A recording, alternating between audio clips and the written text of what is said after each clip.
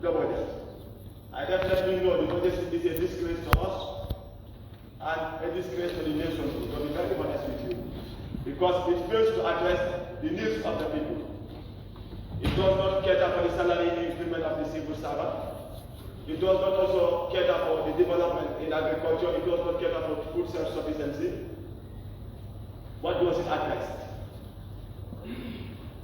That is the thinking. Now, initially, there are tractors that we are giving to poor Gambian farmers. These tractors, when this government came, they seized everything and sold everything. And still, you want to develop agriculture. I don't know how you want to do it. You sold those tractors and distribute money among yourselves. That is not how we develop. What my suggestion will always be is, if you want to develop in terms of agriculture, we must change, complete changes. Honorable Speaker, I have always contrary to popular beliefs and views.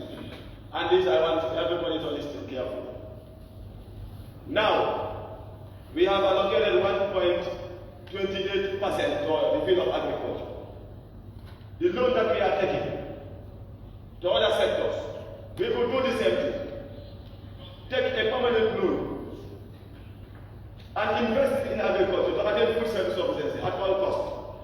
But this distributing of seeds to farmers will actually not give us food self-sufficiency. It is when the government takes the responsibility of farming upon themselves to farm and then sell it to governments. That is the only time when we can attain food self-sufficiency. One may argue that the experts will not agree to this. The PhD holders will not agree to this. But since those PhD holders have been failing us time and again, and we still want to adhere to their advice, what can we do? How will we attain food self-sufficiency? It's a question. If we are not importing rice into this country, how will we survive? So that should be the thinking point. I am not against giving another percentage or adding the budget for agriculture. No, I am not against that. But what I am against is, with all these projects, or however you call them, roots, giraffe, and all other projects, still there is no changes. What is the problem? Is it that we are failing in our responsibilities as members of the parliament who are supposed to scrutinize them? Where does the problem lies? This we need to know. And as I always say, the minister cannot sit in Banjul and want to farm in Jalalipacha and tell us that you want to attain food self-sufficiency. It will never be attained, except we change our dimension. Coming down to the Ministry of Basic and Secondary Education. As we all know, that around 3 billion plus is spent on education. Some of the people will always question and say the Ministry of Basic and Secondary Education have the highest allocation in terms of budget. But we fail to understand that almost 7 ministries put together, the Ministry of Basic and Secondary Education, in terms of personalities, are far more than them. This is what we fail. Over almost 24,000 Ministry of Basic and Secondary Education almost have about 50% of the civil servant for the Ministry of Basic and Secondary Education alone. The member for Lower Salem clearly states that the last term have removed some of the roofs for other schools in other parts of the country. And the minister clearly stated last time that they prioritize the subsidy to other sides, like furniture. It was me who asked the minister, if you are to subsidize, or if you are to draw a scale of preference, what will you prefer? Is it that you were going to prefer the roofing over furniture or furniture over roofing? So I believe we should do something towards the Ministry of Basic and Secondary Education. And we can do more. While I say the budget is humiliating and disgracing is because the budget did not capture in any way to increase the salaries of our teachers, did not capture in any way to increase the allowances of the civil servants generally in the country. And I believe the cost of living is escalating day in, day out. If the cost of living was controlled, for instance, like the escalating in price was controlled, at least it would have been better. But then we are buying a bag of rice for $1,700. And we buy a bag of rice for $1,700. Other people are there, other civil servants are there, their total earning, according to finance, they told me is $3,000. How do you want that individual to survive in such hardship? So, we should definitely try and address the need of our people. They are crying day in, day out. But it's at times very, very sad to talk about the reality. So, the Ministry of Basic and Secondary Education is still hanging. And I don't know how much will we add to the Ministry of Basic and Secondary Education. I think we can do more because they are renting other offices, and also they want to create the deputy directorate throughout the country. So whatever we can do to help them is in our interest, because all of us here have children that are going to school. But what is funny, at times the politicians will choose to take their children to private schools. But because we destroy the public schools, so we will not send our children to the public school, but instead we will send them to the private schools. So which is very sad. I think a policy or a bill should be passed restricting members of the National Assembly and ministers and all other guys not to send their children to private schools. We all send them to public schools. Coming down to the issue of traffic jam. Traffic jam has been an issue. And this budget of ours failed to capture these burning issues on the road construction. Is it that we have no solution over this traffic jam? The traffic jam is an issue that affects the nation. Some of the people will wake up around 4 o'clock in the morning to reach the workplace early so that they will not be affected by this traffic jam. But what happened at the end of the day? As they reach in the office, if you don't sleep at home, you are going to sleep in the office. That is distracting the nation. And I believe the government also should look into the issue of traffic jam and address this issue once and for all. Coming down to the National Library, which is just a stone's throw from our side here. But the National Library has been left undiscovered. We negate the National Library. Most of the educationists will go there. Most of the ministers at times will go there for research. But as they leave that premises, they forget about everything. What can we do for the National Library? And also not only do something for the National Library here, stationed in Banjul, but we can spread its branches throughout the country. Let us empower what we own. Let us appreciate what we have. Because Gambia is not the only one that have National Library, but I believe the Gambia have the worst National Library so far. And here we are sitting to make decisions. I wish we can locate something for the National Library. National Library should not be under the Ministry of Basic and Secondary Education, according to 2009 Act, but still is under the Ministry of Basic and Secondary Education. Partially, the National Library is forgotten. Coming down to the Ministry of Higher Education. The Ministry of Higher Education have been crying constantly because the students need a scholarship. Maybe not our children, but other children, the children of the farmers, the children of fishermen, all over the country. What do they need? They need scholarship. At times you have an outstanding student who whose performance is excellent, but then could not afford to go to the university. What should we do towards those issues? This is why we did capture in our report an increment for the University of the Gambia on the scholarship, an increment for the Gambia College, an increment for GTTI and MDI. So that those children that perform should be given scholarship to study at least. Because I can boast, the last government prioritized education. How? The students that we are going to the Gambia College, we are not paying anything. It was virtually free. But when the government changed, you told us that you're going to change to better, you changed the worst. Since the change of the government, you imposed tuition fee at the Gambia College. The truth must be said, whether you laugh or not. You impose tuition fee on the students of the Gambia College. Some of them are in hard conditions, but they have to struggle to pay. And what we lately discover is they paid $12,000 as tuition fee, but at the end of the day, today, about 1,100 students graduate on the diploma program. The government said they can only employ 435. What will you do with the 600? Where are you going to feed them to? And there are schools without teachers. How do you address those burning issues? Do you give a deaf ear to those issues? Do you give a blind eyes? So what are you going to do about those burning issues? We could do a lot. I definitely want to urge the government to please employ the innocent young children of this beloved nation, because this is the only place where they can work. If they don't work here, where will they work? Most of the time, this is the reason as to why our young men and women involved into this illegal migration. Because you go to the university, no admission. Even if you get the admission, you could not pay. You go to the Gambia college, you cannot pay. What are you going to do? At the end of the day, you have to go on illegal migration, wherein you die in the sea. Observation.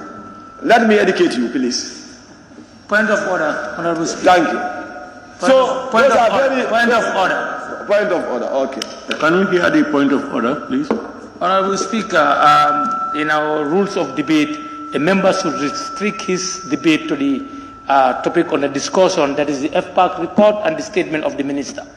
He's going out of the debate. Honorable member, please take note and continue.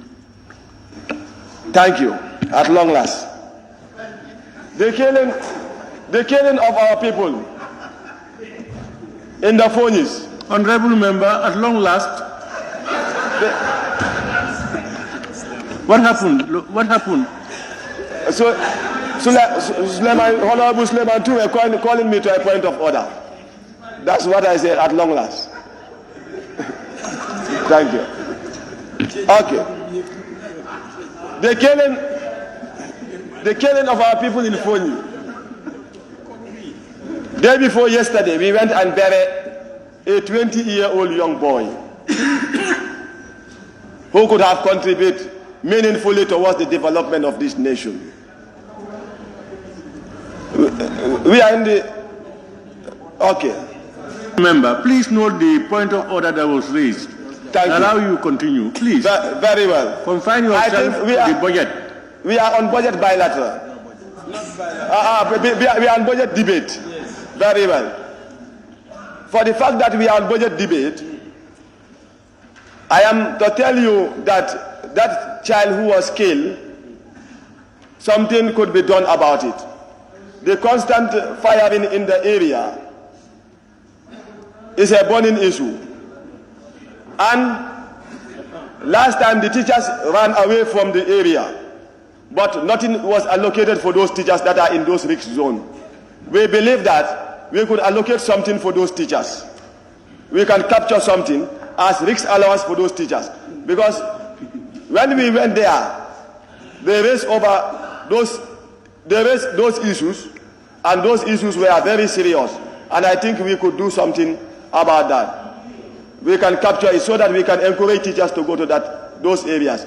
Because it will not be fair, like teachers are posted to other parts of the country, enjoy other benefits, while those that are in risk zone are not enjoying anything.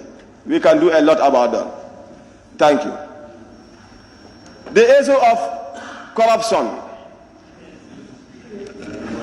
I believe to help your budget, you need to fight corruption. The concern over the budget is too much. No matter how you try to restrict me, you can't. If you fight corruption, then you can generate funds. But if you give a blind eye towards corruption, you can never generate income or revenue for the nation. And I believe you should come up with the corruption bill so that we look into it and address those issues. I think that will help us a lot. Who gets the credit at the end of the day? It's all of us combined together as the National Assembly and the government. All of us will get the credit. But please, I want us to look at that one. The Ministry of Interior, I believe the police also should be allocated vehicles, especially the police stations. But what I have seen under the allocation of these vehicles will not be enough to allocate police stations with vehicles. Imagine from Bullock up to 𝒂𝒂𝒃𝒃, there is no police station that have a vehicle. Now, in terms of emergency, in terms of crime, how are they going to handle those issues? I think we could look into that. The fire service, they are at disadvantage, just like the deputy minority leader clearly states. We can look into the fire service and also try and add something to it.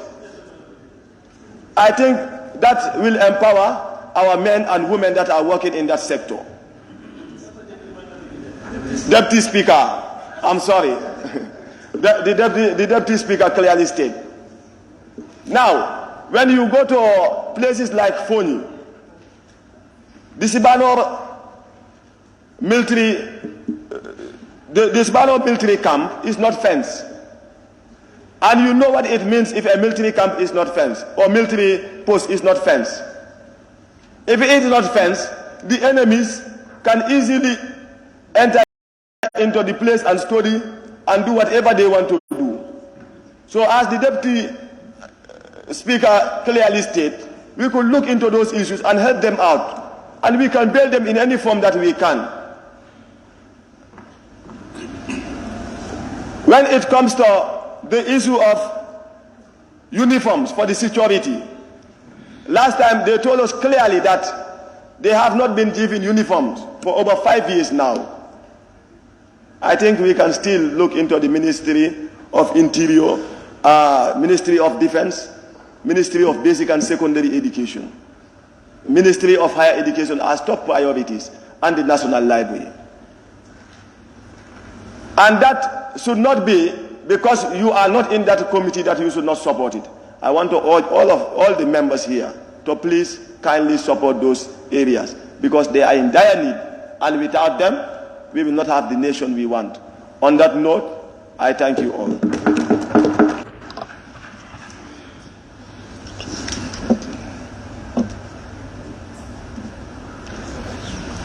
Thank you very much, Honorable Member for Foni Bintang Karanai. I now invite the Honorable Member for Busumbala. Thank you very much, Honorable Speaker. Before I proceed with my debate, I want to appreciate the effort of the Assembly Service, colleagues, members, media, and security officers present. Honorable Minister, you are not forgotten with your team. I observe you all. Honorable Speaker, I will start my intervention in the area of Minister of Justice. Honorable Speaker, we have seen and we know the process of TRRC has begun in this country and it has now phased out. But the recommendation of TRRC is still yet to be implemented. Part of those recommendations is for reparation of the victims that have suffered during these overdose years. Honorable Speaker, it's unfortunate that under the Minister of Justice, we haven't seen any budget line that made an allocation of funds to TRRC. I will suggest, hence, we have deducted, cut from the National Assembly, $56 million to be put into that budget line for Minister of Justice so that the TRRC implementation can be realized. Hence, we are talking about the budget. We should not forget the victims. The victims have wallowing in their pain for so long. As such, we are talking about a national cake, distribution to various ministries and departments. Our victims should not be forgotten. We must factor them within this budget. That's why I make a suggestion and appeal to members. The budget that we cut from the National Assembly to be injected or directed to the victims so that they can also benefit from this national cake. Honorable Speaker, from there I will proceed to Minister of Agriculture. I will say we are signatory to Maputo Protocol on agriculture, which clearly states that 10% of our budget should be directed to agriculture. Honorable Speaker, it's unfortunate that we only cater for 1.3% to our agricultural sector. And to be frank, we cannot make a headway in terms of leveraging us from food insecurity when we did not make a serious budgeting for agriculture. We cannot continue to rely on donor support or projects from donors and said we are not going to put our local fund to agriculture. We should be serious in our agriculture. As other speakers have alluded, agriculture is termed as the backbone of this country. We are all farmers in one way or the other. We have arable lands in this country. We have abundance of water. We should be very, very serious and directed our efforts and energy to that sector in order for us to be self-food sufficient. Honorable Speaker, from agriculture, let's look at the Minister of Interior. As a ministry responsible for maintaining internal security of this country cannot be left in this budget.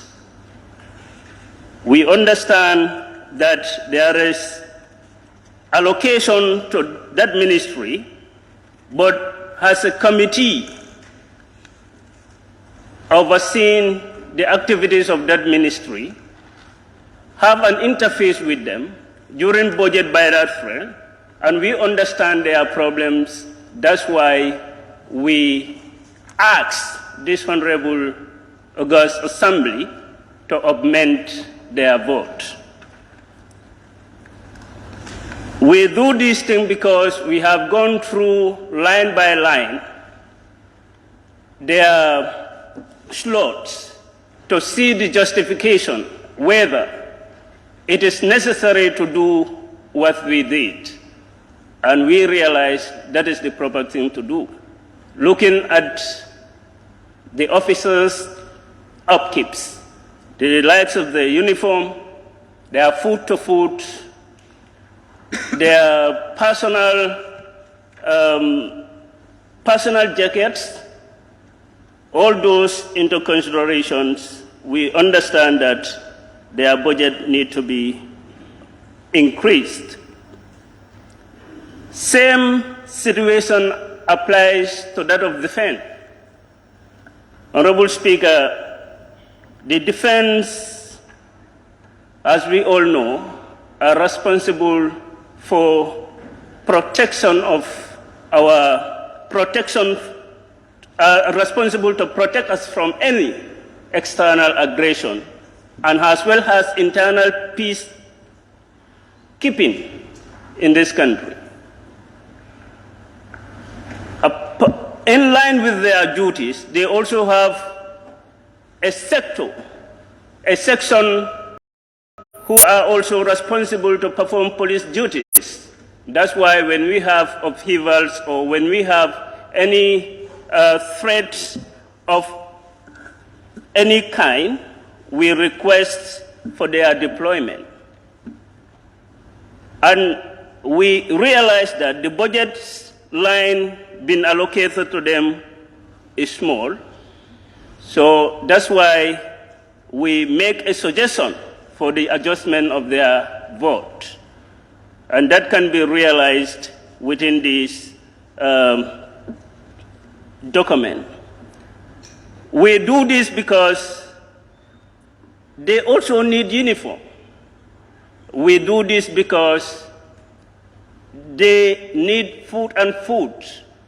We do this because we want to see that defense are properly kept in their campus to make sure that they respond to any eventuality when the need arises, and as well as the regimentation within the defense.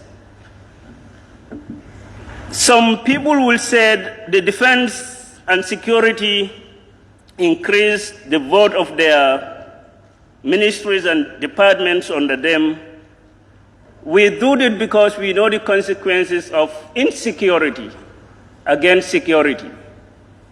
They said, if you said security is very, very expensive, just try insecurity. You will know that security is indeed worth it when we add that vote. Honorable Speaker, Fire and Rescue Service is also another department within Interior. For far too long, that department has been marginalized. Even their Director General is not having an official car, he's using a pickup. So that's why we made some adjustment to their vote so that those irregularities can be taken care of. Honorable Speaker, having looked at the budget policy being read to us by the Minister of Finance, one tends to have this doubt. We are talking about 35 billion as projected. And out of this, 85% to 87% is going into personal emolument. That are the salaries. Can't we look at this critically as a nation and know that we have a constraint and do justice to ourselves? Starting from the president, we reduce our salaries to make sure that we plunge that money to some of the developmental projects in order for us to move as a country. Not everything can be taken to a salary. When we continue doing that, we will be very much low in our development projects. Looking at the budget, 85% is directed to personal emolument and other administrative costs, whilst our development priorities are not being properly taken care of. Honorable Speaker, I have a very disturbing news these days about the central bank. And as we are talking about the budget, one cannot talk about the budget of this country and left the central banks alone, or the finance ministry. They are in charge or custodians of our funds. I want to ask this question through you to the Honorable Minister about our reserve, the central bank reserve. Of recent, we had the president's pronouncement that they have given money to some people from our reserve for business purposes. We want the Honorable Minister to shed light on that, whether that is in line with the policies, or is there any regulation that sanctions the President to direct the central bank to directly go for our reserve at the central bank and give it to businessmen for the purchase of condiments. We understand that the living condition of this country is skyrocketing. Prices are just rising up. But when we want to tackle that, the best policies and procedures need to be deployed rather than taking actions that are unjustifiable. But I left that with the Minister of Justice, Minister of Finance to answer that. And also, of recent, we had this hacking business going on at the central bank. We want the Minister of Interior, Minister of Justice, Minister of Finance to enlighten us about this thing. Because we are talking about the budget here. And central bank is very crucial. Honourable Speaker, point of order.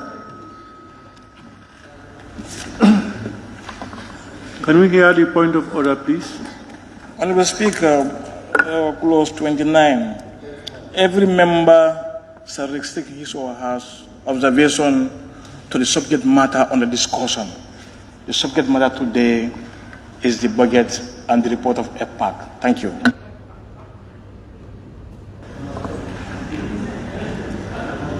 Honorable Member for Busumbala.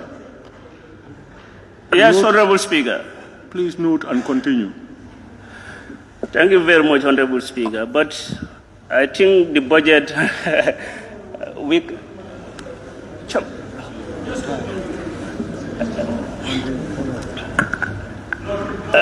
thank you very much, Honorable Speaker.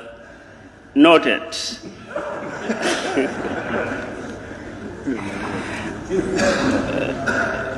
Honorable Speaker, we proceed to the Minister of Youth and Sport. Honorable Speaker, I associate myself with the speech made by the Honorable Speaker for Bakau. That is unfortunate.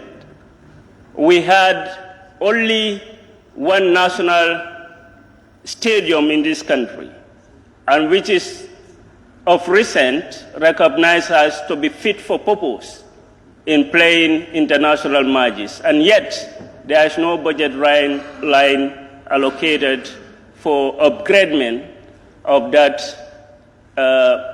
stadium. And also, Honorable Speaker, the youths of this country,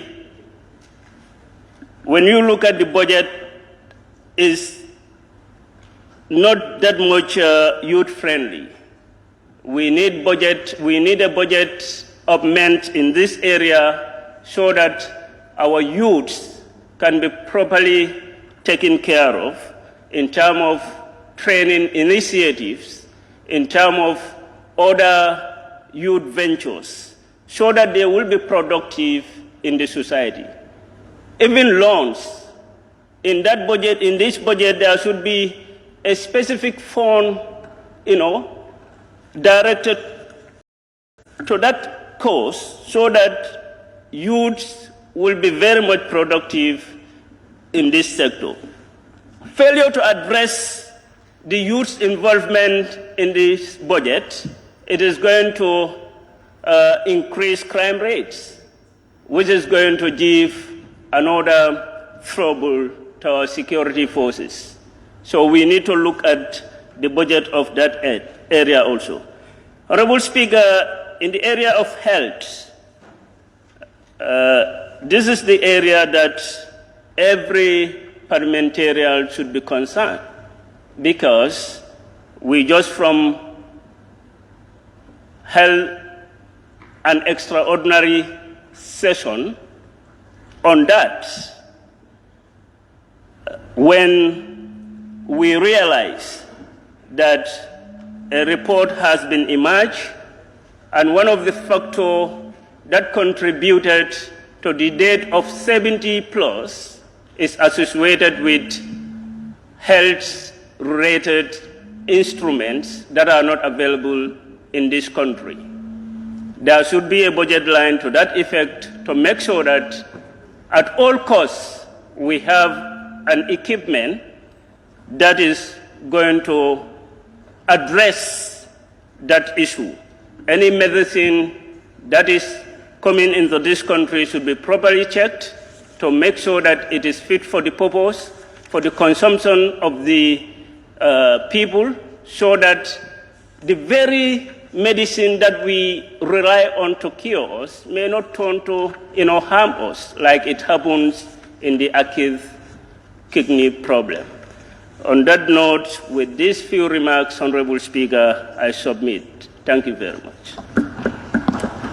Thank you very much, Honorable Member for Busumbala. I now invite the Honorable Member for Old Yundum constituency. Thank you so much, Honorable Speaker. First of all, I think I'll be brief, but I'll have to address few issues. I am a representative from the urban center. I don't have a farm, so agriculture is not my problem. Seriously? So you're not going to eat? I have my own problem, Honorable Speaker. And my problem is, first we will thank the Minister for bringing the budget in front of the National Assembly. And I will quickly say the pre-budget retreat that we had at the hotel enlightened me a lot, because there are things that I am able to capture from the training. If I should come to the Assembly now, hearing other members asking questions regarding those budget lines that were adequately, addressed at the budget retreat, I think is just something we need to address as well. The issue of the TRRC reparation, I think before the Minister comes in, I will want to thank the government for allocating funds for reparation. And these funds are allocated, embedded in the centralized service funds that the Minister will address later when he is addressing questions. Just by way of information, because I think it's important for us to be able to, during the training, these things were said. We asked questions and they were adequately addressed. So it is our responsibility to also... Observation. You are not observing me, okay? Point of order, point of order. Anyway, point of order. Your authority. Can we hear the point of order? Your authority. Honorable Speaker, point of order 29(5). No member shall impute improper motives to any other member. Members have right to debate, to say whatever they want. The training that we had is separate. You are not there to respond to the training. The training is separate. Honorable Member, what has he imputed into statements? He's saying that members should not talk about TRRC because it's embedded there. It has been discussed at training. Can you allow me, please? Please. He's saying that... Honorable Member, let the Honorable Member answer the question. Honorable Member, yes? What is your point of order? What is being imputed into statements? The Honorable Member is contributing to the debate. Now, other members talk about the TRRC budget. What I'm saying is not wrong. Honorable Member for Central Body. But you are asking me and you are intervening. Honorable Member for Central Body. I thought, were you the one who made the point of order? Ah, okay. Then go ahead. Thought somebody else made it. Then you can go ahead. Honorable Speaker. No. Now the point of order that I'm raising is members have right to debate, even if we have done the training outside, but that should not limit us to debate here in the House. Now let him not put motives to that. So members should not talk about that because you have done the training. Training is separate. The debate is separate too. Yeah, I don't know. Then we must have understood him differently. Yeah, because what happened is whether it was discussed at the training center or not, you can still raise issues as you want to. But if I understood him well, he was saying that some of the questions we asked were asked during that period. If what I understood him. Yeah. So what I don't know. It's not imputing. No. What I'm saying is he is not denying your right to ask questions now. I think he's clearing the air that these questions that we are asking, we have asked them and they were answered to those and they were embedded in sectoral budgets. I think that's what he said, unless he explains himself. But what is clear is members still have, whether they have been informed there or not, they still have a right to ask any questions or make statements that is not clear to them. Honorable Speaker, and I repeat myself, I said, I thank the government for allocating funds for reparation, and these funds are embedded on the centralized service. This is what I said, and I think that is very clear. Whoever asked that question, I just wanted to make sure that it's clear for you to know that there are funds allocated for reparation and they are embedded under the centralized service. This question was asked and was addressed at the training. That is what I said. Honorable Speaker, moving forward, I wanted to be specific on the debate. Each and every member has an area that you are specialized on and then you wanted to talk about. I wanted to go specifically on youth and sports. I am disappointed a bit because what I thought is the Minister of Youth and Sports, which is one of the ministry that has almost 65% of young people under their cadre, should have been well resourced to take care of the issues of young people in this country. Youth and Sport has two components, the youth component and then the sports component. Both of them are under-resourced. When the budget came in 2021, it was under-resourced. 2022, still under-resourced. 2023 estimate, still under-resourced. And then it has been decreasing year in, year out.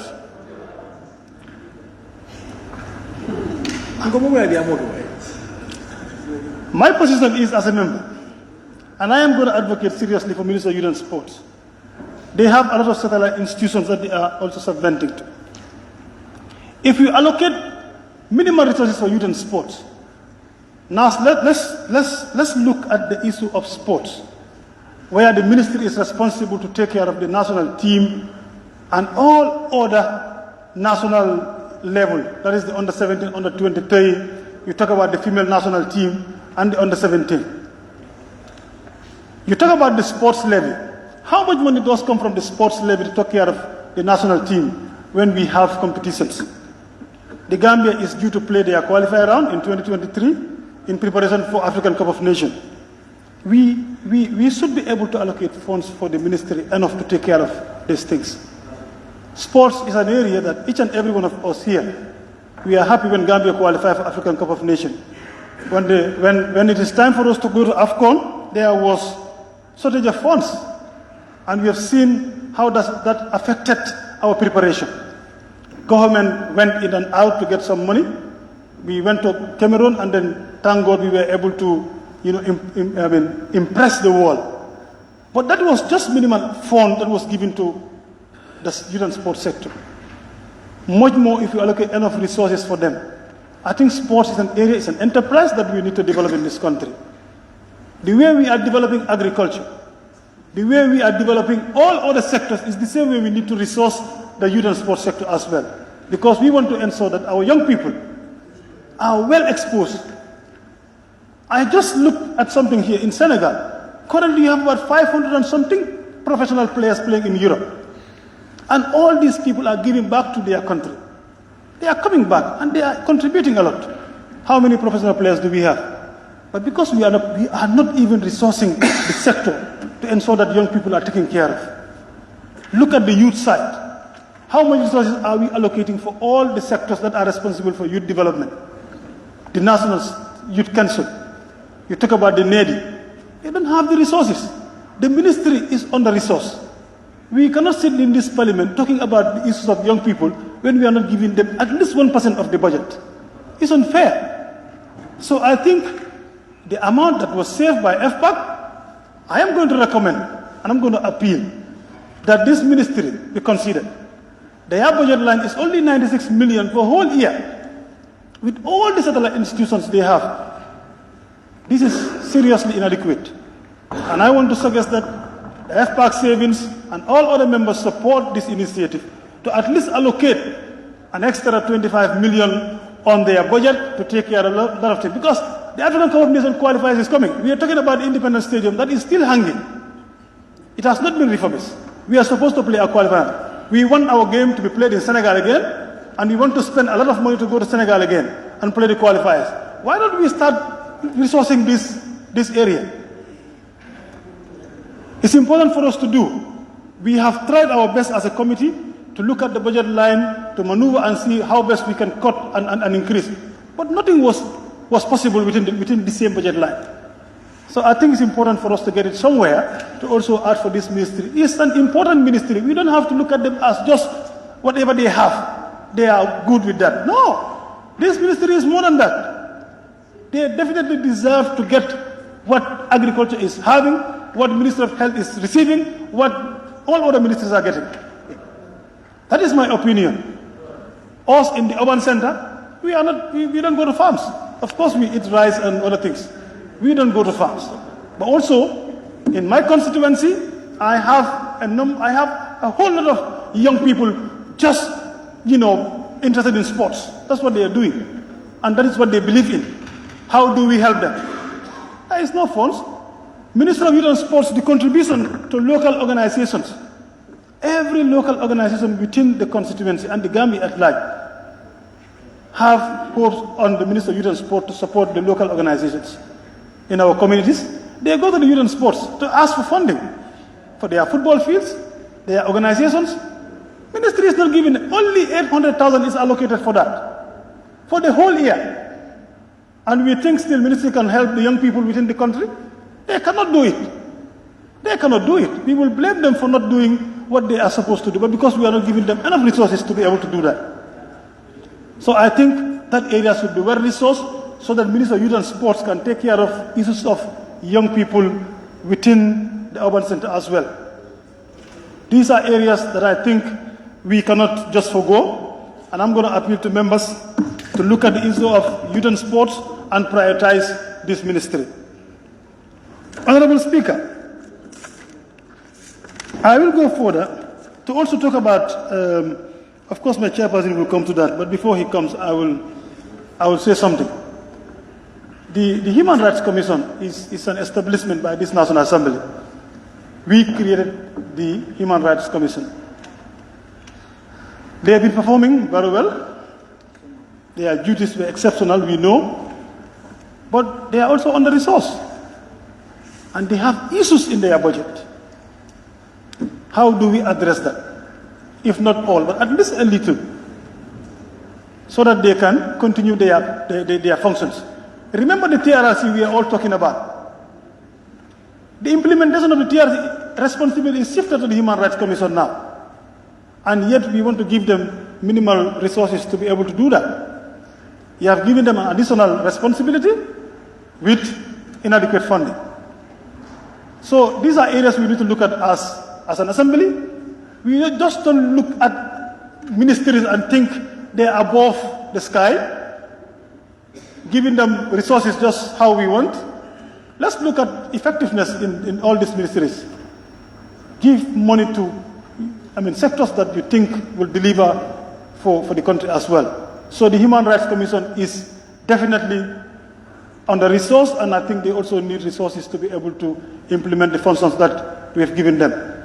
These are areas that I wanted to strengthen, Honorable Speaker. If I have anything further to say, is perhaps to look at Minister of Health as well. Health, they have a lot of problems as well. They are requesting a lot. Of course, we wouldn't be able to do all. And I know as a member from that committee, I told them, I said, we cannot do all this, but we will advocate.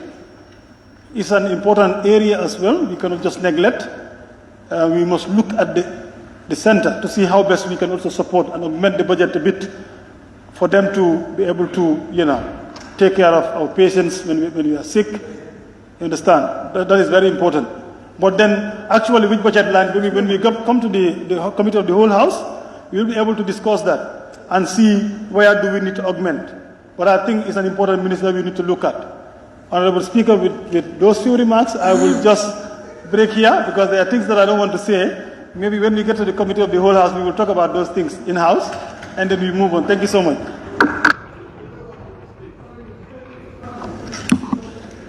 Thank you very much, Honorable Member for All Yundum. I now invite the Honorable Member for 𝒂𝒄𝒄𝒏. Thank you very much, Honorable Speaker. I will not take much time. All have been already said. I will just focus on the agri sector.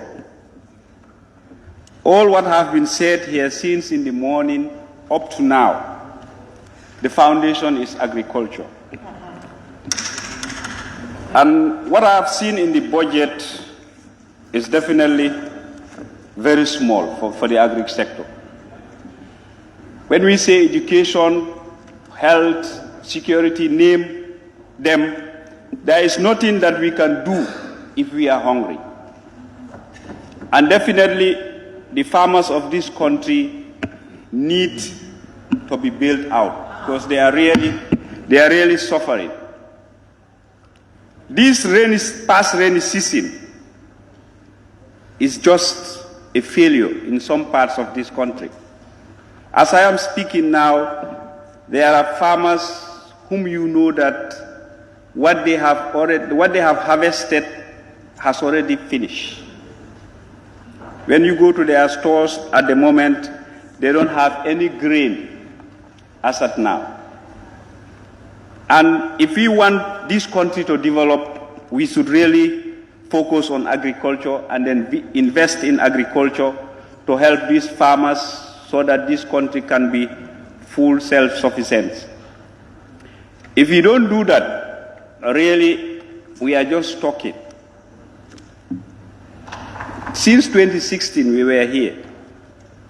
Every year we'll talk about this budget.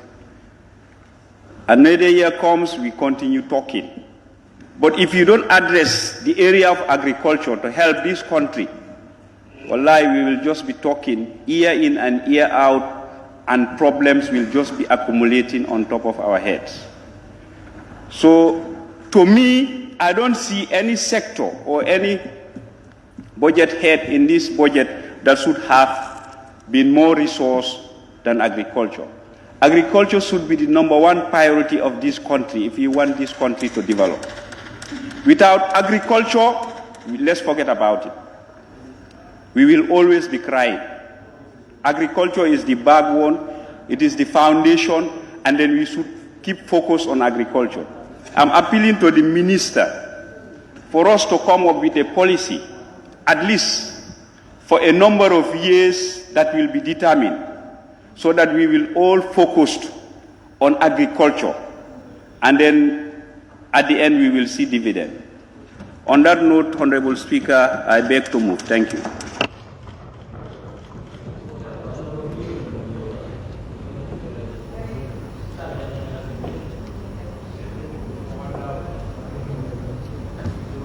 Thank you very much, Honorable Member for 𝒂𝒄𝒄𝒏. I now invite the Honorable Member for Woodley East.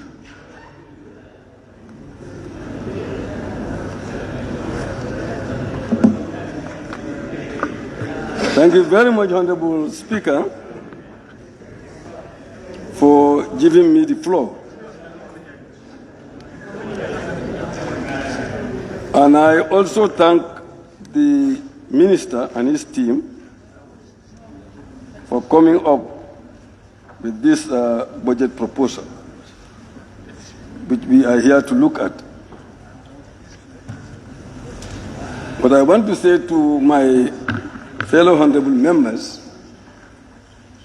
is that the government has come up with a proposal, a budget proposal for us to look at. And it is our responsibility now to look at it to ensure that what the minister is aiming at is achieved. And we must own what we have done here. It's not to do something here and then go out and say, I'm not part of it. We are all inclusive in this. And that's why it is important for us to open our eyes and look at the numbers and see whether they are inclusive, whether they can make this country resilient, the economy resilient. The Honorable Minister said the draft estimates is anchored on renewed commitment to strengthen domestic resource mobilization to support the provision of quality essential services in agriculture, in education, in health, and infrastructural development. So, when we are looking at the budget, these 4 sectors, as far as the minister is concerned at this material time, are the most important sectors, and we must address it. And if we fail to address it, it means that it is us who did not do justice to the budget, who did not do justice to the Gambian people. Because 2 million people are all sitting and waiting for their representatives to make them inclusive in this budget. And if we sit here and distribute it among ourselves, it means that we are not doing justice to them. When we say resilient growth, Honorable Speaker, it means that we look at the way we think and change our approach with a view to achieving increased revenues to sustain growth. That is the objective of, when they say resilient growth, that's what it means. And you know, the minister also mentioned macroeconomic framework, which he says is underpinning the draft estimates. And the objective, as I said, is to recover so that we can get sustained growth. This is not a small matter. It's a very important thing because we know where we are coming from, the COVID-19. And before even COVID-19 struck, we know how we were operating here. We are all complaining. The economy was not that good. And then when COVID-19 came, it actually did more damage to the economy. While we are trying to recover from the COVID-19, the minister is telling us now the Ukraine war has also come. We just added the damage. And he said what the Ukraine war actually did, in my opinion, was to affect the income of families. It's affecting the families' income due to the price increases. Everywhere you go, you see the prices are increasing. Especially for the Gambia that imports half of its food needs. I don't know whether we all know that we are importing half of our food needs. What we are producing here is not sufficient. We are importing half of that, more than that, almost half of what we produce, what we need. And you know what that is costing us? It's costing us, just for rice, by my research, is 80 million. 80 million US dollars. That's what we are spending to import rice. Can you imagine that 2 million people, a country of 2 million people, and it's an agricultural country, is importing $80 million of rice when we have the capacity to produce what we require. And you know, because of the high prices, the minister told us here before, it's the fuel. The fuel prices are going on because of the Ukraine crisis. I know just from Senegal here, we are importing fuel from there, which is almost $125 million a year, just from Senegal. And that means that the prices will go. So to solve this problem is not a small matter. Honorable Speaker, we all know agriculture. We cannot do without agriculture. And the minister we are saying that it is the sector that must be relied on to bring resilience and growth. Because we know how tourism has been affected. We know other sectors that have been affected. And it's now agriculture that we can rely on. Because even remittances are being affected. Yes, we are receiving some remittances, but, it's being affected because Europe too is in crisis. So the capacity of our people to send remittances is being dwindled. And therefore, we must look at agriculture again. I know, Honorable Speaker, if we look at bullet point 11 in the minister's statement, I trust that what he said is true, that agriculture can certainly serve the unique role of recovery, because the potential is definitely there. We all know agriculture has a potential, because our people are on the ground, the land is there, so the willingness for the people to work is there, so they just need support. And they cannot get that support anywhere except from this house. Nowhere else. They rely entirely on this house to get their support. So we must focus on them. And there is no excuse to say that it is the government that brought this proposal, so we must stick to it. No, there is no excuse. So if you look at the Honorable Speaker, like I'm saying, how do we help these farmers? All that they require. For example, there is no excuse. We are all talking about fertilizer expenses, but we can have a program to educate our farmers so that they understand the importance of organic manure. That's what we are using since when I was a child. We are not using fertilizer, chemical fertilizer. And what is chemical fertilizer doing to us? It's destroying our soil. We are spending a lot of money on chemical fertilizer. At the same time, it is destroying our soil. Just put fertilizer, chemical fertilizer on your field last year, and this year you did not put it there. You will not reap anything. So it's very, very important. So, Honorable Speaker, agriculture is the only area where we can produce, we can process, and we can market. And we've all agreed, we've signed this, ratified this 𝒂𝒄𝒄𝒏 program here, agreement to develop and promote intra-African trade. A country like the Gambia, if we become serious and produce in agriculture, we process, then we have fit ourselves in that program. We can export our products to anywhere else, but it must be processed. You cannot just produce groundnut and you want to sell that ground. They will buy it at their own price. Since independence, raw groundnut, it is those who buy, they determine the price. But if you process your goods, you are in a position now to also give your price. That will be more rewarding than just producing and selling raw material to other people. And Honorable Speaker, what is happening to us is that we are a developing country, Senegal is a developing country. We give fertilizer to our farmers, they give fertilizer to their farmers. And then we produce. Then our farmers go and sell their nuts to Senegalese farmers. It's Senegalese farmers who come to the Gambia, buy the Gambian farmers' groundnut, and then put it together with their own produce and sell it. So the foreign exchange that we are supposed to get from the groundnut, we are not getting it.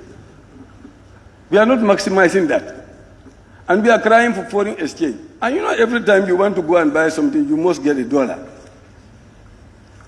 And dollar will not fall from the sky. It is what we produce, foreign exchange, through the tourism, remittances, etc. That's what will give us the foreign exchange. So if we are serious Like what I'm saying, we produce, but we also process, and then we market. We get the foreign exchange. And therefore, we'll be able to stabilize the prices in our market. But unless we do that, then we have a problem. And I think if the Honorable Minister wants us to really become resilient, we must definitely engage in that. Honorable Speaker, if you look at what he is saying in bullet point 12, and I am not happy reading that, because I know what he is saying there is true.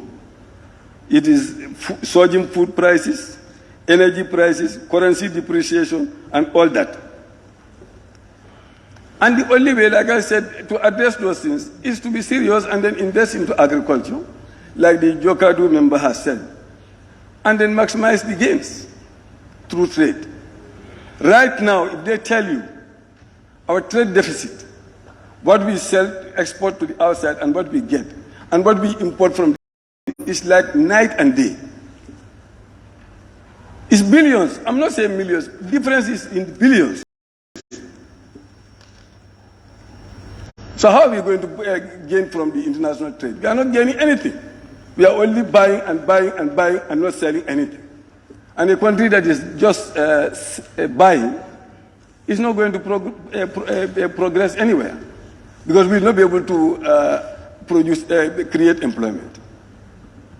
Our young people are going to be drinking attire, and everybody will come here and say they are lazy. And they are not lazy. It is us who are lazy, because we could have created that situation for them, where they can go and get employment and produce and contribute to the development of their country. But we are not doing that. We are only thinking about how to increase our allowances. Is that fair? Every time we come here, every budget, we increase our allowances and we increase our salaries. And you know what is about salaries? If you increase a salary, it becomes statutory. You increase salary, it becomes statutory. It must be paid.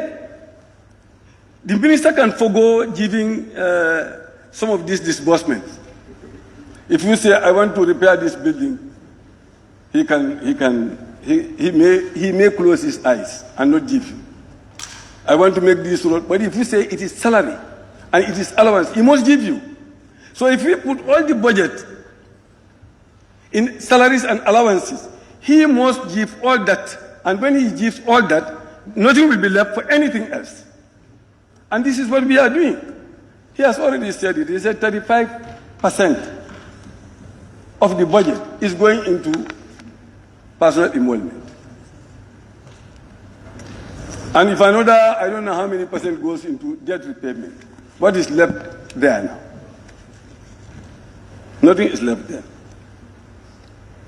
Honorable Speaker, the minister spoke about headline inflation. I know headline inflation, it is the simplest inflation, because the other one is, the other one. Because headline inflation is just talking about raw data. It's raw data that he is talking about. And when the COVID struck, that was 8.2% in 2021. And that went up to 11.7%. And then the Ukraine crisis came, and it left 11.7 to 13.3%. That's headline inflation. What about core one? The core inflation. We are not talking about that. So this can show you how our people are suffering. Take a look at the price of rice. I could remember from last year, 2021 to now, the price, what is added to the bag of rice is almost more than $500. More than $500. So imagine a farmer whose income for the whole year is expecting something like $10,000 in money terms, or $20,000 in money terms. So this inflation cannot be curtailed until we are able to see ways and methods of generating foreign exchange. Because anything we want to buy outside, like I said, it is dollar, it is euro, it is safer. And to get that, you should also sell something to them, get the safer, get the dollar, get the euro, and then be able to buy something from there and come. Through that, they will need your dollars, you will need their dollar. But if it is only you who is needing the dollar, they don't need your dollars, you are dying. And that's what is happening to us. So that's why every day you go to the market, they tell you a different price. And he also said that we are now in a double-digit inflation. Double-digit inflation means that prices can start increasing from 10% to 99%. 10% to 99%. Nobody knows because it's double-digit. It's just going now, without control. So these are not small matters that we are looking at. We are looking at very serious things. And when we had this bilateral with the ministries, I just bow my head. Because all these ministries are clamoring for increment. We need this, we need this, we need this, we need this. The minister refused to do this there, we put this there, but the minister cut it down. Not knowing that we have $4 billion is deficit that we should take care of. $4 billion is deficit. That's what we should take care of. So, with the bilaterals, for me, I just listen to them and then allow it to pass. Because if I cut, everybody complains. If I leave it there, I know that it's not sustainable. Because they themselves said, what is allocated for them in 2022, some of them did not even get half of it. Half of what is allocated. So now, if we go and increase this thing and make it into billions, we know that it will not be disbursed. We are just going to create ambitions and all this, but it will not be disbursed. And if it is not disbursed, we are discouraging people. That's why, for me, I'm saying, let's become as reasonable as possible, as practicable as possible, so that whatever we put there, we know that it will be done. But to inflate the budget, to give the impression that a lot of money is being put in, something like 30-something billion is put in the budget, when we know that we can disburse only 20 billion. And then the rest is left there. Next year too, we come here, it's going to be the same talk. And this budget session, once it is over, all the complaints that we are going to bring here about roads and all these things, because there is no money. We know that there is no money, and then we are all complaining. We are all complaining unnecessarily. So it is this budget, we must be very reasonable with it. We work with the minister to ensure that we do what is possible, to ensure that it becomes successful, so that we can build on it. But if we build mountains out of it, we'll come back again and try to reduce it to a molehill, and it is impossible. Because if we increase certain things, you cannot decrease them anymore.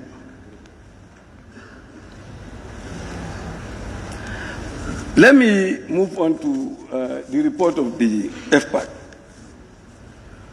Honorable Speaker, if you look at the report of the FPAC, I commend them for the work that they have done. I believe they have done justice to the assignment. It is a very difficult assignment. Because if I were among them, I wouldn't know what to do, looking at these figures. Honorable Speaker, if you look at this thing, I can pick Ministry of Interior, where they want us to allocate 123 million. But I believe that even if it is added there, it should be specified. If it is for transport, we must say this is for vehicle for police stations. Maybe it will be difficult to say for which police stations, but we can say for police stations. That's what you have done. If it is for police stations, we have to monitor them. because we all know the practice in this country.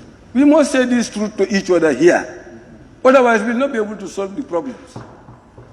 If you allocate vehicle to the Ministry of Interior and say, for example, 5 vehicles, you know what they do? They take the new vehicles and they give the police stations in the provinces the old vehicles. And then when those people go kurukara, break down, they park it. Then there will be no work. It's like you have not disbursed any vehicle to any place. Wherever you go, they will tell you we don't have any vehicle. These vehicles have been parked here for all this period. Every station that we go to, we found vehicles parked. They are not motorable. Well, that is the practice. So when we allocate something, it must be so specific that it must go to where it is allocated for. Honorable Speaker, we are all very much interested to increase revenue. And I have not heard the FPAC giving us any information regarding revenue. How do we maximize revenue, etc., etc. I know it is there, but my suggestion was for them to call the minister and discuss specifically on revenue side. What is reasonable, we do that. We want our people to pay tax. But we should not do something also that is going to make them poorer. We have to be careful. If we give something to somebody on the left, and then you take twice of that on the right, you have not given the person anything. You made the person poor. Those bridges in URR were grants. They were built there to try to develop the economy of that region, to promote trade within the region and outside the region, so that the economy will pick up. Everything is centralized in Banjul and Kombo. We want to decentralize so that the economy will grow everywhere. And those are grants. So we thought that everybody was happy because it is serving the purpose. But if we now go and put a toll, and then put an amount that is going to return things to where they were. Let me tell you what is happening there. Before, transports will transport people from Woodley, Sandu, all those places, and then their garage is at the riverside. Before they cross, they drop you with all your baggages.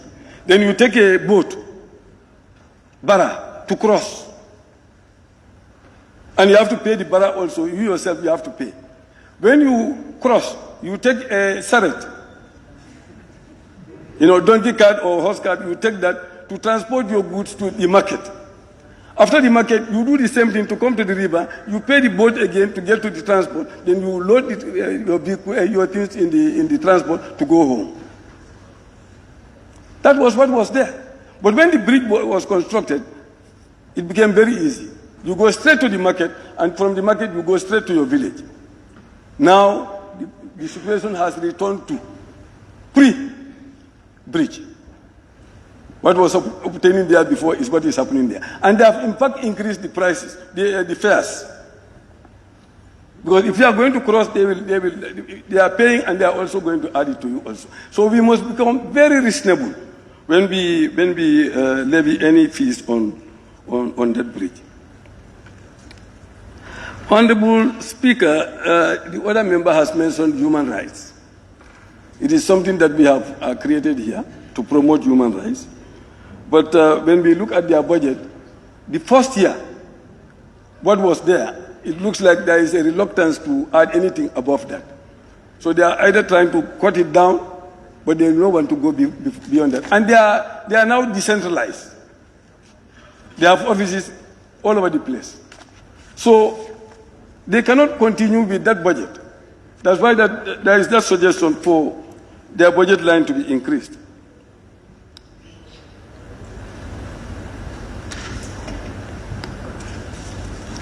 Honorable Speaker, if you look at, let's go back to agriculture again. We are all complaining about agriculture, but agriculture has, $2 billion. The projects that are under agriculture, when I checked, is $2 billion. Different projects. I cannot name you all, but I know, for example, you have the Agriculture Value Chain Development Project, which has 8,500,000. Then we also have development for agriculture value chain. They are chain. Development of agriculture value chain and market. That's 1,450,000. Rice value chain development, etc. That's 38 million. Small ruminant project. That's 177 million. We ratify all these things here. 177 million. Rice value chain, IDB, 391 million.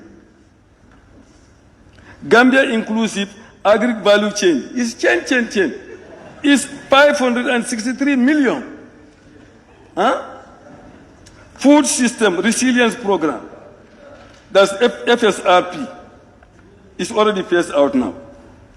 Increasing competitiveness in onion value chain, 210 million. And so on. So now, we leave these things, and when you go to somebody, I think the Deputy Speaker has said it here. You go to these project sites, you don't see impact. And when they phase out, the beneficiaries cannot continue with the projects. So we forget about it. Millions have gone, and then we forget. So now my suggestion is, this assembly should establish a special committee that will not do anything but concentrate on monitoring all these things that we have approved under agriculture, to ensure that we know what is happening and to follow them to ensure that it becomes what it should become. Because if we leave it at the agriculture committee level, they may not be able to do it. But if we create a special committee comprising of some people, they'll specialize on it and do it, and will do justice to the bill. Yes.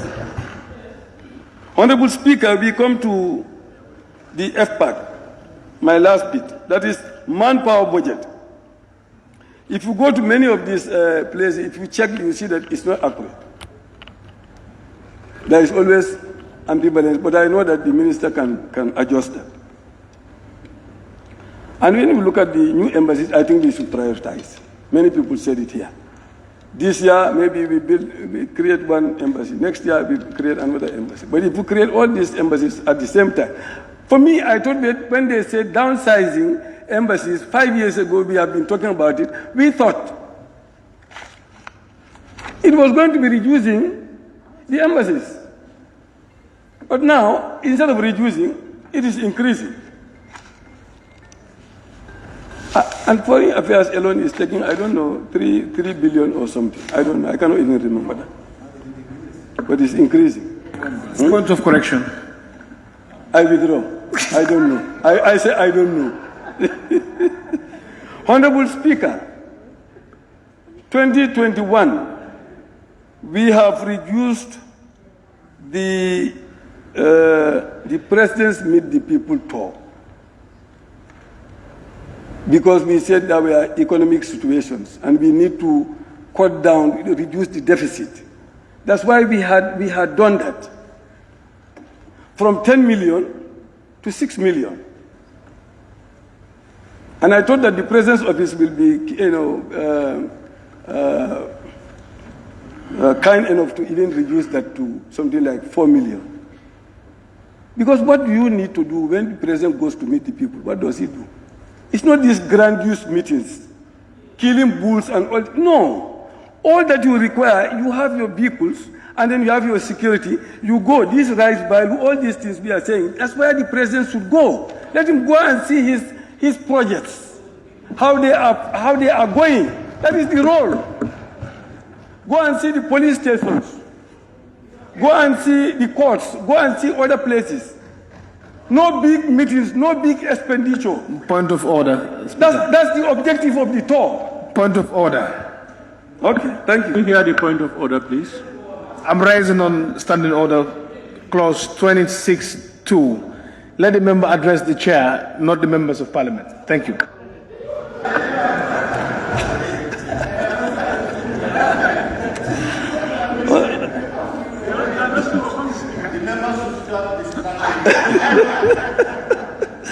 Honorable Speaker, thank you. I think without any answer, I think you know the answer. Honorable Speaker, so I am inclined to believe that let us maintain that and save some money because we have so many other things to do. Honorable Speaker, special advisors, when I look at the manpower budget, we reduced those special advisors last 2021 budget. And we were trying to recover from the COVID-19. Now it's COVID-19 plus Ukraine-Russia war, which is causing more harm than 2021. So we should not increase any of those portfolios. Let's increase, for example, they say advisors, it was 4. In fact, I could remember in 2020 or 2019, it was 3. They added one other advisor, making 4. Then we maintain it, instead of 5, we maintain it at 4. Instead of 5. But now they increase it to 5 again. That's just increasing unnecessary expenditure. Because like many people said, many members said here, our ministers are more competent to advise the president than any other person. Because the personalities, let me withdraw that. Some of the personalities I have seen, I know those people cannot address, they cannot advise the president properly. It is a political thing. Let's not put politics into economics. We will fail. Please. Honorable Speaker, we increased deputy advisors from 2 to 3. You have four advisors. Then you have 3 other deputy advisors, making 7 advisors, plus your ministers. Is that reasonable, Honorable? That's not reasonable. That's just wastage. Okay, we'll come. Honorable Speaker, permanent secretaries from 4 to 5 under the office of the president. Let's look at this. This is not reasonable. We said we should say truth to each other here so that we'll be able to address situations. But if we accept some of these things, if you add all the anomalies together, it goes into billions. You could have solved a lot of problems from there. You look at the budget. Finally, if you come to see this budget, you will see what let's say, for example, you have the Ministry of Justice, building, how do you call it, repair of buildings, rehabilitation of buildings, etc. That's what all the ministries will do. Whether they have building to repair or not to build, who goes to see those buildings, whether they are there or not? And if you ask them which buildings you are repairing, they will tell you, when we put a satellite, we cut somewhere, we have to repair that. But they will be asking for hundreds of thousands to do that. So we need a committee to really, I don't know how you call it, to update us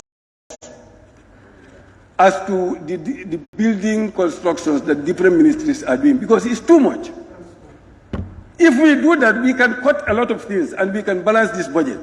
But unless we do that, we are just talking here for the sake of it. Honorable Speaker, finally, the National Assembly. Our own National Assembly members went and proposed elephant allowances for themselves. I think that is not fair to the Gambian people. We should avoid that. Last year, we increased allowances. This year, we are at 30%. Now we are also increasing allowances and salaries. If you look at I'm not referring to Honorable I'm referring to the minister. What is here?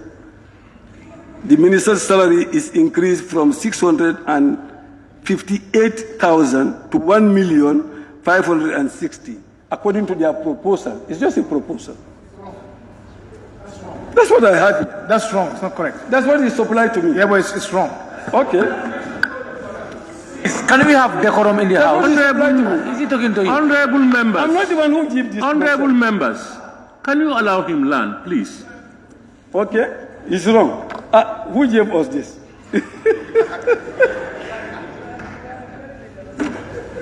Huh?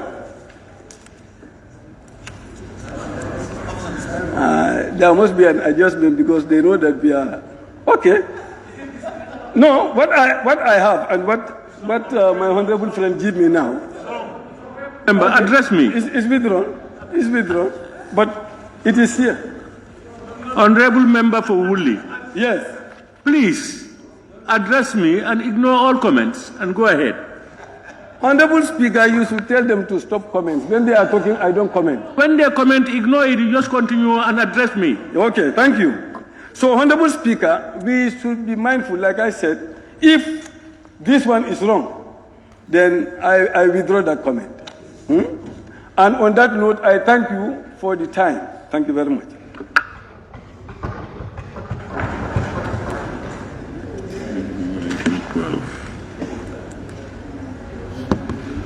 Thank you very much, Honorable Member for Woolly East. I now invite the Honorable Member for Serekunda West. Thank you very much, Honorable Speaker. Honorable Speaker, we are dealing with a sick economy. And this sick economy has to be fixed by us, because that is the onus which is on us. We all know that our resource envelope is not as fat as we wanted it to be. Like other members said, we should cut our coat according to our size.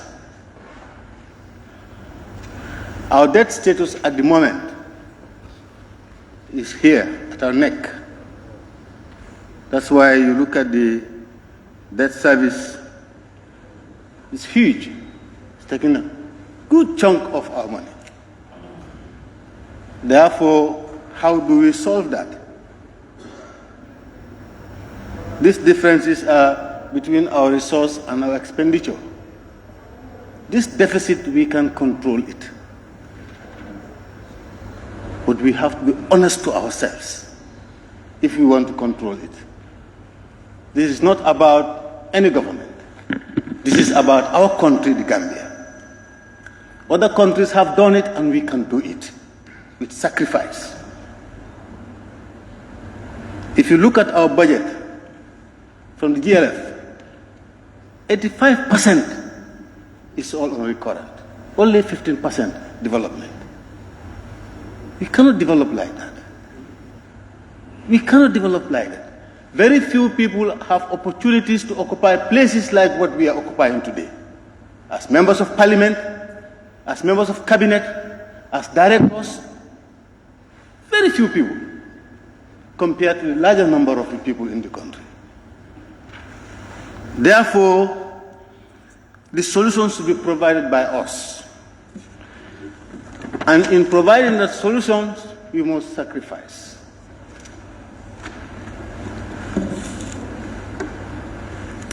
The 2023 budget has little for development. Our incomes need to be watched. We have salary increments almost year in, year out. I think we should have an embargo on that if we want to make any meaningful development in this country. But if any budget session, we want allowances to go up, we want salaries to go up, then there will be nothing for development. That means we will just be filling our pockets from taxpayers' money. and there cannot be any development because there is no resources.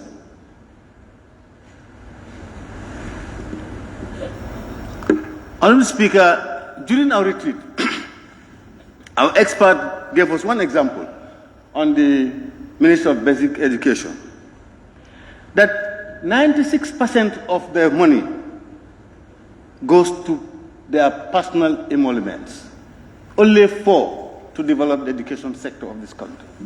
We cannot. The education will go back, agriculture will go back, because these two are related. You are educated, you work and have productive produces. You don't have the knowledge, you cannot work, you cannot increase your income.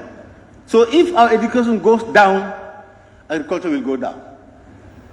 Those who speak for agriculture, you must be in line with those who speak for education if you want agriculture to go. But if 96% of that budget goes to only allowances and salaries, then the education also is not going to be developed. Honourable Speaker. This goes across the sectors, all the sectors. Honourable Speaker.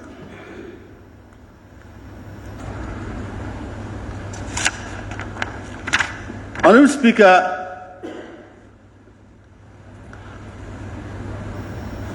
we budgeted for 3 new embassies. This is all. We need to look at our expenditures. If we cannot control our expenditures, we will not develop. Because any money the state have, we want to spend it on salaries and allowances. Foreign Ministry alone in this 2023 budget has more than $1 billion budgeted.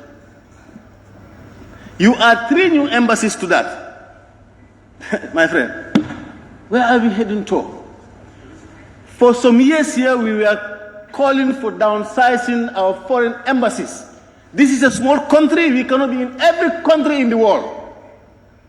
Even the developed nations, they don't have their embassies. We have a lot of ambassadors sitting in Dakar, taking care of more than 4, 5, 6 countries. German is under the embassy, Gambian embassy in Brussels.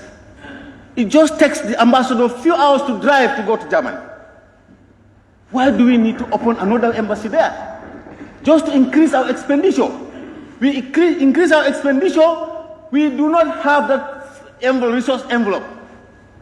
So we'll just be going poor and poor and poor. We will never progress. Because we are spending too much and we are getting too little.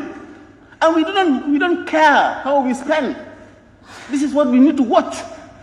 Honourable Speaker, we need to maintain the downsizing of the foreign embassies in the world. One ambassador can take care of 5 countries. It does not hold water to say that if you don't have an embassy in a particular country, you cannot get money from them. That does not hold water. Germany has been helping us for several years. Not a single ambassador there. So it does not hold water. It doesn't work like that. We are developing. If we want to reach where developed countries are, we must watch our expenditures. And watching our expenditures is we need to downsize these embassies. Honourable Speaker, salaries and allowances are on the increase all the time. It's another line of expenditure. We must watch it. The size of cabinet has increased to 21. It's also another expenditure. This small country, small economy, and we say we want to develop, increasing our expenditure, no resources at all. All our money we take it from people's tax, and we don't care how we spend it. The size of these embassies should be downsized. The size of the cabinet has to be downsized. This is how we will go. We need to watch our salaries. We need to watch our allowances. Not year in, year out. Very well, the size of the parliament can be reduced. And what is wrong with that? Nothing, absolutely. All nominated members out. What is wrong with that? We need to downsize it. If we take the nominated members out, we are left only 53 constituencies. It's an unnecessary expenditure. You are very right, unnominated member, Deputy Speaker. Thank you for reminding me. Mr. Speaker, the office of the National Assembly. You look at the salary attached to the office of the Speaker. You look at members, you look at allowances in our budget. No, it's not reasonable. It's not reasonable if you want to make progress. If there are increments this year, we should leave it like that for 2, 3, 5 years before we get another increment. That way we can progress. But if we are increasing these things year in, year out, no, we will not progress. Honorable Speaker. Honorable Speaker, what is happening now is that the chunk of the taxpayers' money is going into the pockets of very few people for their own betterment. And the larger members of this country, population of the country, are neglected. This is the hard fact. And if you want to progress, we have to look at that. We cannot continue like this if we want to progress. Mr. Speaker, we should not put too much burden on the sick economy. Like I said at the beginning, we have a sick economy. We are the people to fix it. And if we add more and more burden on it, it will die. And the way we are going, that's where we are going to. Every little resources is put into people's pocket as salaries, as allowances. It cannot be every year. If we are serious about the development of this country. And it is the responsibility of government to take a lead. We are part and parcel of the government. So the onus is on all of us. We are the authorities that will approve these proposals. If we approve it as it is, then we are part of the problem. We are not part of the solution. We need to watch when you go to the Committee of Supply. We need to be very careful, look at all these things, and make savings as much as possible. And Honorable Speaker,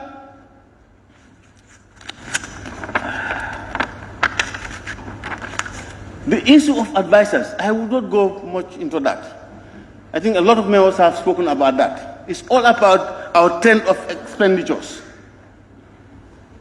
You cannot take any other person to advise the minister, to advise the president on the economy more than the Minister of Finance. You cannot take anybody to advise the minister, to advise the president on youth more than the Minister of Youth. On education more than the Education Minister. On judicial matters more than the Justice Minister. What is the need? Let's maintain the 4 and maintain their deputies, period. No increment of special advisors to 5. Now should we increase the deputy advisors to 3.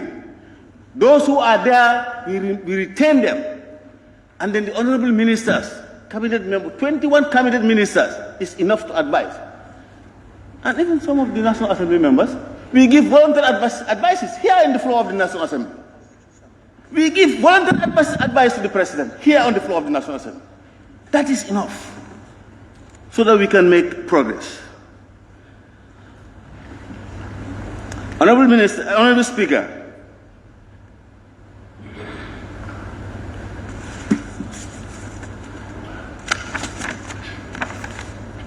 it is my honest submission that to develop the Gambia, government has to take the lead. And we need to cut all the increments and plow them all into the development budget.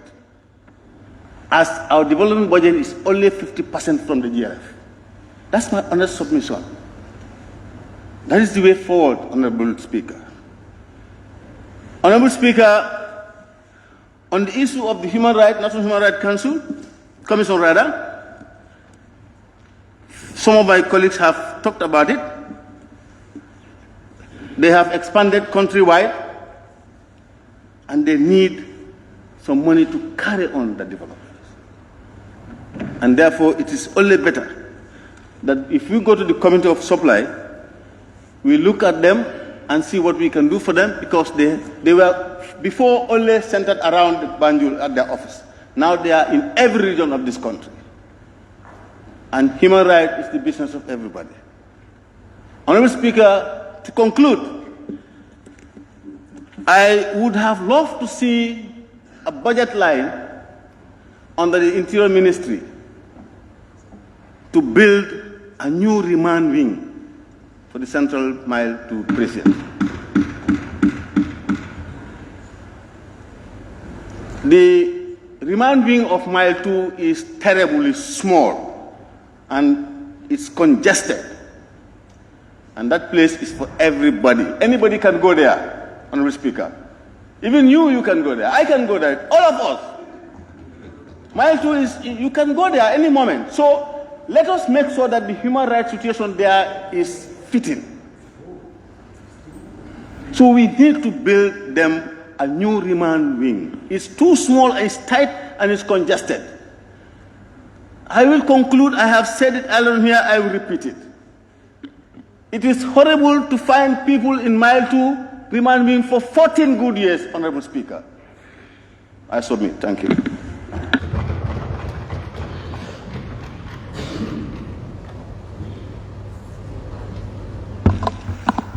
Thank you very much, Honorable Member for Serekunda West.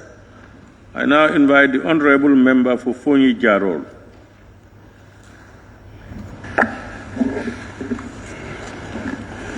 Thank you, Honorable Speaker, for giving me the floor. I will not make any justice if I don't start by thanking the Honorable Minister for Finance and Economic Affairs and his team for the days and efforts you are sacrificing to prepare this budget. I think I have stated here before that my contribution to this National Assembly would not be based on politics, because my background, knowledge, or experience wouldn't allow me to do that. I must respect all the ministers. It's not about you in passing, but the position that you occupy. That even whatever amount we are giving you here that is allocated to you, for me, I fully respect that amount, because I want to be proud wherever I see you, even the president, to point you to say that that's my president, that's my minister. The only problem I would have is appointing incompetent people to occupy the position that are making people to suffer. This is my problem. I am not here to oppose because I'm your opposition. I am voted into this office to help build a better Gambia. And I want all Gambians to listen to me. We are here to debate on a general budget. That a budget, we must first understand the meaning of a budget. It is just a guide. The funds are not there. And we should not put too much pressure on the Minister of Finance and Economic Affairs, because every institution is demanding more than what the Economic Affairs or the Minister can cater for. And then from 1965 up to date, there is no budget that was prepared that was executed to, like all departments got what they wanted. It's not possible. Development is a process. We have to go through a process, one by one. We've been mentioning here what is affecting us. It's not about these allowances and salary increment. To me, it's not the issue. We mentioned here, first time COVID-19. We mentioned again what? Russia-Ukraine war. But what is affecting the development of this country is appointing wrong people into positions. Two, again, we have economic junglers within the system who are mismanaging our economy, who are not prepared to work for the betterment of this country. This is the problem that we have. So I have to start looking at the budget itself, because we, the National Assembly, despite whatever people are suggesting here, that allowances must be scrapped. How did the budgeting start? Institutions made their budget, they submitted to the Minister of Finance. He looked at it and then thought what is possible, because he's the one handling all the finance of this country. And then later he prepared his own and then forwarded to us. We will look at it, different committees, what is possible and what is not possible. So it's nothing like we saying there no, Minister of Finance, they omitted it, they put this. It's not about that, because what they can handle. What is the essence of putting a 100 billion budget when we know that we cannot even have 100 million? What is the essence? We have to put in something. So we have to look at something that we think that we will be able to achieve. And then remember, the funds are not there. All what is put there is what we are going to generate through revenue or through what our donor partners are going to give us. My only problem is like some people complain here like appointment of these advisors. I don't know what are they going to even advise. Some people cannot even advise their families. Moreover, to be advisors at the State House. Because the ministers are enough and having few of them to be there. The National Assembly made a deduction of about, how much was it? 56,729,000 out of the budget that was budgeted for the National Assembly. We made a reduction. Why? Because we wanted to spread that monies into other departments. We look at the judiciary. They also made a deduction. The FPAC made a deduction again of $37,500,000. We look at National Audit Office, a reduction of 49,904. So FPAC did a great job. We are part of it. We are making reductions so that we can spread it to other activities. We look at agriculture, or let me just go by what I have written here, like foreign affairs.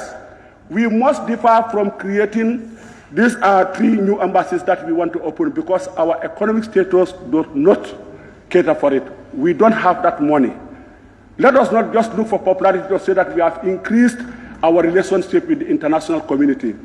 Let's do what we can. We go step by step because this involves costs and we don't have the money. We have a lot of issues. Like what I said, the economic junglers have invaded our economic system. The monies that are disappearing is the problem of the Gambia. How best can we just close those leakages is the best, for the best interest of this country is what matters. We have again political prosecutors who 1 minute, 5 years they have been insulting, or 3 years they have been insulting. Next minute they jump to the president just because they are looking for positions to tell him that now I support you. What has changed that prompt you to support the person? Are people okay? We have to look at the foreign affairs at the moment. Our youngsters who are just abroad, being deported, what are we doing to sort their problems? Then before we think of opening 3 new embassies internationally. Let's look at them. These are people who are even improving our economy because they're sending money.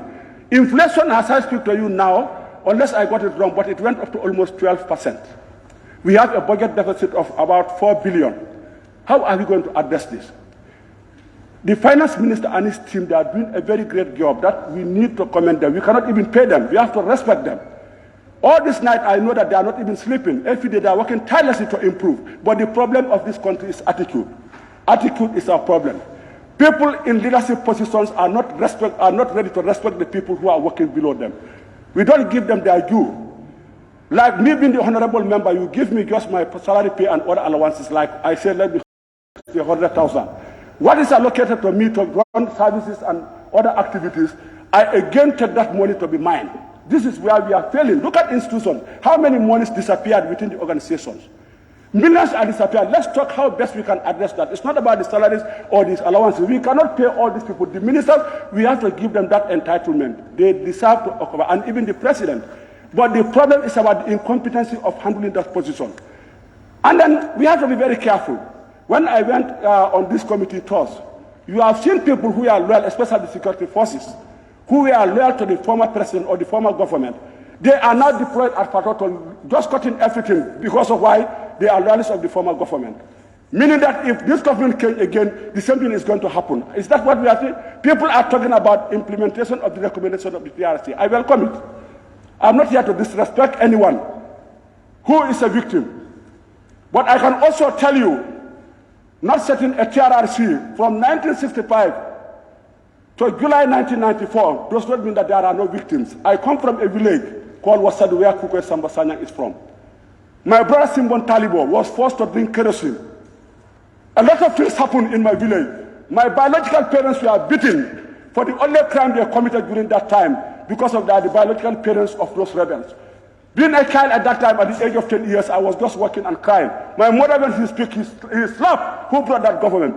Now, as I speak to you, Senegalese soldiers are brought here. They are using the logo of ECOWAS, posted in Fonyi, where they are shooting people at the borders for faking firewood, where they are shooting people for looking after their animals, We are talking of the human rights expansion of their offices into the provinces. But now it's becoming a selective thing. Is that what is going to address the problem of this country? I say to you, no. Being a soldier is not about putting that uniform. It is about the mind that can make you brave to become a soldier. We have to be very careful the way things we are expressing for the interest of a few people. Some are only after the economical gains, trying to stay everything about. We are after this TRR since 6 good years. Instead of focusing on our damaged economy, how to fix the economy. Let's give respect to the people appointed to position. And the president must also appoint people who we believe that they can handle those positions. And then forget about politics. People are only appointed sometimes given positions because of they are politically affiliated to the president. This will not take us forward. Let's put politics aside. You can be my opposition. I welcome one being my opposition because you are telling me my weaknesses. You are not my enemy. You are just only a political opponent. But after some people are here just pretenders, we are here to please people outside who are listening to us. So that I said, don't pay my salary or cut my salary so that the people outside will say that, yeah, he was the one who said not them not to pay themselves. I need more salaries for myself because I'm taking care of a community.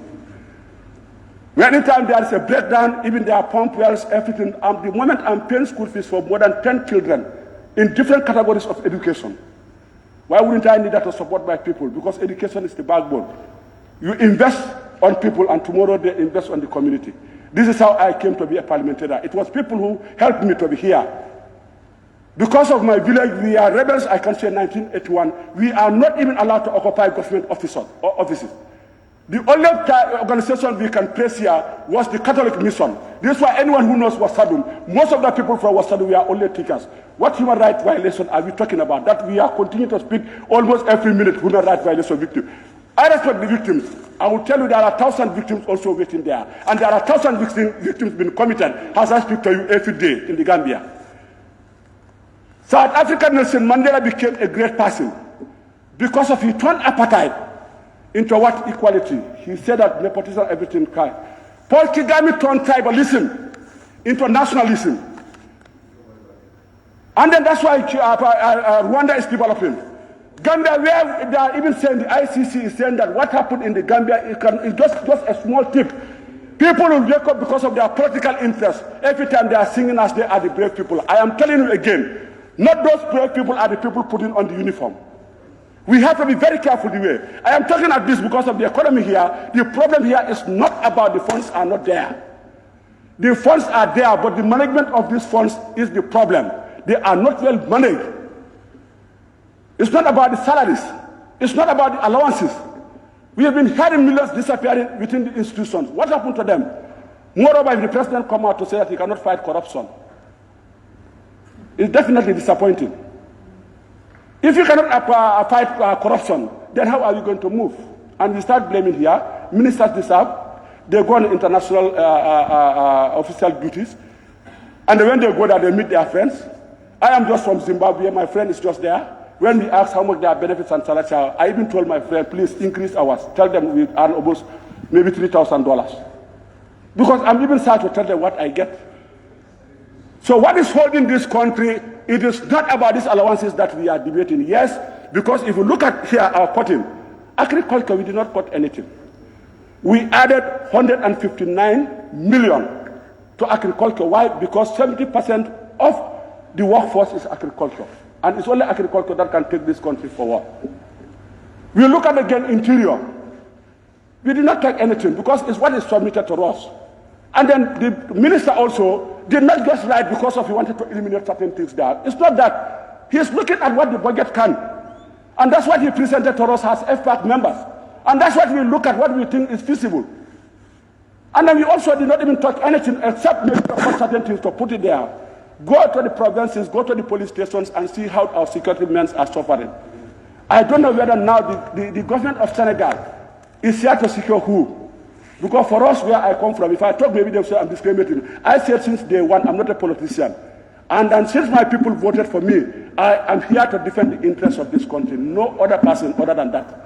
So what is wrong, and that's what I'm going to complain. We are under fire in Fonyi. The human rights activists, the ECOWAS that the Senegalese are using their logo, who are not belonging to ECOWAS, they are allowed to use and shooting out people at the border. Someone was even shot right just yesterday, just only for fetching firewood. Another one shot just only for looking after his animals within the borders. And people are silent and keeping quiet. All you are emphasizing compensation for the victims that passed.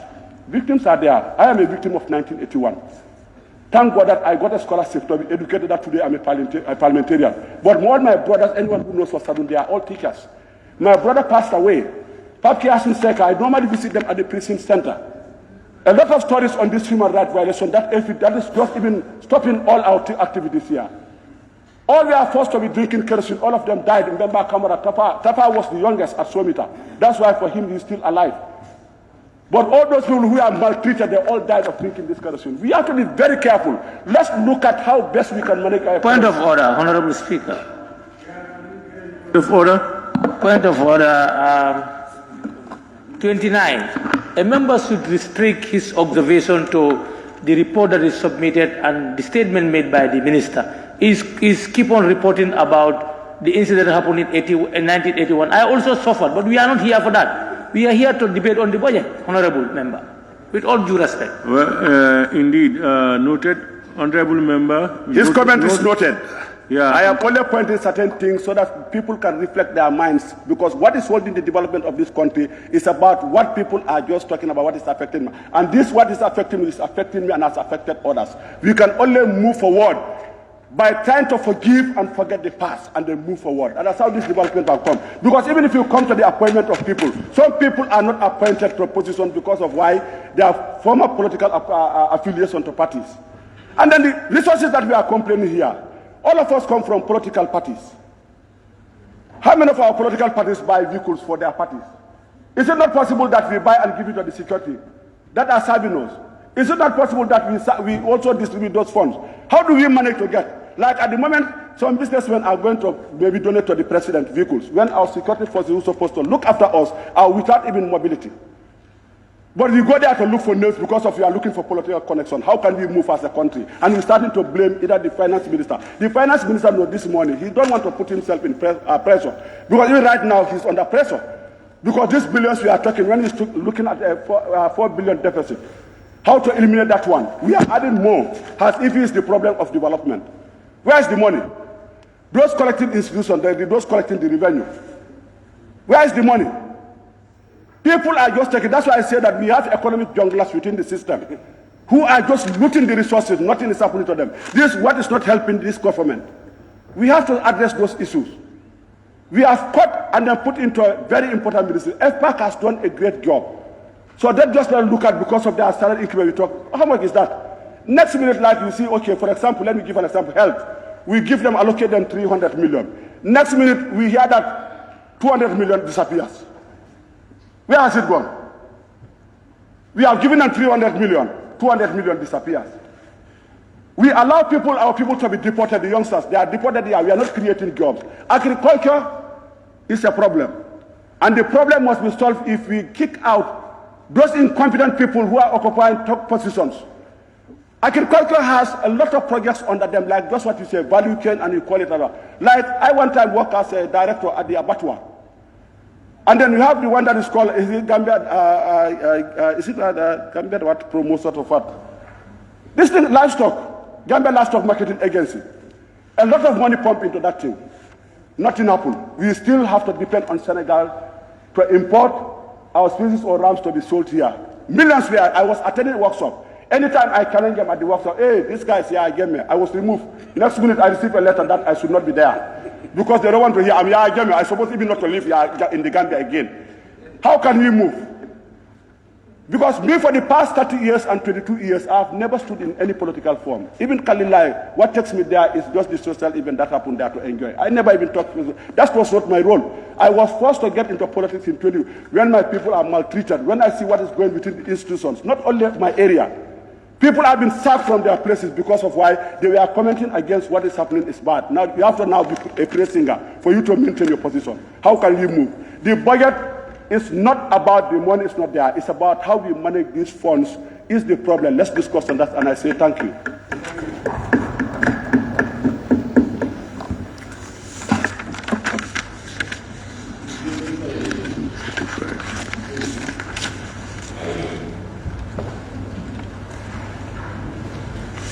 Thank you very much.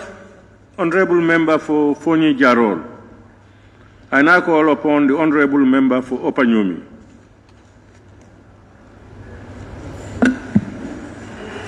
Thank you very much, Honorable Speaker, for giving me the floor.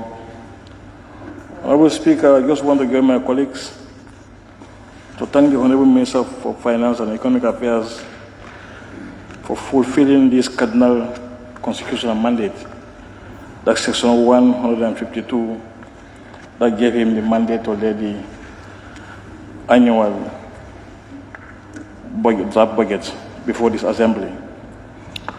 Honorable Speaker, I also want to thank the Office of the Clerk and the Secretariat Director of Committees for doing this important job, because they have been here throughout the whole night and the day to make sure that we have this consolidated report from the FPAC. I also would like to thank the FPAC committee for having this important document prepared on behalf of the Assembly. Honorable Speaker, the three social sector ministers, that's the Minister of Agriculture, Education, and that of Health, we should be very, very careful in terms of resourcing these three ministries. But this time around, my emphasis will be more on agriculture. Honorable Speaker, we are just from COVID-19, and we are now talking of Ukraine war. To recover from COVID-19 and out of Ukraine war, the solution is on agriculture. The Minister said it in his speech. He made it very clear that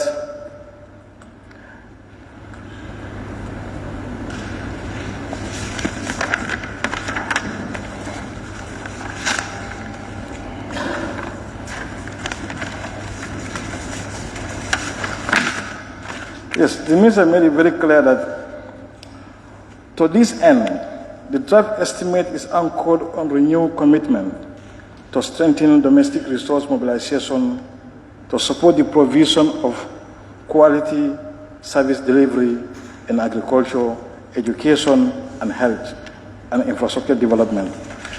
This is the word of the Minister. Now, you allocate $282 million is 851 KLF for Minister of Agriculture. And the Maputo Protocol and that of Malabo Declaration is saying that 10% of GLF, Gambia local funds, should be allocated for Minister of Agriculture.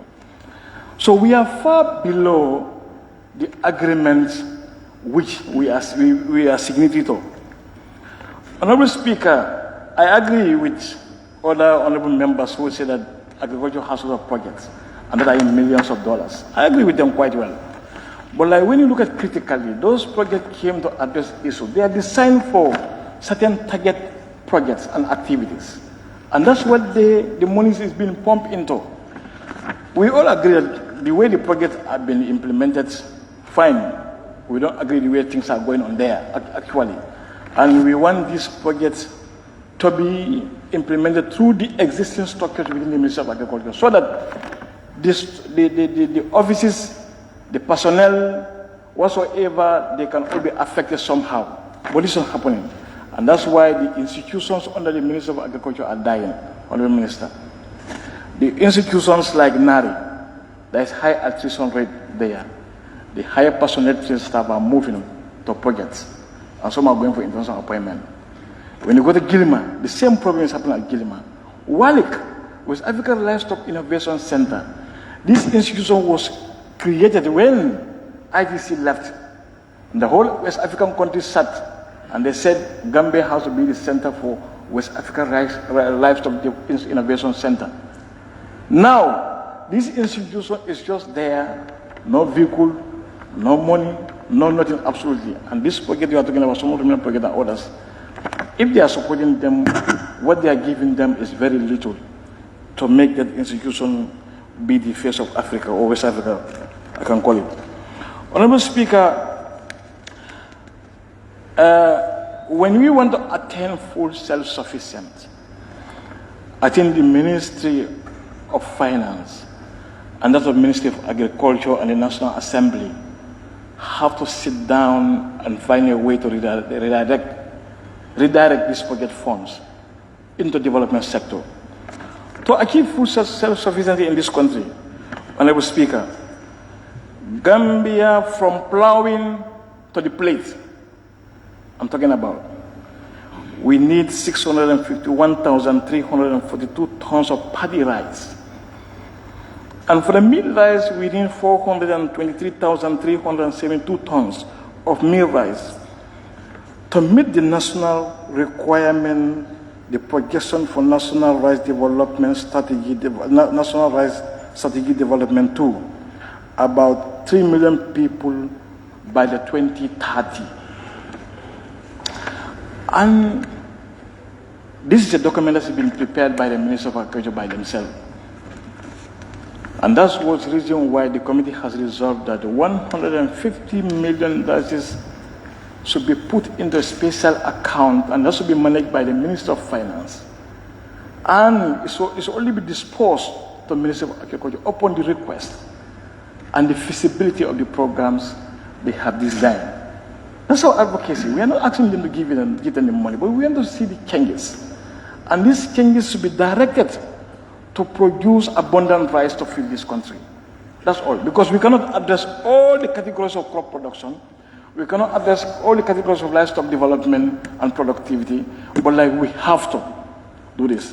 And we have suggested that this should be channeled through the rehabilitation of regional offices. When you went on tour, Honorable Minister, you see a regional director offices, you think that in fact this is an office for probably ships or goods. You don't even understand.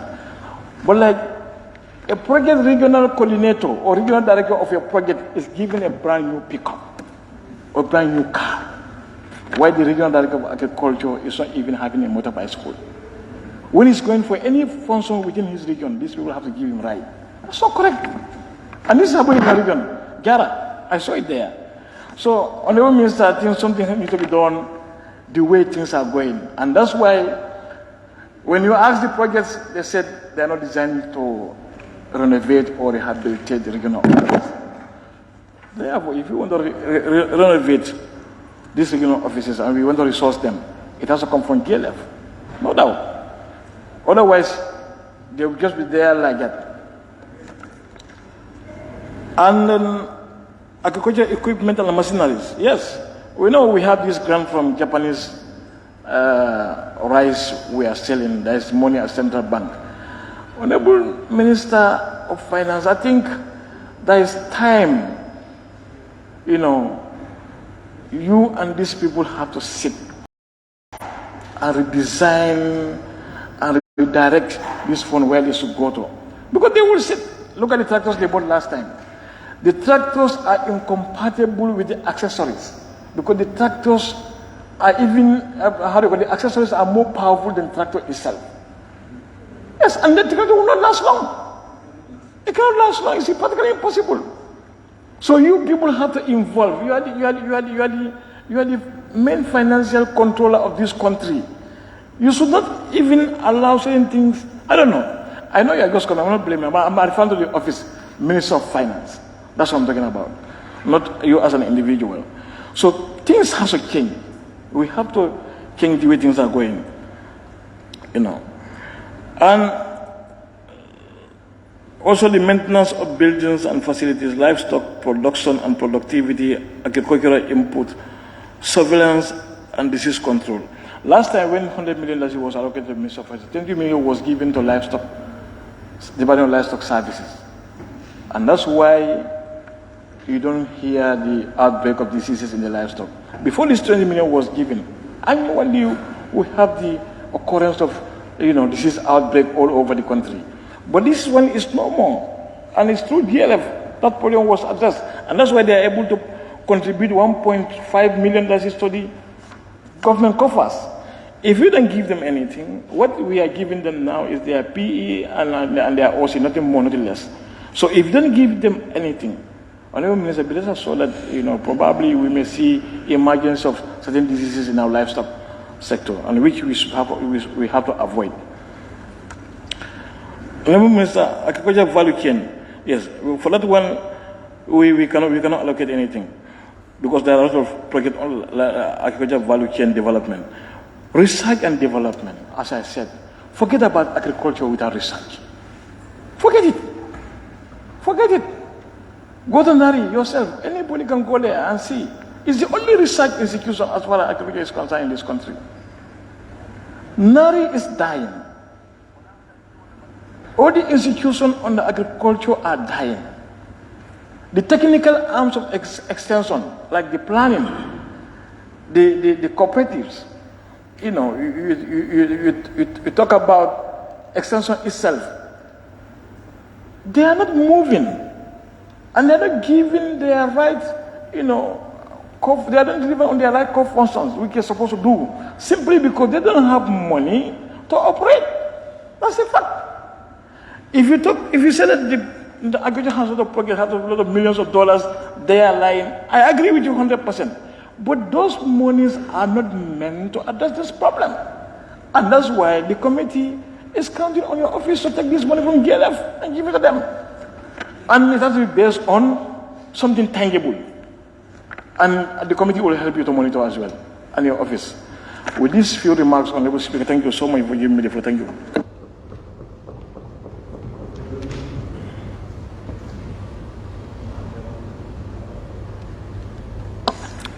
Thank you very much, member for 𝒂𝒄𝒄𝒏. I now give the floor to the member for Latrikunda Sabiji. Thank you very much, Honorable Speaker. I just want to speak spoken, and keep quiet. I thank the Honorable Minister for the very good job, because compiling the budget is not an easy task. We thank you for that. Now, I just want honorable members to pay attention that we are here to allocate budget to institutions that are known by this National Assembly or that are known by the Republic of the Gambia. We go to the Office of the President, Section 191 of the Constitution, the NIST remains, but there is an allocation to SIS. This is illegal, and I think the National Assembly should do something about this. We cannot allocate a budget to an illegal institution. So going forward, I want the National Assembly to pay attention to this. And also the 14 days statutory requirement to review this budget and approve it. I think this is very, very small. We are constrained, we are limited. We were forced to work under stress and pressure, and we are at liberty to exonerate ourselves. Honorable Member, may I observe you, please? I will want us to look at this 14-day statutory period so that we can be able to scrutinize this document very, very well and do the needful for the development of this country.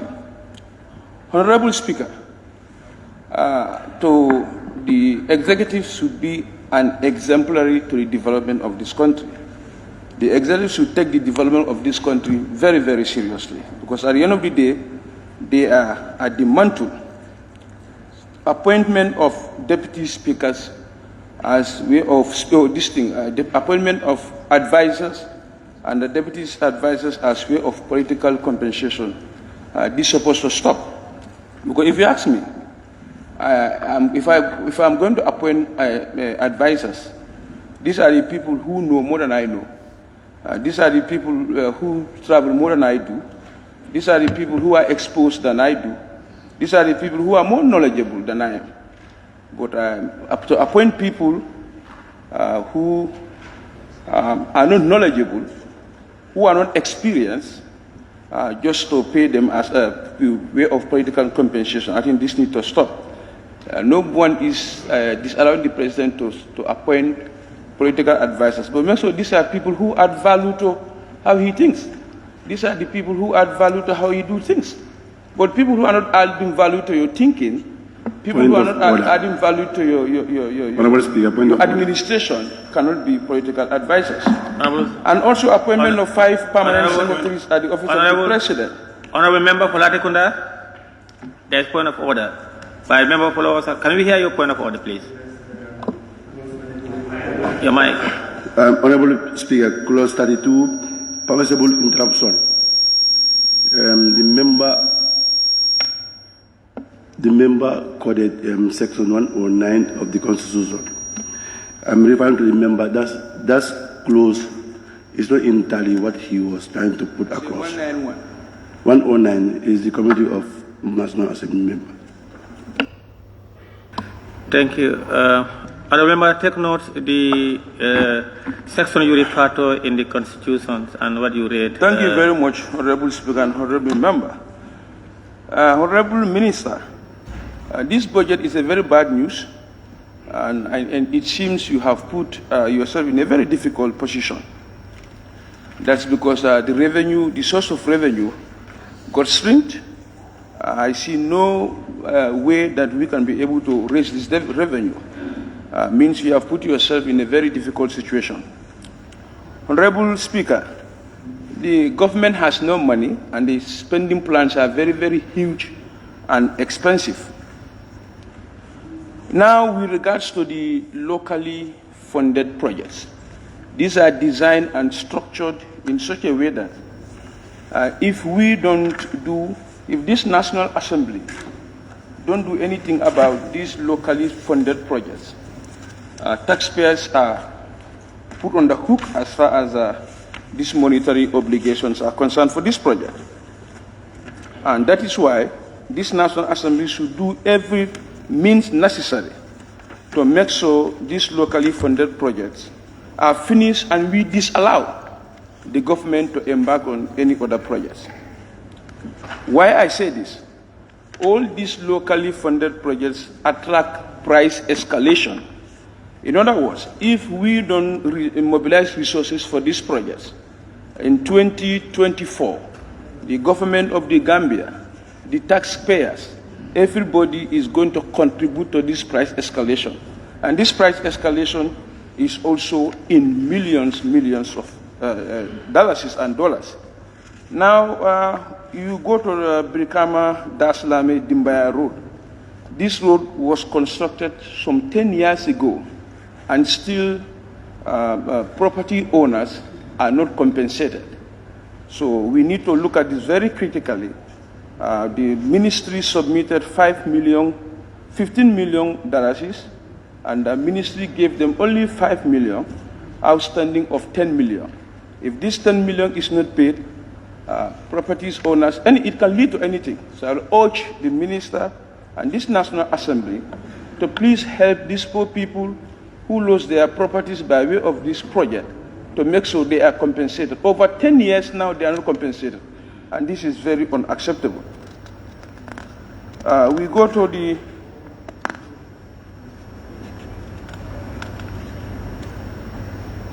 Banjul project.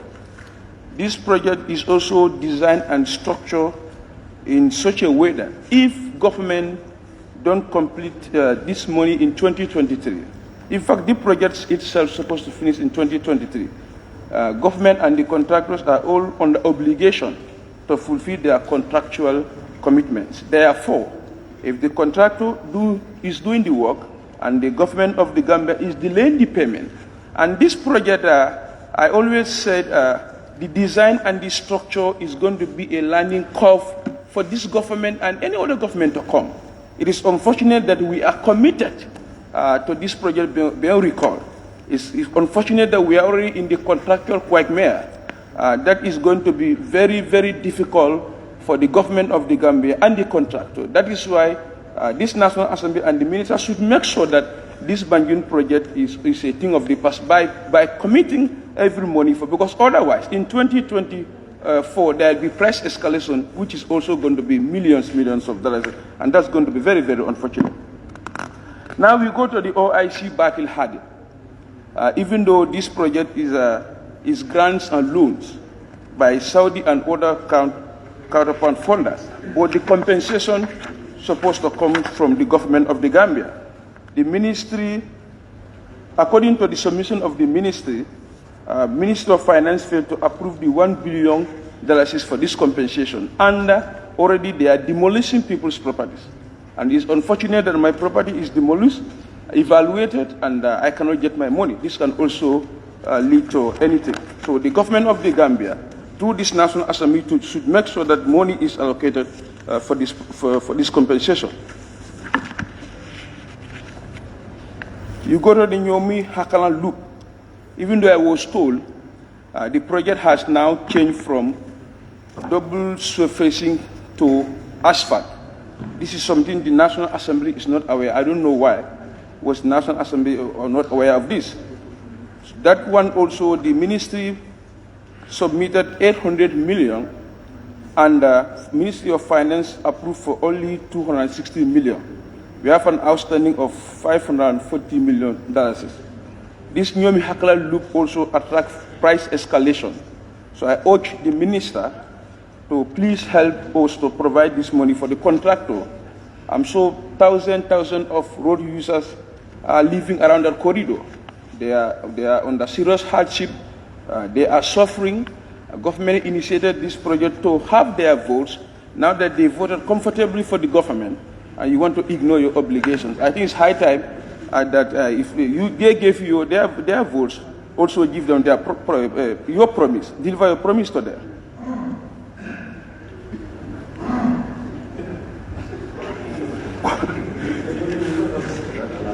Combo Coastal Road project land compensation. This project is also more than 10 to 15 years now. Compensation 15 million submitted, only 5 million approved, outstanding of 10 million. Also thousands of property owners lost their properties to this particular project. They cannot still get their money. You go to the Kia West Road, that's phase 1 and phase 2. 76,700,000 was submitted. 51 million was the only amount committed by the Finance Ministry, outstanding of 25 million also. This is phase 1. Phase 2 is also there, 440 million submitted. The ministry approved for only 115. The same thing again. This project was launched, I think, a week before, to 1 month before election, just to make sure they voted for you. Now they voted for you, you cannot deliver your promise to them. So I urge the minister to please make sure this money is available so that work can continue, because also on that corridor, thousands of road users are living in that corridor. Now we go to the Ministry of Youth and Sports. I think something is fundamentally wrong. When we say Ministry of Youth and Sports, it's not only sports.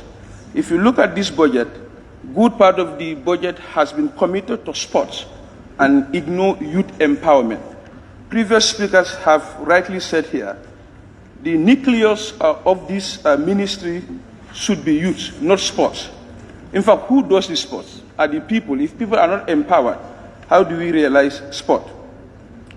Honorable Speaker, with regards to the Minister of Interior, some of us who visited prison, previous speakers highlighted here, if you go to prisons, you meet former ministers, you meet former speakers, former National Assembly members, directors, head of NI institutions, etc., etc. Therefore, the upkeep of these institutions should be the responsibility of everybody. We went there and it was quite disturbing. The whole institution, they don't have a van, they don't have a truck. In fact, part of those challenges is they cannot cook well for the inmates. Foods got delayed, and we all know inmates, they can also go on strike, which is going to be very, very serious for this country. So I will urge the Ministry of Interior to please, buy one truck for prison service so that they can go to the bush and fetch firewood, because that's one of their biggest constraints. Honorable member for Serekunda also highlighted about the condition in the remand wing of Mile 2. This is unfortunate. I think a room of 3 square meter, more than 10 persons sleeps there. This is unfortunate. And we need to take care of the prison. Anybody can go to prison. Any one of us can go there. Now, the issue of increasing embassies. This is another point that this government should be very, very mindful. You see, if you want to compensate people politically, it's not a problem. But make sure they deserve those positions. You cannot just send people to those embassies. They are not even role models to their colleagues, ambassadors they meet there. If you want to compensate people, there are vacancies for primary school teachers and high school teachers. Send them there, then they go and represent the whole country outside when they are not good role models within their own fellow ambassadors. Honorable Speaker, the vehicle policy is another thing. This government, if the finance minister will tell us the truth, government is losing over $800 to $900 million on vehicle maintenance every year. We can easily avoid this. Why can't we give vehicle loans to people, own your car, fuel it by yourself, which is what is more easier than that? But government is doing all of this and it's costing the government of the Gambia, as I say, $800 to $900 million every year. This is unfortunate and this has to stop with immediate effect. Buy your own car, fuel your own car, maintenance your own car by yourself, not the cost of the taxpayers. Honorable Speaker,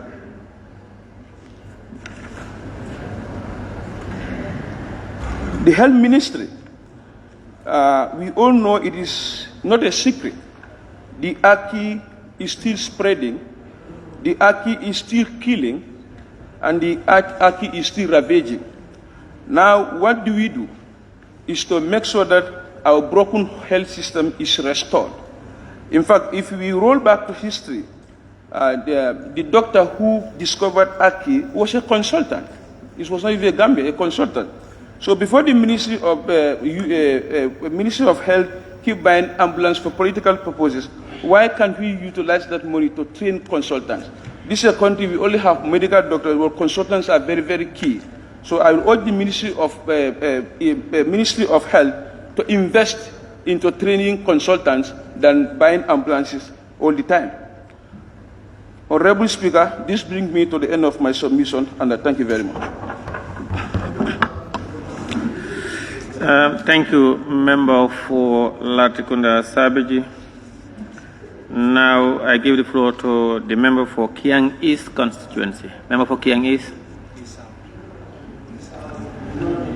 Is out. Member for Joshua. Thank you very much, Honorable Speaker.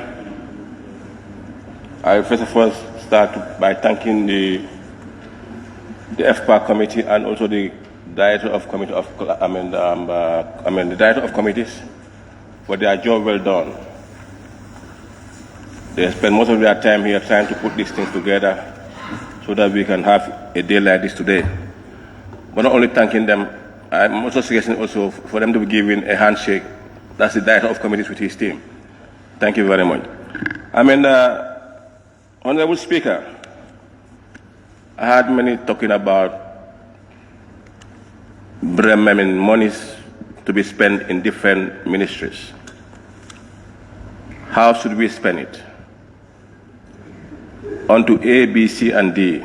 But looking at our budget, compared to the last year budget, it seems there is a lot of improvement. Coming to the budget itself, if you go to most of these ministries, it's like we spend more on PEs than development. Some ministries you will spend 90 to 94% on PEs and 4% on development. I think it is high time for us to look at those things which are very, very vital and very, very important. If my suggestion is right, Honorable Speaker, I will suggest to the Minister that coming next budget, I think it is now important for us to start dividing these two sectors, the PEs and the development budgets, on percentage base. If it is given to these ministries, I think when they are coming, we'll see a difference in the budget. But some are giving you 4% on development and 96% on PEs, which is a cause of concern. And okay, coming to the same PEs again. Honorable Speaker, I think we need to look at our how to call it, our staffs in our areas or in our ministries. We're still seeing the implements going very high. The other one is going very high.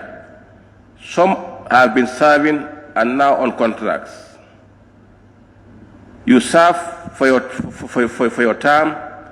After you are given a contract for 1 or 2 years, I think the Act is saying two times given a contract. But some are given more than that. But after the contract, in every contract that you are given, at the end of the contract, you are paid a gratuity. I think it needs to be looked at properly. The percentage of the gratuity that is being paid after the contract needs to be looked at, because these things can raise the amount of emoluments at a very high level. Honorable Speaker, yes, we talk of agriculture all the time, health and education. These are very important ministries that we need to look at properly. But my question here is, for how long have we been spending on agriculture? We always spend on agriculture, but are we seeing the return back to us as Gambians? That's my question. Yes, we can spend. Yes, we are moving almost 175 million to agriculture. But let's look at it properly and say, this is what we want this year to happen. I was on a tour. We went through the Dankunku Kaur area. We were crossing through the Kaur ferry to Dankunku. When I look at that land, I asked the MP from Dankunku that what is happening? You people are not farming. Why are you not farming? And those lands are there. The water is there. What do we need now, Honorable Minister? Honorable Speaker, I think we need to look at the agricultural sector very well. If we are spending on the agricultural sector and we are not getting back the return, I think it's important we go outside and look for people that we can partner with to bring them back to these areas, and so that we can have our own rice and grow what we eat and eat what we grow. I think it's very, very important to look at it properly. Then always, every time spending. And when it comes to agriculture, we always see new projects coming into this country. But the only time you can realize those projects is by seeing fleet of new vehicles going up and down. That's the time that there is a new project meant for agriculture. Let's change the way we're doing things. Yes, we want money, we want to spend. But are we thinking the revenue aspect of it? How can we generate revenue? Honestly, if we change our attitudes, if we change the way we are doing things, that revenue can maintain Gambia. Let's digitalize all revenue earning units. We have seen the Ministry of Digital Economy. I think the money given to them, we have seen some additional millions sent to those ministries. Honorable Speaker, I think we must engage that ministry to start digitizing all revenue earning institutes in this country so that we can see a change in our revenue. There are a lot of loopholes in our revenue earning institute. A lot of loopholes. Yes, the Asikuda award is back this year. But compared to the collection last year, about 15 billion from DRA. This year is 16 billion. The gap seems to be a bit small on my side, but if we tighten in all those angles, I think it can be more than 16 billion. You come into the expatriate tax that we charge. Is it collected well? Is it collected well? For me, I will say no. Because we must take measures that we know that when you go to collect, we'll know how many people are entitled to pay. The VAT, before when the VAT issue came up, anywhere you go, you find those machines lying down somewhere. But those machines are no more seen anywhere. So how can you look at those VAT and say this amount is what you should pay yearly? If you come to me, I can say I only collected $10,000 for VAT. So let's try to look at those areas and tighten those areas and go back to the system when the VAT was introduced, so that we know how much we are collecting yearly. Coming to GPA, that's the ports, that's the only collecting area that GRA can depend 100%. That's why tax is going up every time. Because they are giving what? A target for every month. And where do they expect to get the target? It's from GPA. But is GPA is the only collecting point? I will say no. If you raise tax, it bounces back to us as people buying.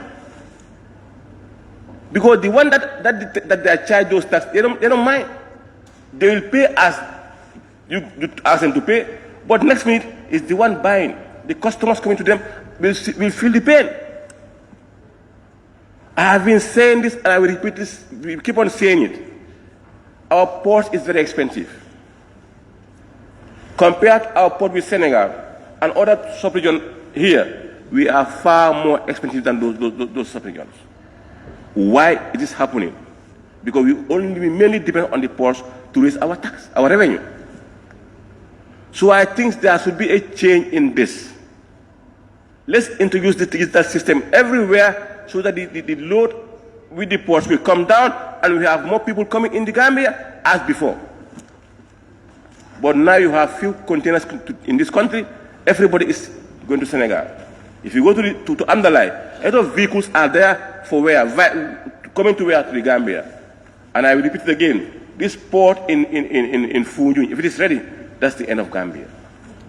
So I think it is important now we start working out a solution and see how best we can bring our tariff on this port so that we can go back to those glory. Honorable Speaker, we have a lot to do, but we cannot do it without changing our attitudes. I will go back to the system, to my language when I was in the council. In October, November, December, we have good ideas. We think positive. We bring in good ideas for the coming year. That's during the budget. Yes, this coming year, we'll make sure we do A, B, C, and D. But when we are in January, money is flowing. All those ideas are never seen. Because what we are thinking of, as far as money is coming, nobody think of building a potato in Old Joshua. Nobody is thinking of where can we earn revenue. Now, as far as revenue is coming, there's no more idea of trying to control those revenue. Honorable Speaker, I think it's important, as one of the MPs has mentioned, that we need to create a monitoring unit in your ministry. You have a revenue department in your ministry. Additional monitoring units should be put in place for you to monitor the revenue in this country. And not only on GRA, there are many revenue points in this country that we need to look at properly. Let's digitize everything, even on the road. We see many accidents, but how much are we charging? That's why we go to our policies and our schemes to look at them and then see how best we can try to modify and change, fine-tune them to what we want. If you have an accident, what is your fine? A 500 or 1,000 for an accident? That's a big question. How many accidents are you seeing every day in the road? How many people are driving without driving license? If you are caught, what comes next? We must have areas where we can, anytime you offend a crime on the road or anytime you are found driving without a driving license, you are fined at the same spot and you pay. That one comes to government. But when you negotiate, it's no more coming to government. So I think we need to look at this revenue collecting area and then tightening those all these loopholes. At the end of the day, I think we will not be talking about deficit anymore. Honest to God and Nabi, we can collect a lot if you are ready for it. And Honorable Minister, I think we'll go back to the Ministry of Interior. I want them to come and bring a traffic officer here at our Owen Johnson here from the Parliament. If they come here, every day they collect more than $1,000 from the parliamentarians. Instead of going to the eye to make a U-turn, you must cross here and go. That's an offense. Bring one here, they start paying. That's another point for you to collect money. Because from this end, you must go through the eye and take your own car and come. That's the traffic law. But we must cut short, go. That's wrong. Bring it here and they start paying. Honorable Speaker, they should charge you because you offended a crime. Honorable Speaker, We talk about education, health, and agriculture. But we are forgetting a very important ministry, that's Defense and Interior. Yes, when you have 100 bags of rice in your home, without security, you no more see that rice. And these are the people who are responsible for security. Let's see how we can help them. We did a lot of deduction from the budget, but a little is meant for the security. That's the Defense and Interior. We went out on a rollout. We saw what was happening. We went out the whole country. If you go to some of these police stations, you feel sorry for yourself. In the prison, you feel sorry for yourself. And they are all Gambians like us. They want to live good. They want to eat good. They want to sleep good. At Kanilai, one officer stood up and brought his mattress. If you look at it, even your dog will not sleep there. Why is it happening? Because we are not seeing them as people that need to be helped. They are our own people. They are our own brothers, our own sisters. I'm appealing to my honorable members. This money that is being seen as a savings, let's see how best we can take part of it and help this, other institutions that our men and women in uniform. It's very important. Coming to youth and sports, there is this Shanghai project in Nyomi. Is it in Nyomi of let's say Badibo, not Bang, what do we need to do to uplift that place? They are only giving 3.5 million. There are people who were trained on this, sent to Kenya or what? They came back home. What are they doing? Let's give them money to go back to that area and try to develop the youth sector. They say youth and sports. Everything is part of it. But let's get those youths back and see what they can do. Let's give them the money to venture into agriculture. And by doing so, it can also help.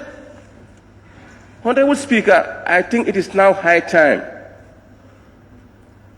we change things. We talk of furniture, fittings, and everything. Every year, the same thing is happening. We are our own people in this country that can get you a furniture for the next 5 years and we die with no problem. Our local carpenters in this country. Go to State House.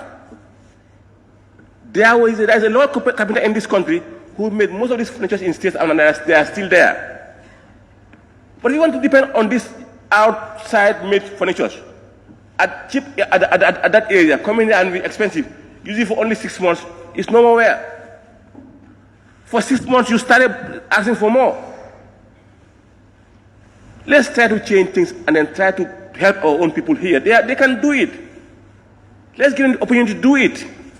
Before spending millions on furniture, you spend 300 on furniture and then you have what you want. One of the colleagues has mentioned that this streets has been here for how many years? 6 years. And not changed.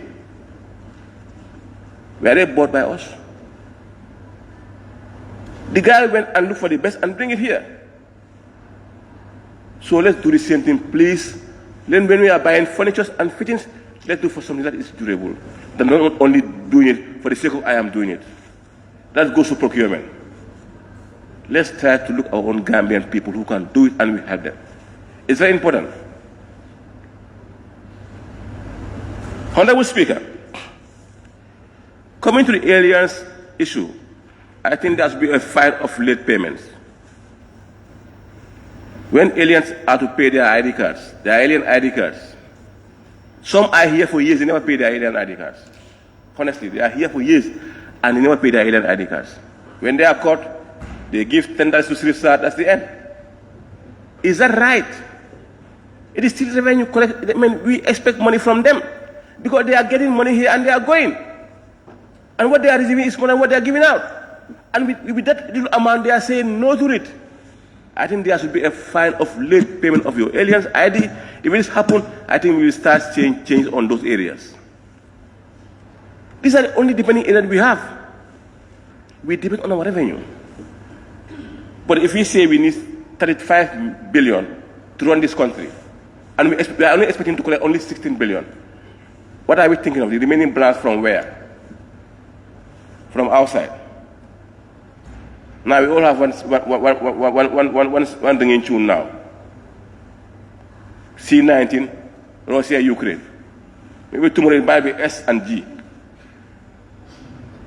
So let's see what can we do to reduce that foreign dependency and look at what we can earn in this country. If we can do it and motivate those people doing those revenue collecting units or departments or ministries, let's see how best we can motivate and then see what we can do for those people. If you collect 10, I'll give you 3. Let's motivate them to see that they can collect as much as possible.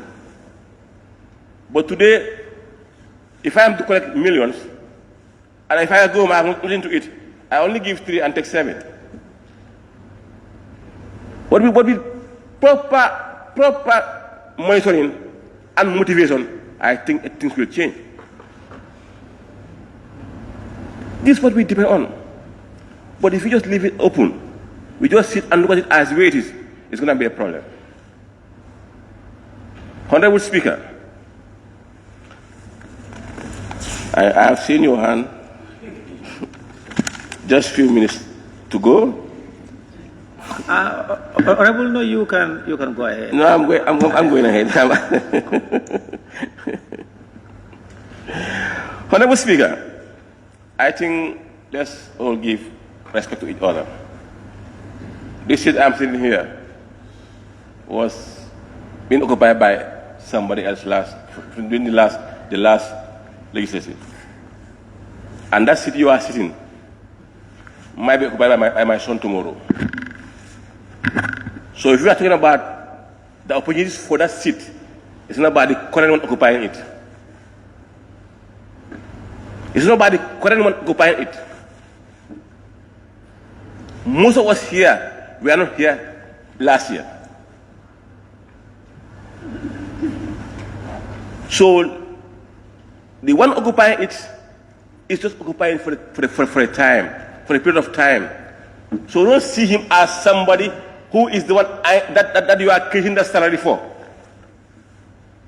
That salary is not for the individual, but for the seat that he's occupying. So please, let's see things the way it should be, but not on personal line. It's very important. People come and go, but the position remains.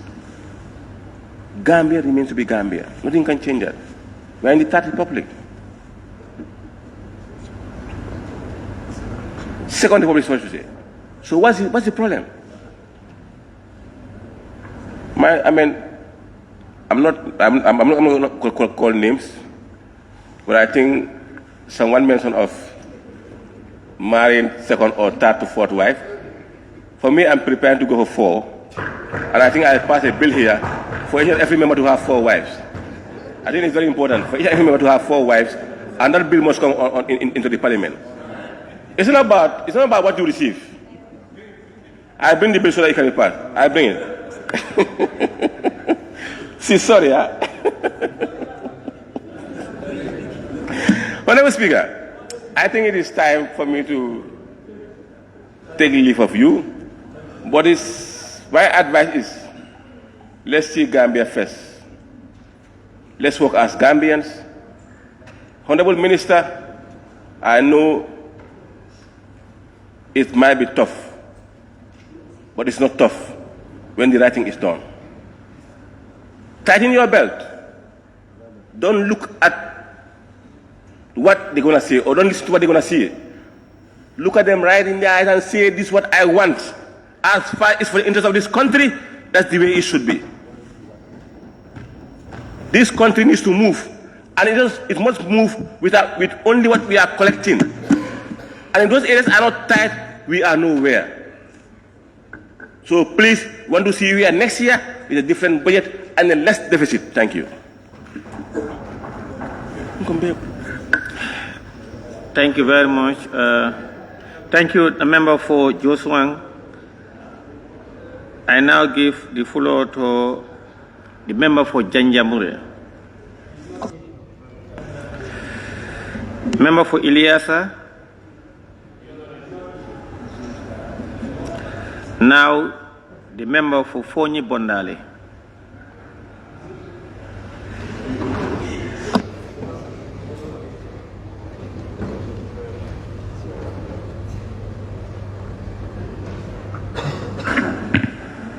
Thank you very much, Honorable Speaker. I'll start my intervention in health.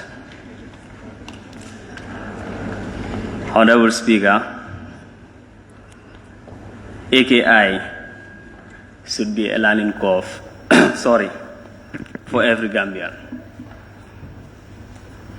I think this is the most challenge when it comes to our health system. So, priority should be given to the health, especially the MCA, to provide us with necessary equipment for the drugs that are coming in to be tested. I heard about the expansion or creation of another embassies, but for me, it come at a wrong time.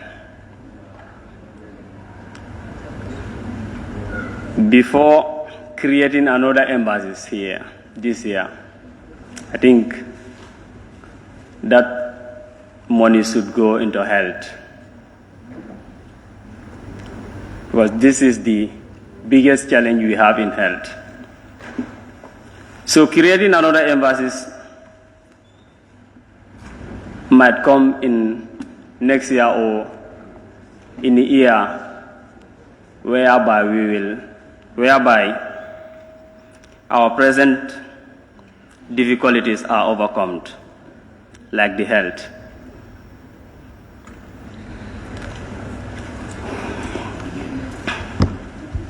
So in that regard, I will suggest for the expansion of those embassies to be put aside or to be held, and then we work on our health system first, because this is a national challenge.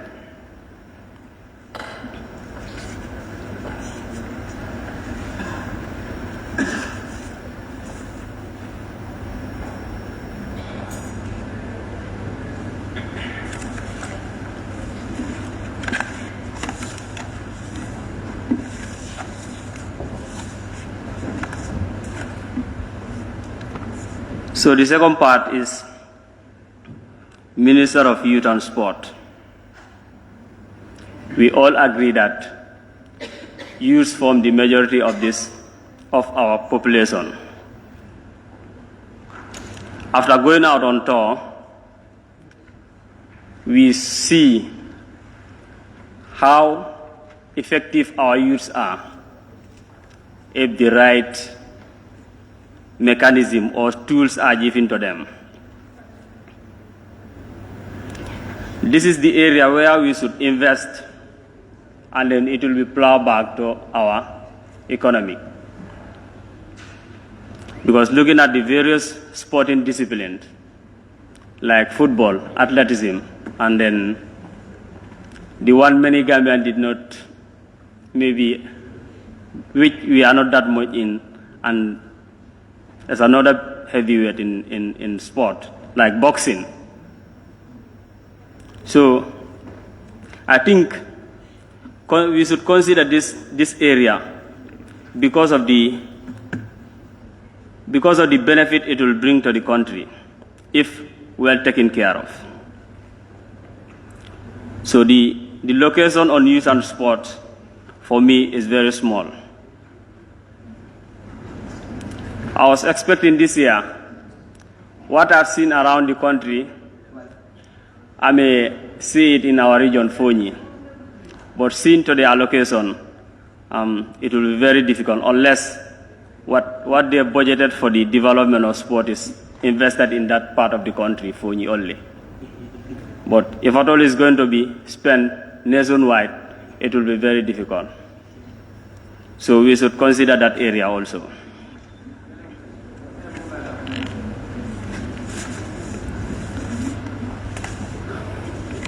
Honorable Speaker, I'll come to Interior, Minister of Interior. To be specific, the Fire and Rescue Service. I think this is the most vulnerable department in the security sector. The Fire and Rescue Service, I think they are using the oldest equipment, or if at all they are even functioning. Because I remember an incident in our place where we called upon the Fire and Rescue Services stationed in Kanilai. But when they came, instead of to rescue us, that day we were all Fire and Rescue Services officers. That day, thank God, something bad did not happen because they could not do their work on time. So, effectively, I can say. But instead, we all risked our lives there.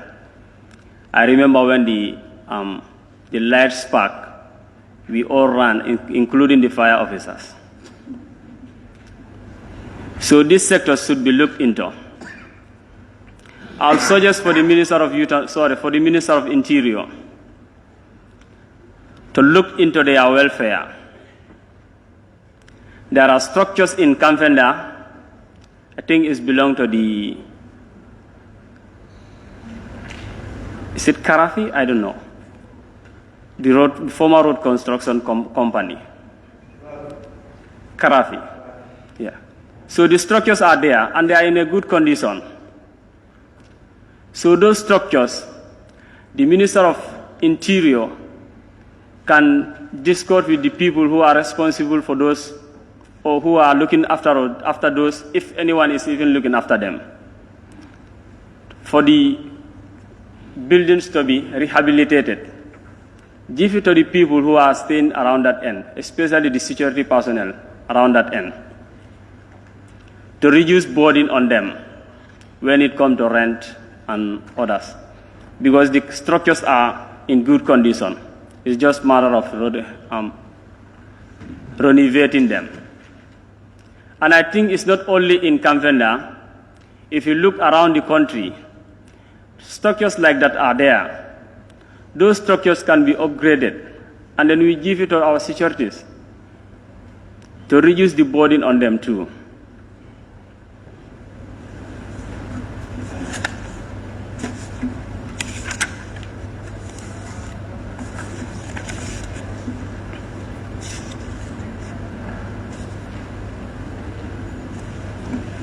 Mr. Speaker, I'll still emphasize in health again, because after visiting Bundum when we went out for our oversight, we see how Bundum health,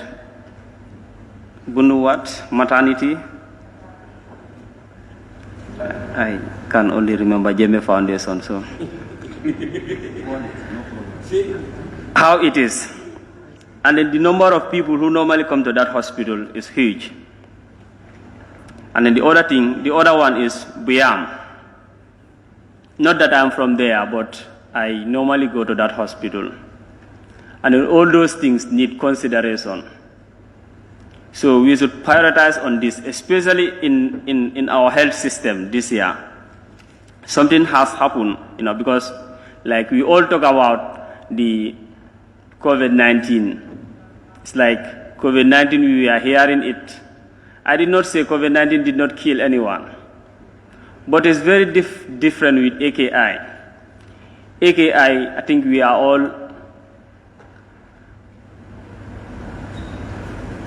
when I touch this part, I feel so emotional. So I'll rest my case, Honorable Speaker. Thank you.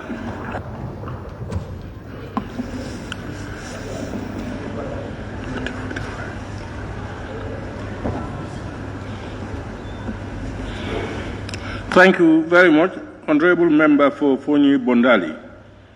I now call upon the Honorable Member for Jara Central.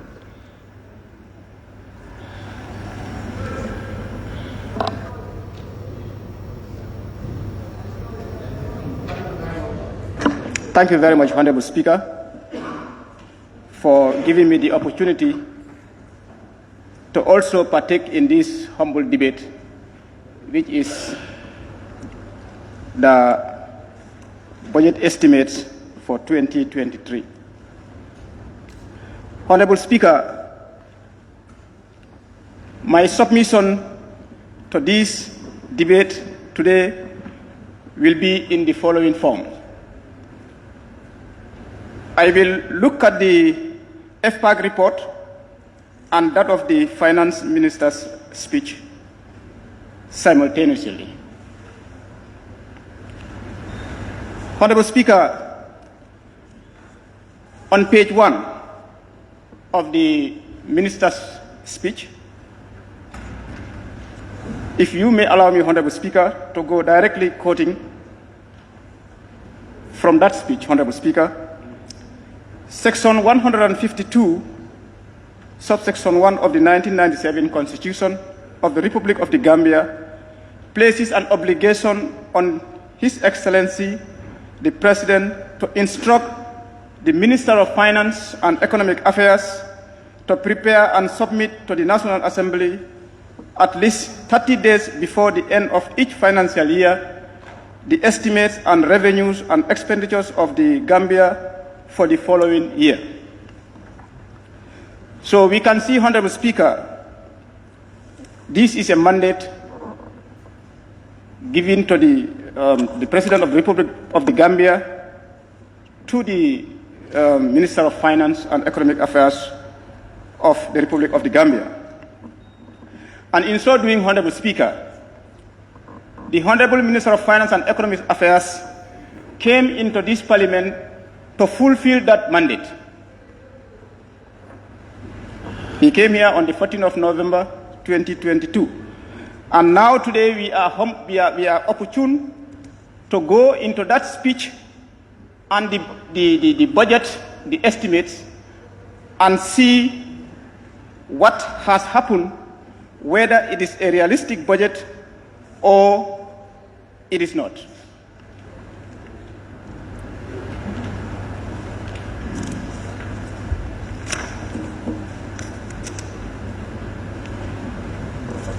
Honorable Speaker, as I said, by looking at the FPAC report, they need to be commended very well, Honorable Speaker. Commending them in the sense that they have done justice to what they were given to, and then they have done work honestly and on time.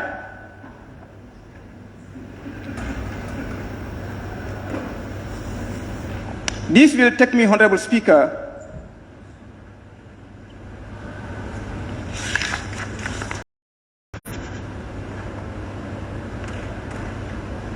to the Ministry of Agriculture. Honorable Speaker, Minister of Agriculture, FPAC was able to save $150 million, and they are now recommending that this $150 million to be on a special account with the Minister of Finance and to be given to the following budget lines.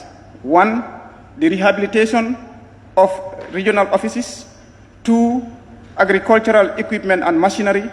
3, maintenance of buildings and facilities. 4, livestock production and productivity. 5, agricultural inputs.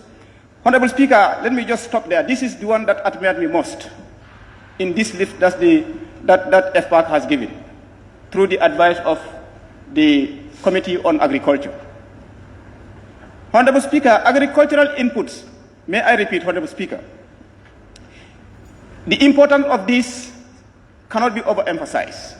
When I was a small boy, I can remember when cooperative was alive to its maximum output, our parents used to have these sewing machines and also plowing machines. Locally, they call them the chunuars and the machine hoes. Honorable Speaker, these machines were helping the farmers was helping them very, very well. It is unlike the tractors that this government is buying. The tractors that government are buying is good, but they are not sufficient. And they are not last long. Because when they are buying these tractors, they don't give us the correct specifications of machines and engines that we should buy. It's just they just buy for the sake of buying. Even the tractors that the former president left here, if you look at their condition, they did not serve the number of periods or years that they should serve. So procurement is an issue, Honorable Speaker, in that regard. Procurement in this country is an issue. You entrust a sector to go and procure, and they procure you a wrong material. We have seen it here in the previous regime. When somebody was given to go and purchase a ferry, that person went and purchased a very, very bad ferry. A ferry which was just repainted and then brought. That ferry did not serve here. Where is those millions of dollars? Honorable Speaker. I think what some members have said is true. We need to change our attitudes. As Gambians, it's high time we do that. We keep on talking about that here in the parliament here, Honorable Speaker. But yet the National Assembly members, they cannot bring anybody in this assembly and then hold him into account. We just sing for the purpose of singing or to be covered by GRTS or cameras. I think this will take me back to at least recognize the presence of the media. They are very key here. They are very key here. Honorable Speaker, we need to change our attitudes. So agricultural inputs, I think, Honorable Speaker, I will be in line with Honorable Member for Upper Nyomi, who always advocate for agriculture. I used to have less advocacy for agriculture because if you look at the money that has been pumped into agriculture, Honorable Speaker, and yet it's just like a baby crawling. Yes, the Minister of Agriculture, if you look at it, Honorable Speaker, that's how you can compare it. It's like a baby crawling on the ground. Since independence, and any year in, year out budget, we say we pump money into agriculture. Year in, year out, pump money into agriculture. That's what the Deputy Speaker, nominated member, have just mentioned. He is right. If you count the number of billions of dollars we pump into agriculture since independence, and still we are talking about full food insufficiency. If you look at this sometimes, Honorable Speaker, you cannot just understand. You cannot understand where are we heading to.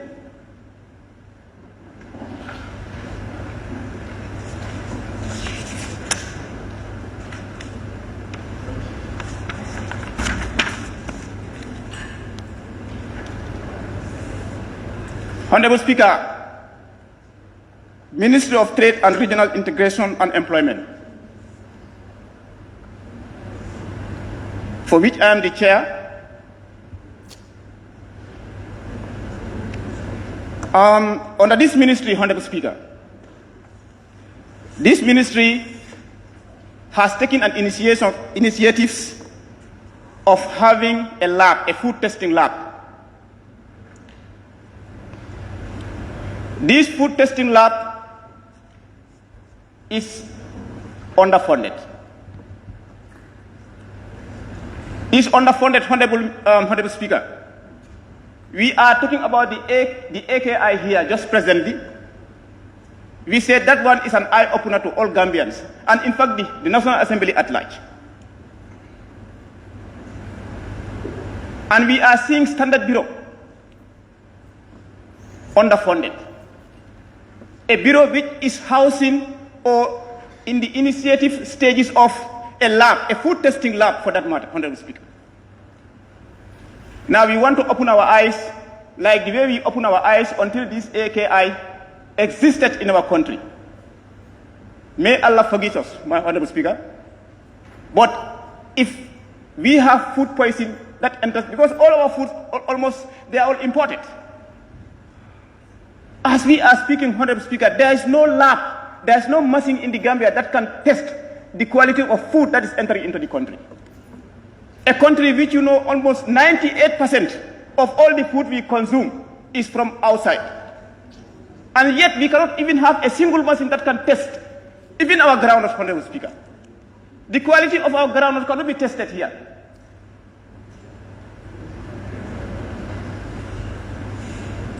Honorable Speaker, it's a pity.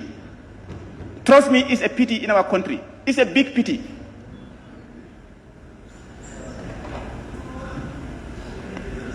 So, therefore, I'm urging the Honorable Minister, together with the Honorable Members of the National Assembly, to please help this young, aspiring bureau, that is the Standard Bureau, for it at least to maintain that lab functioning, Honorable Speaker, 100%. Let's try and do that, and we can do it. The Standard Bureau need that lab to function, and even we Gambians, we need that lab to function. And moreover, Honorable Speaker, if that lab is functioning, it can generate revenue for us. It doesn't stop there. For the sake of only saving us from food poisoning, no. It can generate revenue, Honorable Speaker. Let's test it and see.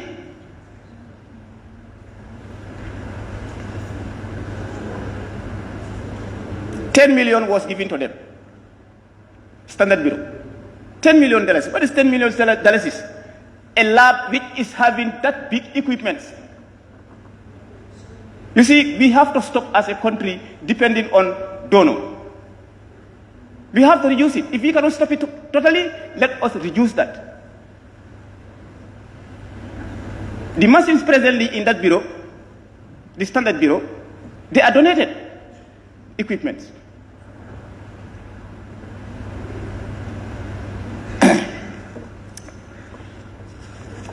Weight and measure, Honorable Speaker. I understood that some of the crooks people, they will refill bags of rice or sugar at the port. Through, I don't know what they use.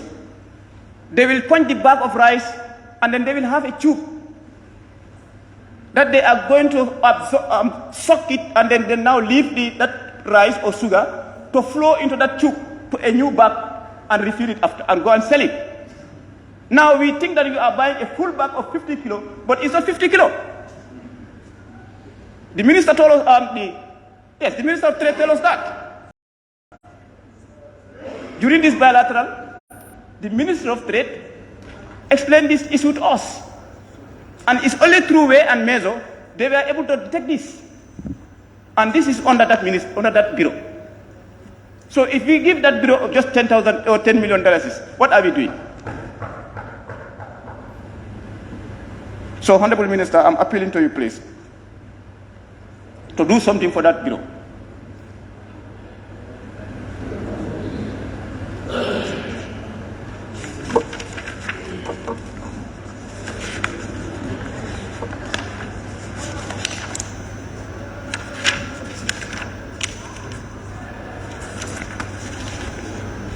Thank you, Honorable Speaker. Minister of Lands and Regional Government. I am the Vice Chair of this committee too. Under this committee, Honorable Speaker,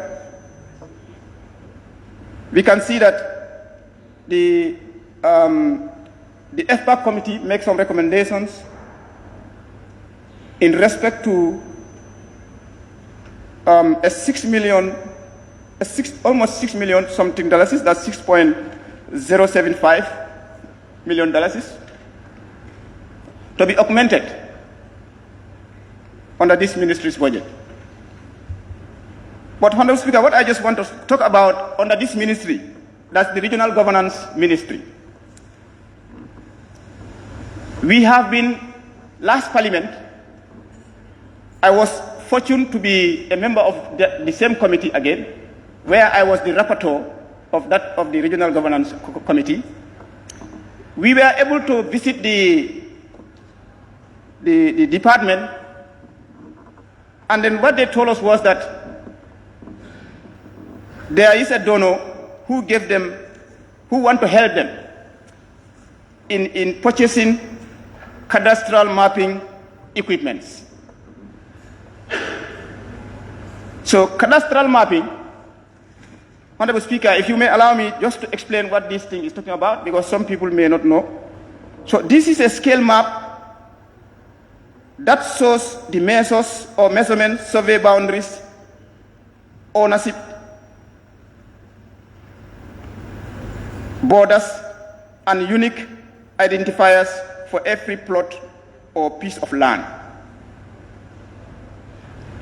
So, in short, Honorable Speaker, cadastral maps reveal who owns which piece or plot of land in a certain location. What is more paramount of this to exist under the Ministry of Regional Governance? This is what we are talking about, Honorable Speaker, domestic revenue mobilization. If we increase our domestic revenue mobilization, we can realize a change. Honorable Member for Joshua just sat down. He talked about it. And it's true, Honorable Speaker. The Minister of Finance will help us untighten the knots of the leaking sides of government revenues. It can happen.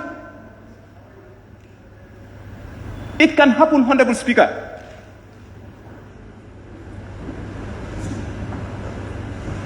Cadastral mapping is very paramount, but in that last parliament, the 5th legislature, 5 years, till today, Ministry of Local Government or Regional Government is still talking about this cadastral mapping. They need it. My friend, we cannot just depend all our hopes on grants or donors. It's not possible. That man also fall back. The one who wanted to give an aid to the ministry in executing this cadastral mapping, he falls back for now. Until when he sees that government is also taking a step in the right direction towards the obtainance of this, then that's the time he will continue helping us.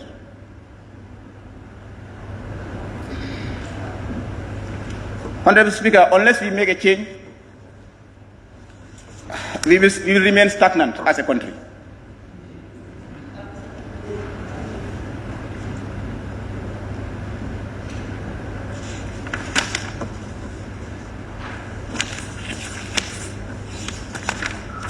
Honorable Speaker, health. Honorable Speaker, if you look at health, during our during our retreat, Honorable Speaker, during our retreat, we were told that hospital budget allocations,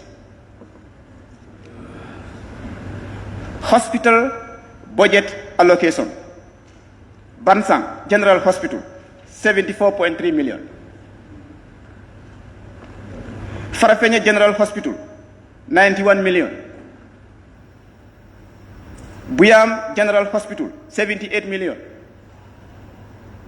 Soma District Hospital, 20 million. Basse District Hospital, 39 million. Essew District Hospital, 20 million. This is just few. These are the only ones I abstract because there is something that interests me much, Honorable Speaker. In the list I just read. Honorable Speaker, if you look at Soma District Hospital, 20 million, which is just 1%. The region I came from, just 1%.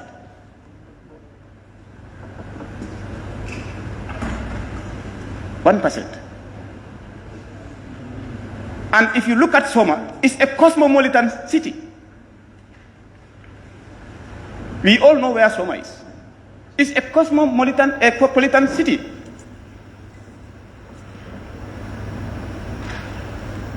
Just on the 22nd of November, someone from LRR, I will not name the constituency, a six-month pregnant lady from LRR, one of the constituencies in LRR, was brought to Soma District Hospital and later on was moved or referred to Frafenye Hospital, General Hospital. And when she arrived in Frafenye Hospital, because she could not be taken care of in Soma District Hospital, so they refer her to Frafenye General Hospital. And when she was there, when the doctor saw her and did all her diagnosis, she found that the baby in the womb of that mother passed away almost some time ago, or some time ago, might be 1 day or 2 days ago. So the Soma District Hospital could not take charge and know what is wrong with that pregnant woman, unless and until he has to move to Frafenye District or Frafenye General Hospital. So you can see the underfunding of that hospital has brought. My friend, what is the difference between a general hospital, a district hospital?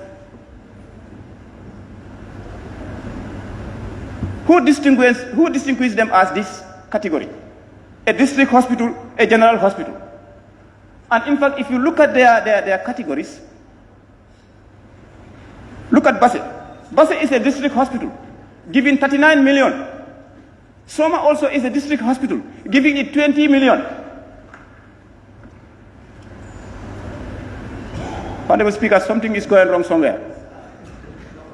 Of course, something is going wrong somewhere. Soma is as important as any of these district hospitals mentioned here. So therefore, Honorable Speaker, Honorable Minister, I'm urging you to take note of these abnormalities, because Soma is also surrounded by so many communities. If you can call Buyam General Hospital, then you can call Soma a general hospital. Of course, the facilities that make Buyam a general hospital, those quality of facilities should be prevailing in the hospital of Soma.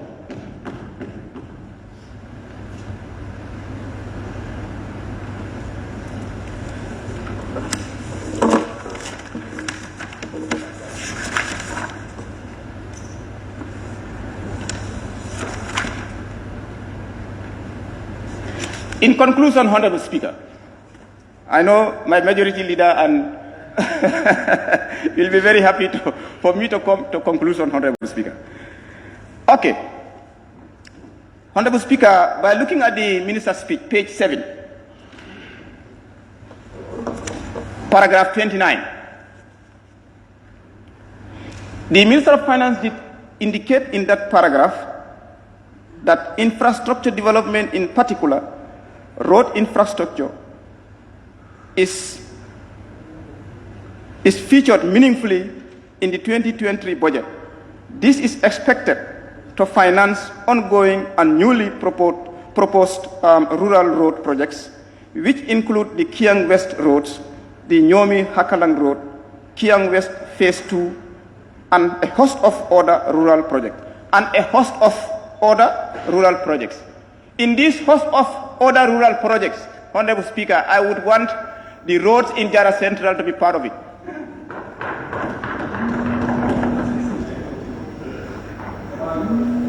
The Kabada corridor. So on that note, Honorable Speaker, I beg to take my seat. Thank you.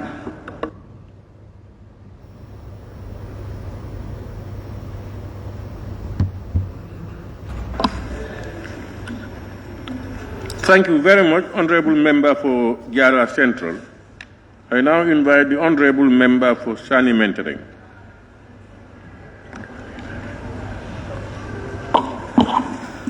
Thank you very much, Honorable Speaker, for giving me the floor. And Honorable Speaker, first I will start by thanking the staff of this National Assembly, especially the beautiful committee clerks team who worked tirelessly to the extent of spending the whole night and part of the day to make sure that we achieve what we want in terms of this budget. I'll also thank the Minister and his entire Ministry of Finance for the job well done by taking their time to at least come up with a budget, an estimated budget that FPAC sat on to scrutinize and come up with their report. Also, I will thank the FPAC committee, which I am actually part of. I'll thank the rest of the members, the committee members, for crossing the fallen bridge, which is the budget, the estimated budget, which we were at least able to achieve some figure from the deficit of 4 billion. Honorable Speaker, I'll be very much briefed on my speech. Honorable Speaker, having gone through the budget, there are some of the observations that I made. First, with the Minister of, or the budget line for the budget for the Minister of Environment. Having gone through the budget, Honorable Speaker, I haven't seen or I haven't come across any budget line created for climate change. This, I will appeal to this August Assembly, plus the Minister of Finance, to create a budget line for climate change.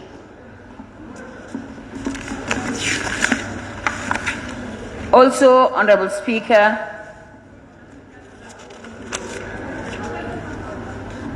office, entertainment and accommodation with regards to the Minister of Gender, Children and Social Welfare.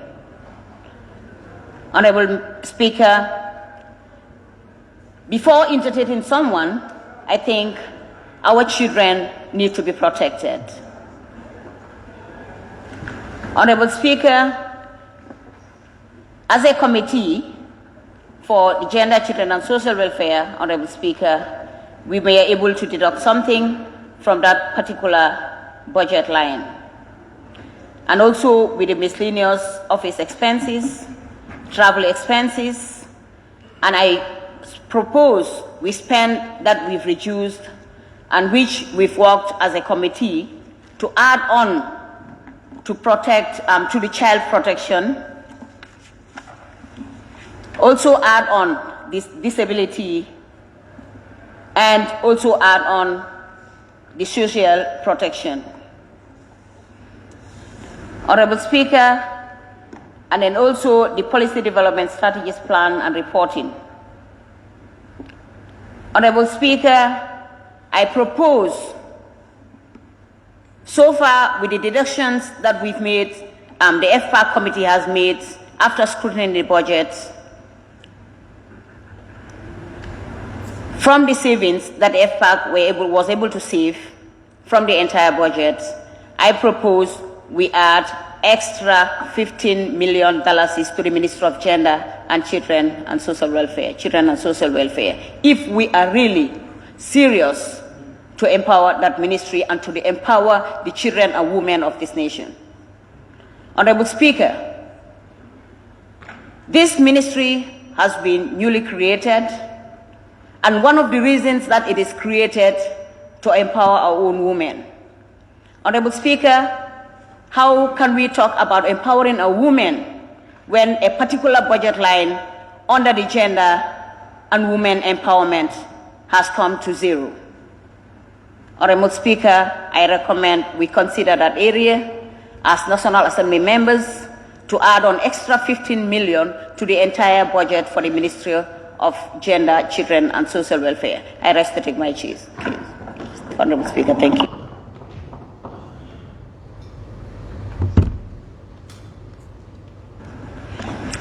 Thank you very much, Honorable Member for Sani Mentoring. I now call on the Honorable Member for Basse.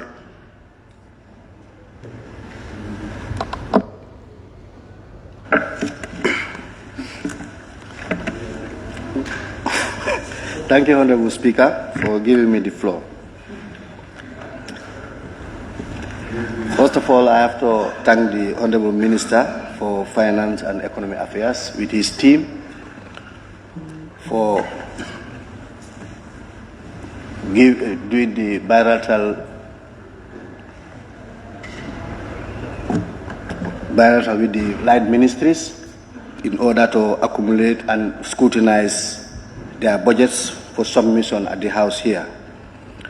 Second also is to thank the FPAC with the committee's secretaries for doing a good job in gathering all the reports of the select committees and compiling them for submission at the House here. Honorable Speaker, looking at the statement of the Minister of Finance, page 2, number 5, the 2023 budget, I quote, 2023 budget estimates has been prepared based on the objectives of continued recovery and building an inclusive and resilient economy. To this end, the draft estimate is anchored on renewed commitment to strengthening domestic resources mobilization to support the provision of quality essential service in agriculture, education, health and infrastructure development to promote a more inclusive and resilient growth. Looking at this statement, I think the Minister have done justice and due diligence by listening to some of the members, the concerns raised here was based on these ministries. And the Minister have really looked into those ministries and looking at their budget outlines. There was some improvement on them and there were consideration on them also. Looking at health, the Ministry of Health, in 2022 it was 2,733 plus. For 2023, it was allocated 3,231 plus. For agriculture also was also considered as a concern, but it also the 2022 was 1,400,000,000 plus. In 2023 was 2,392,000,000 plus. Works and other and education also were also considered.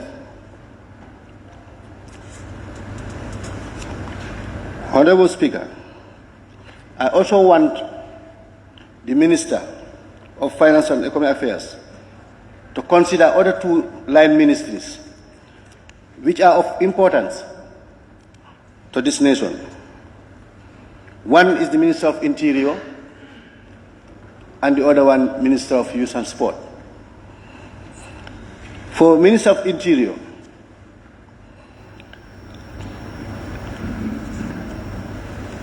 two units within the ministry, they are of importance, because some of the members have alluded on them. That is the police and the drug squad. If you look at the police throughout the region, most of these police stations, they have only one vehicle in all the regions, that is the commissioners. Others doesn't have vehicle for operation. And I think it is important for them to get vehicles for operation in order to implement their functions. Taking Basse as an example, the Basse police station. The fanning system is a problem, much more the air condition. And even their sitting space is not conducive. We just over-congested looking at the health condition of the present situation. Honorable Minister, I also want you to consider the other unit of the interior, that is the drug enforcement. The concerns of this crime rate over congestion at mile 2, it was all boiled down due to this hard drug being consumed. If this hard drug or traffickers is being tracked, I think the crime rate will reduce and even the mile 2 prison will also reduce. Because if you go to mile 2, I know almost 50-60% of people or individuals jailed is as a result of this drug. Either consumption, intoxicate, commit crimes, or other unlawful acts. Honorable Minister, I want you to consider that ministry also. For the Minister of Youth and Sport, that one I think is one of my priorities within the ministries. I will not hide my feeling.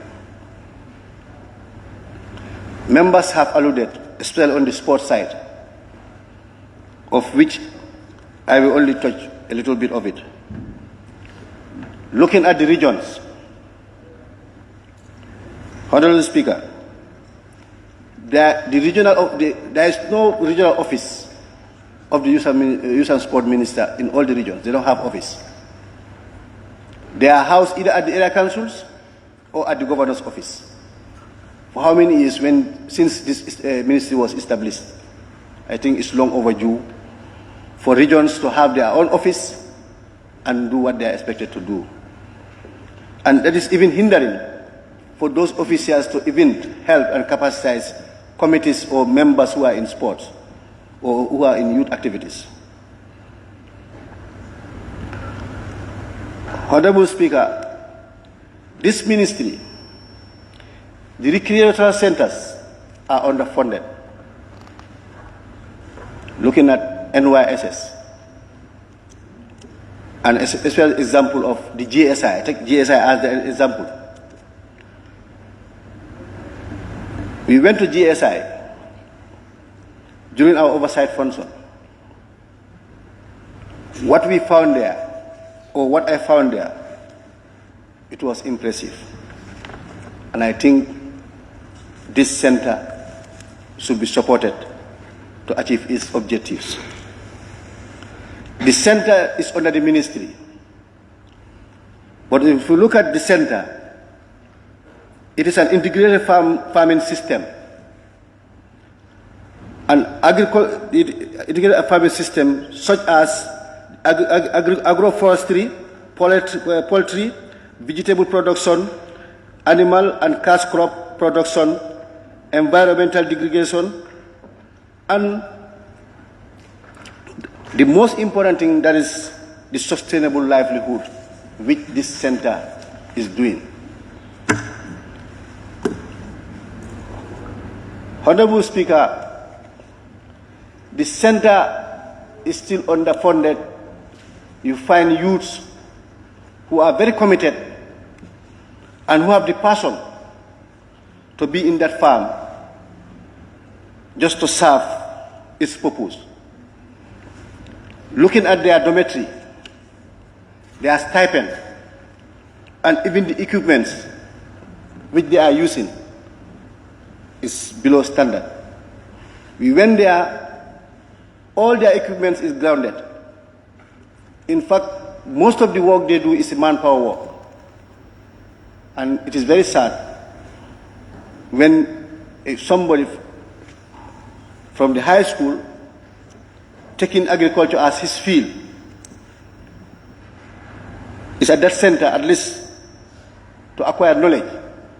But at the end of the day, the workload he's going to do, or the manual work he's going to do, make him to be exhausted. Even at night, he could not have the theoretical aspect of it.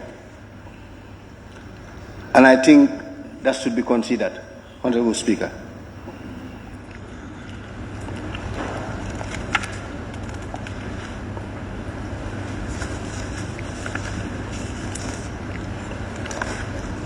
Honorable Speaker, looking at the report of the FPAC, page 5, number 4, that is the Standing Order Committee on Defense and Security. That is for the purchase of the patrol craft for the Navy. This is very important for the Navy to have a craft. When we roll out for oversight visit from Bara to Basse on these fishing centers, the outcry was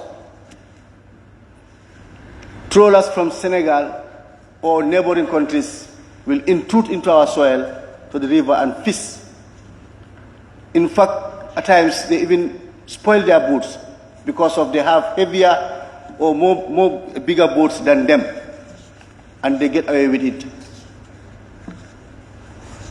Nobody will stop them. The other area of it is even our own companies within the Gambia who are registered, they encourage areas which they are restricted, and at the end of the day, they will fish some of the small ones, which by the law, they should not catch them, and at the end of the day, they just throw them like that. And some of the fishermen were complaining. Those are the areas which is affecting them. And looking at this line budget, which the FPAC have considered, and I think it is of importance and it will go a long way in addressing some of the problems or the concerns of the fishermen in the Gambia.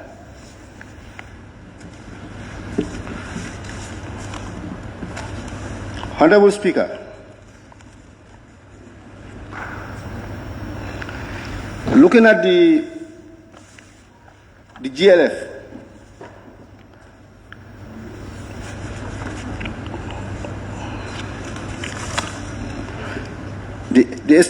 looking at the estimated budget, appropriate budget for GLF 2023 is 22 billion plus. It is the adjustment have rise to 3 billion plus. And we were all saying we have a deficit of 4 billion. And I think in as much we are crying for or raising concern for some of the institutions to be considered, but also let us do with due diligence in order not to affect, because we the members, we don't have right to increase the budget line. And looking at the adjustment, it have gone beyond the GLF, which is estimate budget. So I'm advising members, in as much we fight for or we advocate for some of the line ministries, but also put it into consideration. Let us put this into consideration. That is the deficit of 3 million plus. Honorable Speaker,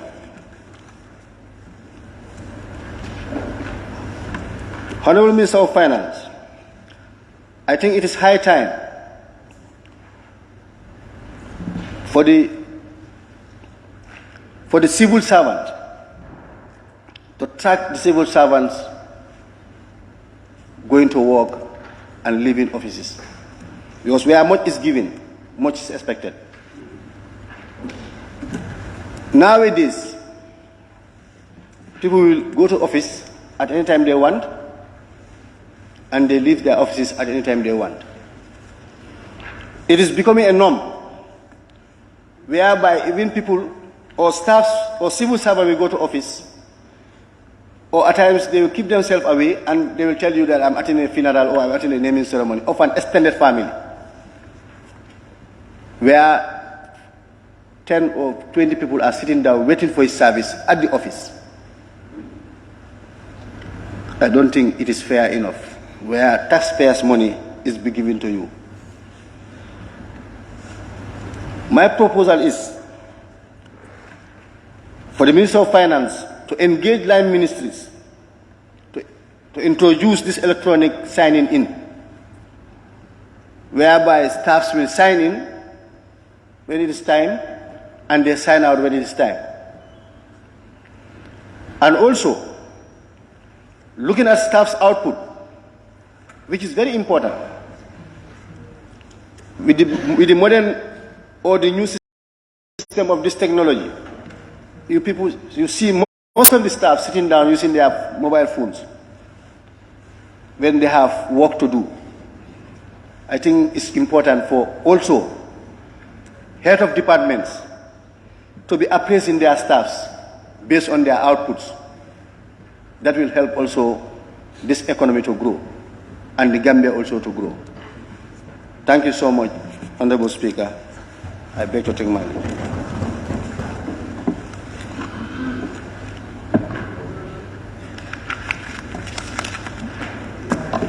Thank you very much, Honorable Member for 𝒂𝒄𝒄𝒏.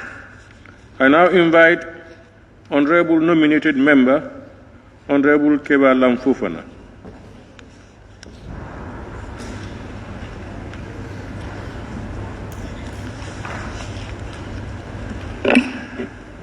Thank you very much, Honorable Speaker.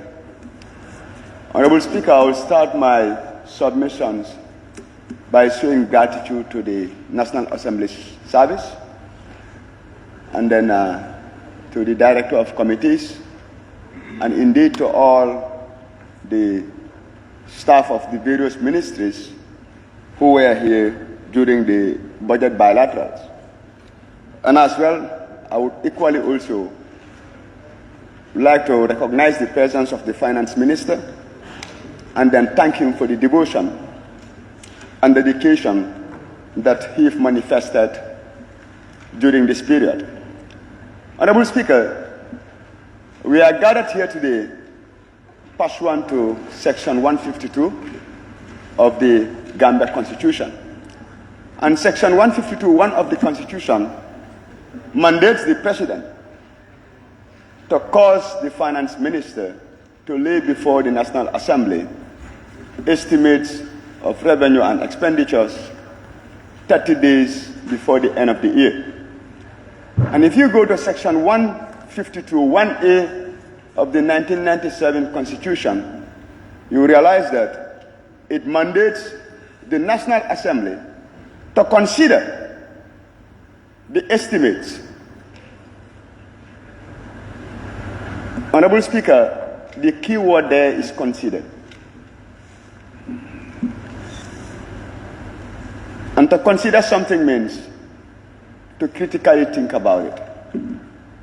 So, Honorable Speaker, I will start my submission by asking the National Assembly whether we critically think about the document that was laid before us on the 14th of November, 2022. Honorable Speaker, in that document, we have a question to answer because we are faced with a situation.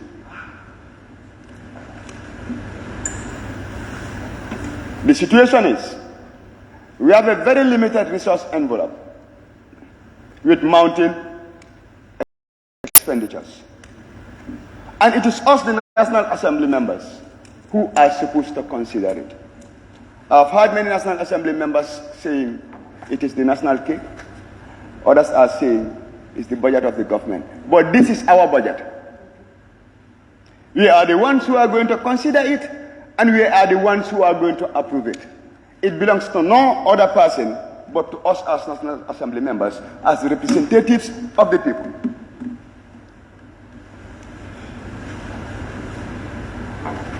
Honorable Speaker, The situation we are faced with is that our resource base is limited. In the minister's statement to the parliament, he did indicate that during the budget implementation of 2023, the main emphasis will be on how do we maximize our revenue collection.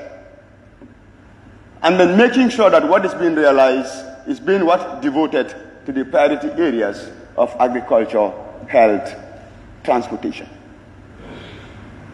But, Honorable Speaker, the question here is, the minister's statement is the political will. But as a parliament, our role in it is very, very cardinal. We lay so much emphasis on the expenses. Since in the morning, I've been listening very well. The emphasis that we are laying on the expenses, same emphasis have never been laid on the revenue. And basically, the main reason we are running at a budget deficit is because the revenue is limited. Had it been that we had enough revenue, we wouldn't be running a budget deficit. But our total focus is on the expenses. Our total focus is on reallocating. So, Honorable Speaker, to this drive, I would urge the Parliament, the National Assembly, and the Ministry of Finance to start refocusing our direction and pay emphasis on the revenue as well. And this has to be in two folds. The initial fold should be on its mobilization. But the secondary and most important one, which I haven't seen the National Assembly performing, is scrutinizing the revenue itself. In our oversight functions at FPAC, normally what we receive are the financial statements, the compliance report from GPPA, and the activity report. But we've never received any revenue audit where we have to scrutinize, look at the lapses, and come up with recommendations to improve on the system. But Section 152 of the Constitution is clear. It says both revenue and expenditure. So I would urge this assembly, if at all it is a legislative gap, let us work on it. Make sure we have the legal tools and make sure that the emphasis that is being placed on the expenses, a more equal emphasis is placed on the revenue. If you don't have it, how can you spend it? You cannot. But many a times, I would say, we are not even concerned with where the revenue is coming from. That's where you have the leakages.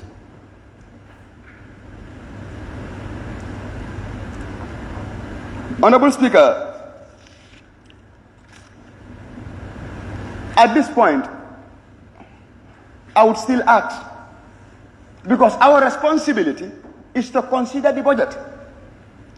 And consideration requires critical thinking. And before you can think about something, you have to understand it. You must understand it first. If you don't understand it, how are you going to think about it? We were on budget bilaterals. We started with a budget retreat, a pre-budget retreat. From there, we came to budget bilaterals. If you look at the budget, they will tell you, the notion is, it is prepared based on performance-based budgeting. But let's ask ourselves, where are the indicators? Where is the benchmark? How do we measure our performance?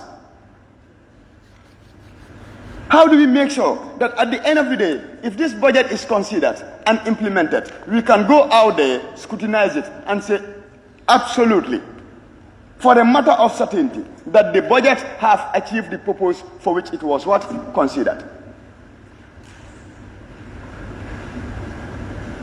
Honorable Speaker, this is important. Because if you look at the recurrent budget items with regards to expenditure, at budget bilaterals, I'll be honest with you, many a times the best tool at the disposal of parliamentarians is to cut or you add. But why are you cutting? Why are you reducing? Or why are you adding? This should be based on objectivity.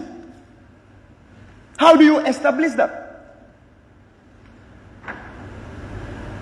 And if at all we are serious about what efficiently managing our expenditures, we must make sure that all expenditure lines are what result oriented. They must be based on deliverables. And there is no better time than now. And at this point, Honorable Speaker, I wouldn't do justice if I don't commend the Parliamentary Budget Office for coming up, for having the foresight and also piloting the PBB for 2023, basically on the social sectors. That is on agriculture, on health, and on what? Education. And we believe that if at all the required support is given to this initiative, it will provide us with the requisite that we can use as a benchmark to improve on the overall efficiency of the budget. And Honorable Speaker, at this point, I want to do some comparative analysis to look at the budget itself, so that perhaps we can have a paradigm shift. Let's look at rent and rates, Honorable Speaker. When I say rent and rates, I mean the government of the Gambia itself renting private properties to what? House government offices. In 2021, the total value was $236,919.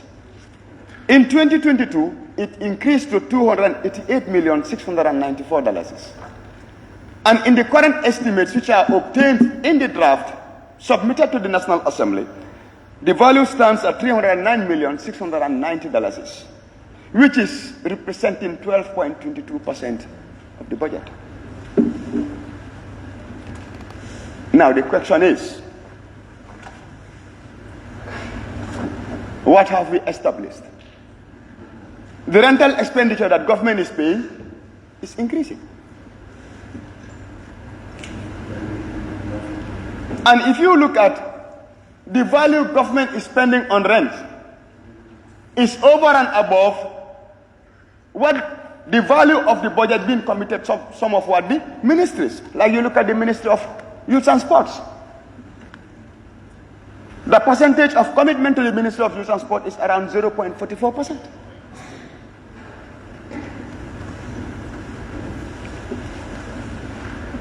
There is no scarcity of land when it comes to this availability to the government.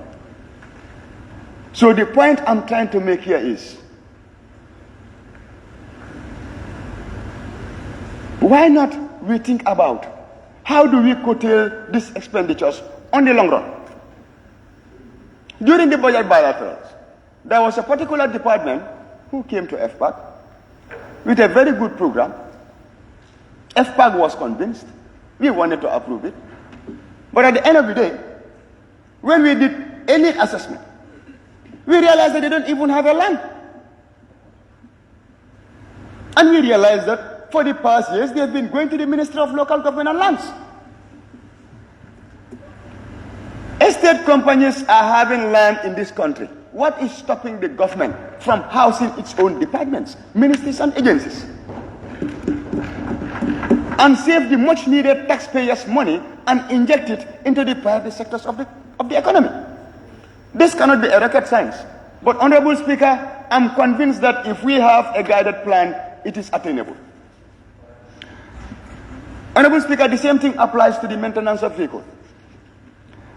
In 2021, the total value was over $71 million.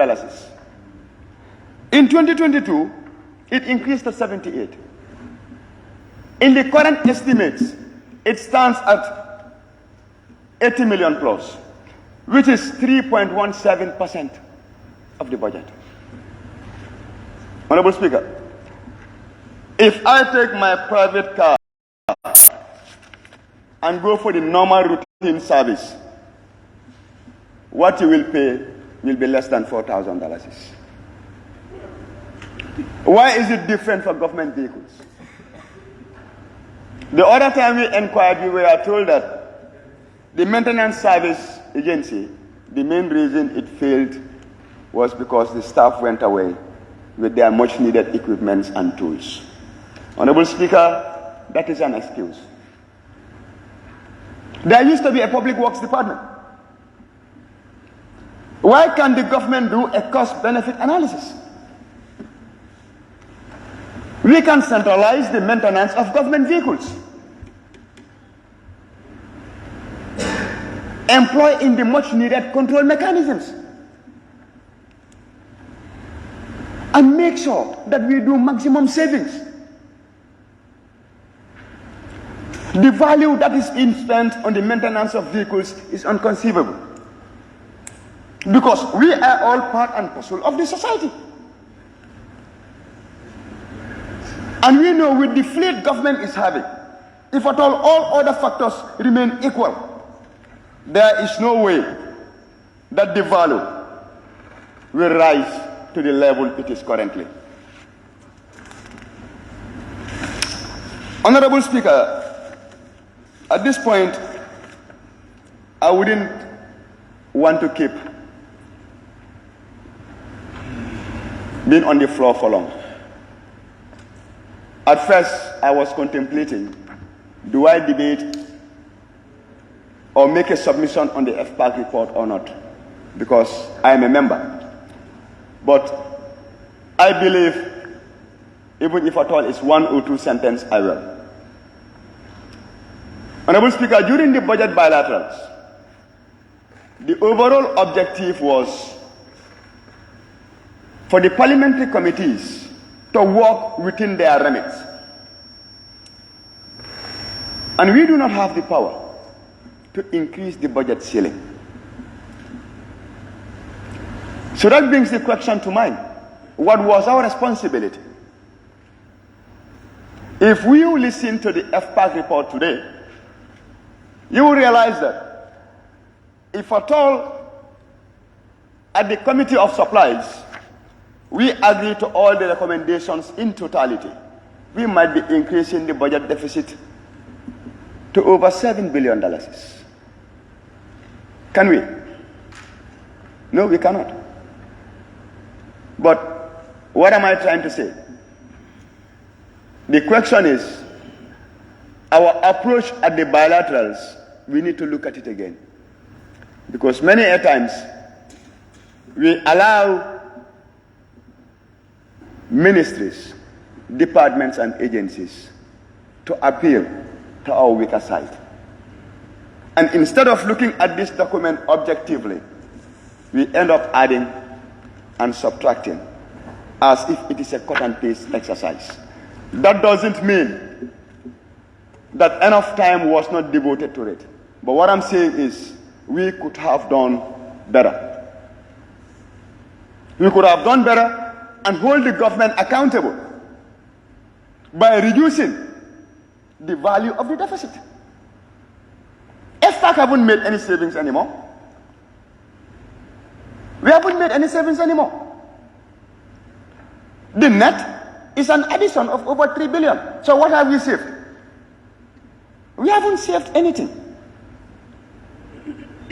And the question I've been asking myself since in the morning is, of course we are partners in government, but we have an oversight responsibility over the executive.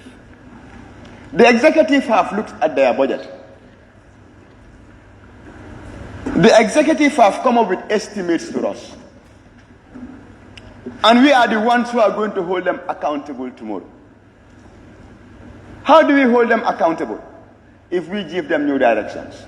Honorable Speaker, on that note, I beg to take my seat. Thank you.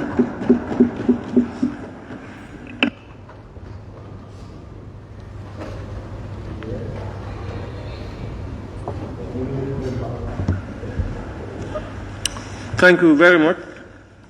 Nominated member, Honorable Keba Lamfufana. Honorable members, I now invite the Honorable member for 𝒂𝒏𝒔.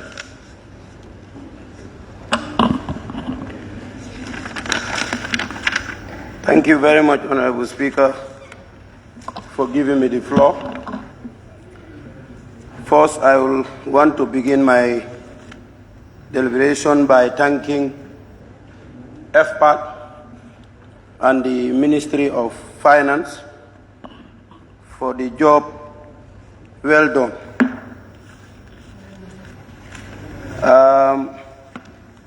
I would like to also thank all honorable members for participating during the budget bilaterals, and also thank Gambia participates for organizing a budget retreat for us. I think it was a very important event, and it has helped us to understand more on this budget. Also to thank the Office of the Clerk and the support staff for the coordination during this period.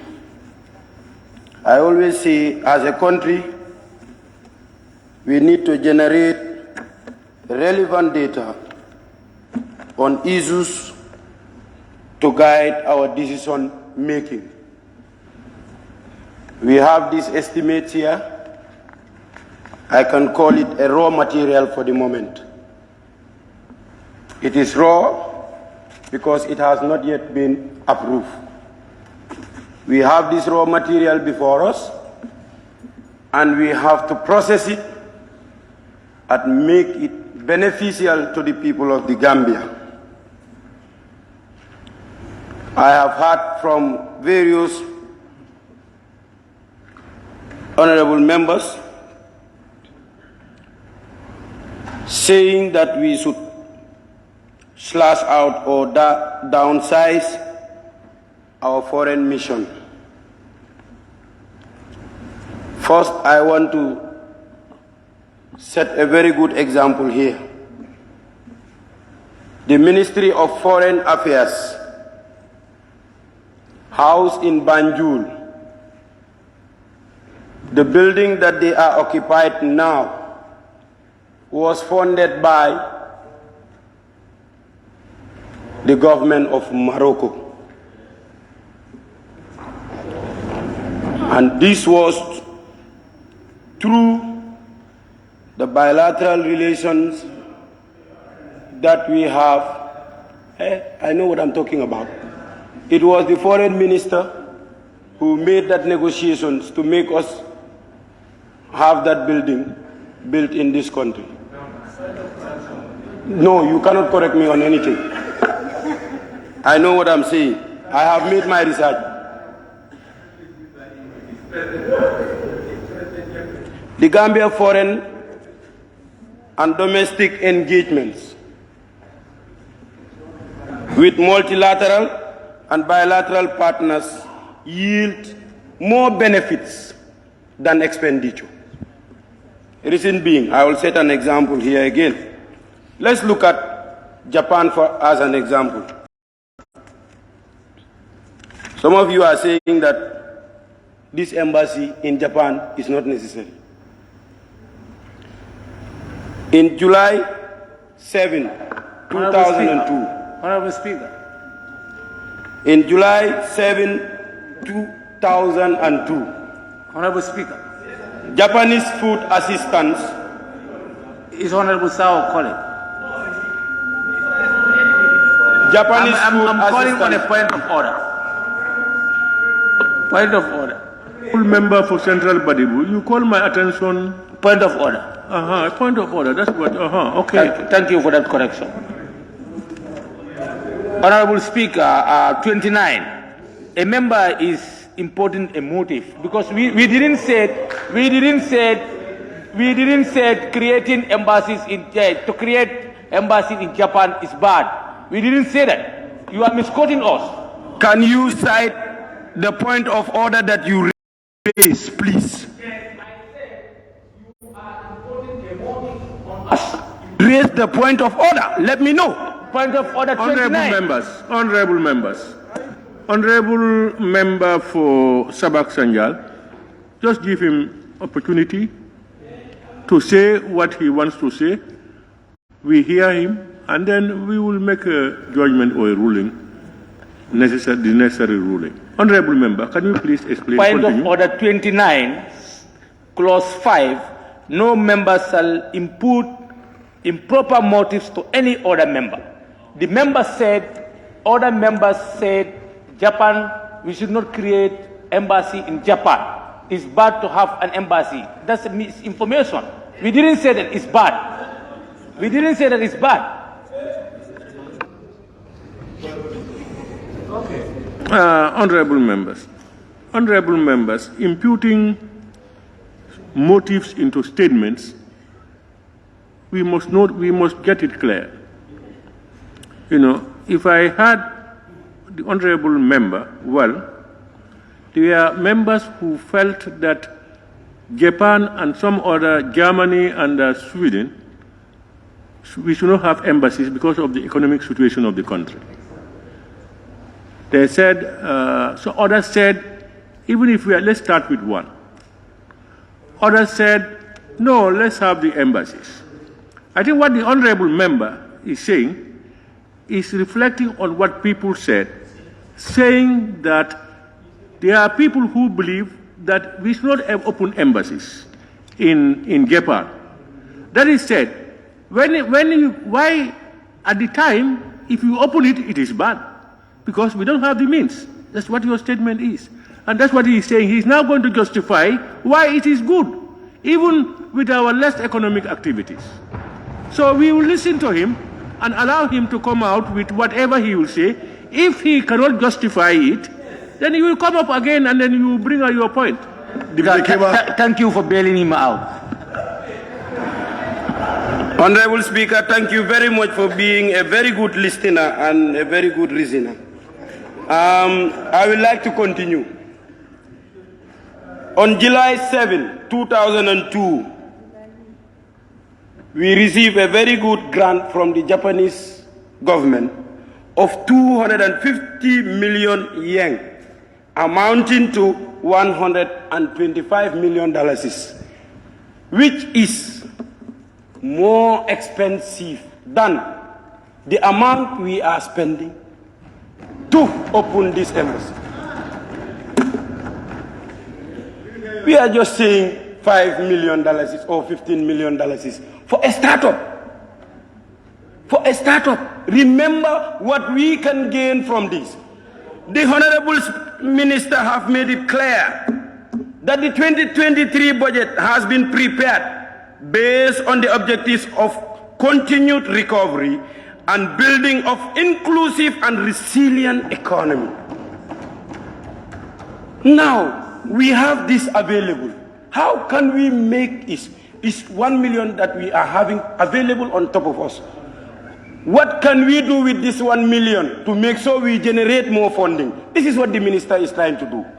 We have to start investing on areas that would yield more benefit to the Gambia, and not to spend on issues or areas that will not yield benefit for this country. This is what we have. We are convinced that everyone would agree to some extent that the Gambia's foreign and domestic engagements with multilateral and bilateral partners over the years yield far more greater benefits for the country than the expenditure. I will give you another example. Launching rural water supply by the same country, Japan, 8 July 2022, helping us to have 20 water supply systems in the country. Gambia, go to Sabasanjal today. There are some areas. Go to Opasalo. Honorable Kiang West made mention of some of the difficulties they face in their areas to get water supply. Do you know how much money these 20 water supply systems will attract? You are spending a limited amount of money in these embassies, but you look at the difference of what benefits that you are going to gain from these embassies. Don't only focus on what you are spending.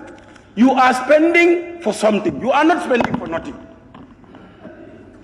If we want to help this government, and if we want to help the Ministry of Finance to move this nation ahead as a humble assembly, let's try to look at ways of what? Mobilizing funding and then handing it over to the Ministry of Finance so that we will have all our policies implemented.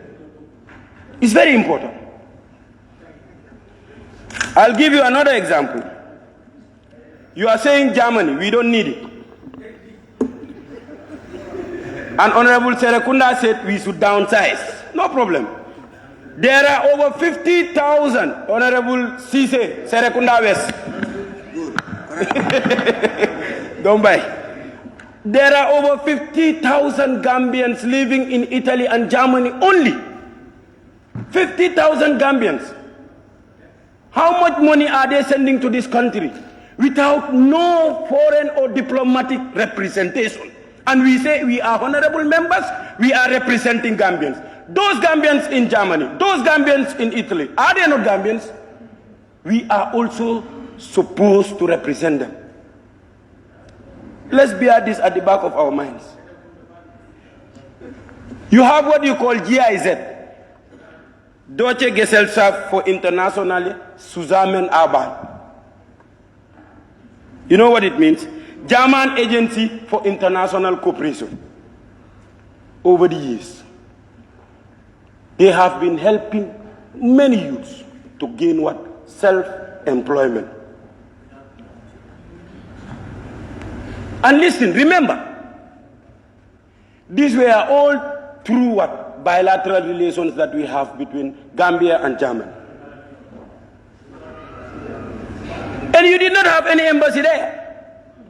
What about if you have an embassy there?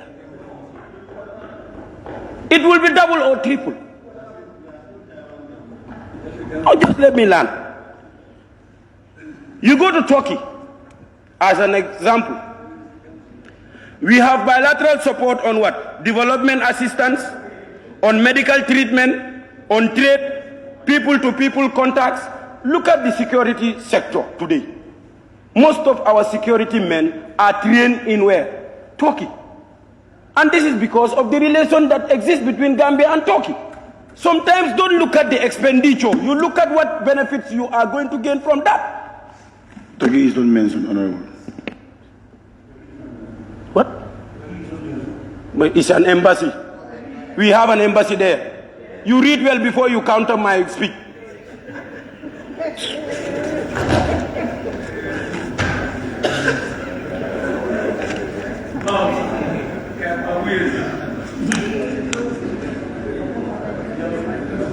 Honorable members, I want us to exercise restraint. I have said at the onset, let's respect people's opinion, but we reserve the right to disagree. So if somebody is talking, you may not like it, you may not believe it, but allow the person to say what he wants. You come on the floor and say and counter it with facts. Let's allow people to say what they want, please. Honorable member, you can continue. If you continue to do this, I can keep standing till tomorrow. I have no problem. I'm still young, 32 years old. Now, Honorable Speaker, the FPAC cut over $50-something million from National Assembly. I am suggesting that that $50-something million should be reallocated to Ministry of Digital Economy. The reason is we have to start looking at ways of generating funds. Investing on domestic resource mobilization is very important. And this ministry can do a lot. to help us generate more funding. We have been constructing roads and bridges. If we have machines that would help us to track the number of vehicles that would be passing or crossing these bridges every day, you realize that we can make a lot of money from those bridges. This is what we need. At the end of the day, you realize that this bridge would be able to take care of its maintenance.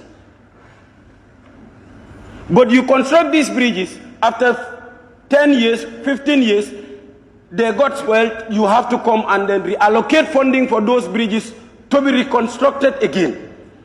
If you tap funding from those bridges and kept those monies, with time you can upgrade it using those monies that were taxed from them. I thank the Honorable Minister and the Honorable Ministry of Finance for considering not to increase direct taxes in this budget. Some of you don't look at the budget very well. You just stand here and debate unnecessarily. Some of them are here just to debate and get catch from social media, but not to speak the truth. And from there, you leave the chambers. Most of them are not around. Honorable Speaker, let us be observant. A member said that the office of the Speaker or the Speaker's salary or allowance should be reduced. Well, he's still on his feet. Yes. Are you on point of order? If you are not, you better sit down and allow me to continue. Honorable Speaker, 29.5. You are raising on a point of order. The language of the honorable member is not parliamentary. You cannot call honorable members. Some of them are not speaking the truth. If you don't speak the truth, you are speaking you are saying a lie. No, I'm saying. Well, I'm not talking to you. I'm talking to the honorable speaker. The language is not parliamentary. Honorable member, I sincerely agree that opinions of honorable members cannot be referred to as lies. Which I never say, Honorable Speaker. Oh, withdraw. Let him withdraw. Withdraw what? Honorable member, please. Honorable member, you said you never said so. Anybody is lying. I did not say that. Did you hear me say Honorable A is lying? Did you hear me say that? But you said it's not true. Honorable you cannot put words in my mouth. Honorable member for 𝒂𝒏𝒔, did you ever say that what honorable members say is a lie? He said it's not true. I never did. Okay. Yeah. Honorable Speaker. Honorable member. Yes. Yeah. Honorable Speaker. The honorable member said on record. It's on record, yes. That what some of the members are saying is not true. That's what he said. Is that parliamentary? Is that language acceptable in the parliament? Then you tell your colleagues that what they are saying is not true? That's my point. That's all. Honorable Speaker. Honorable Speaker. Member for Lower Salm, yes. Lower Salm. Honorable Speaker, we need to respect this plenary. We are all honorable members. Each member has your own opinion. We respect our own versions. Honorable Speaker, as long as he is there to against her, let him speak what he is expected to speak. You are making an explanation. No, I am talking honorable member. Honorable member, that's an explanation. We are now dealing. It's not honorable right. member for Lower Salum, please.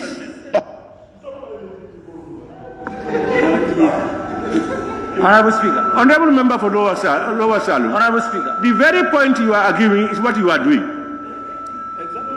So the ability to disagree with people, but respect them for their opinions. I've said this about 5 minutes ago. I do agree that honorable members must not call other honorable members that they are liars or what they are saying is not true. Unless you have evidence to say that somebody has misled us with a statement. But just a belief, you You cannot do that. If we start doing that, everybody will be telling each other that you are not saying the truth. And that is not parliamentary at all. Let's agree on that. He must withdraw. You are not there to rule. It's the speaker.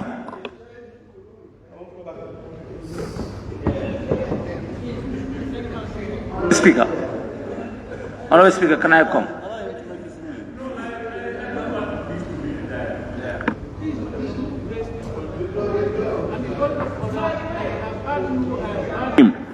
And now what we need to do is to have a ruling on it, either right or wrong.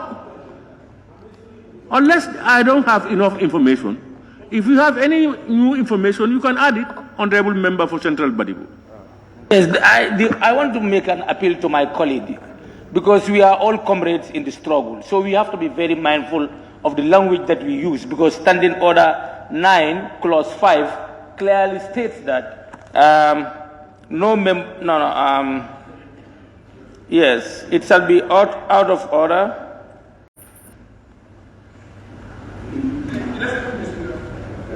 Yes, the members should not use offensive, or abusive language when they are making their contributions or debate. So a member, what the statement that he made is too blank, so he needs to withdraw it.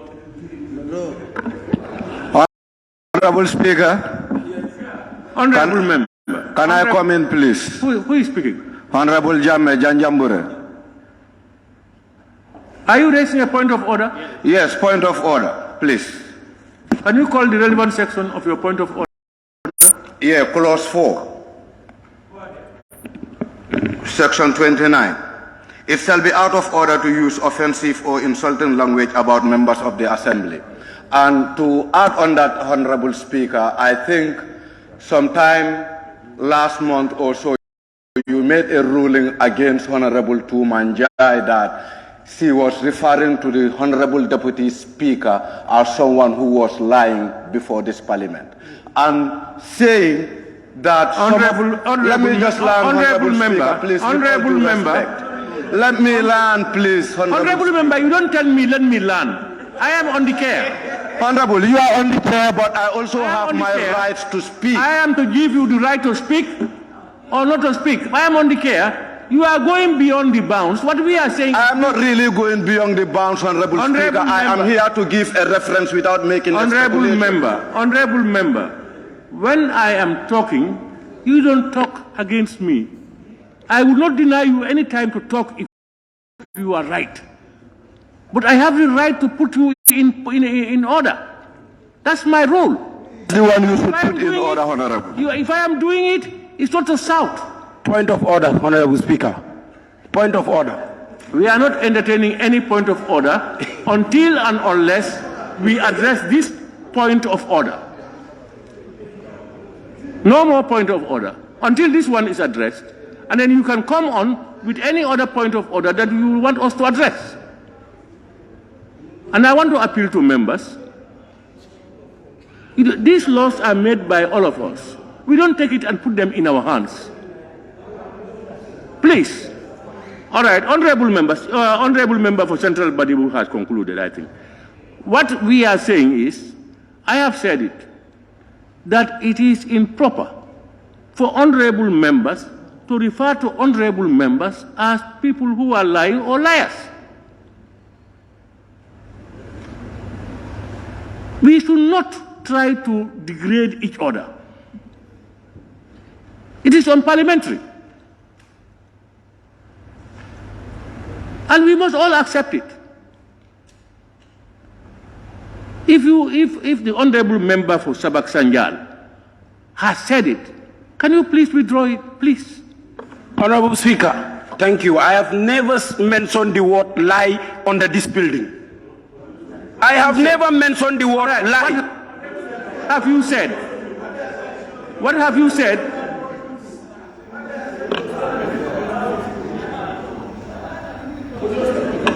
Honorable Speaker, I did not mention the word lie. Okay. I said some of the members debated here and left. They did not even want to sit down and listen to us, but they get the attention of the social media and speak something that is not true. This is what I say. I did not mention the word lie. If Honorable Speaker should ask me to withdraw the word untrue, I can do that, but not lies. I did not mention that word. I will never withdraw lies when I did not say it. You cannot put words in my mouth.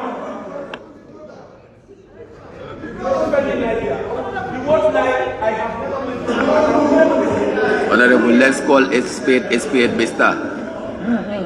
Come on. But you know you cannot waste our time here. To be honest. Honorable Speaker,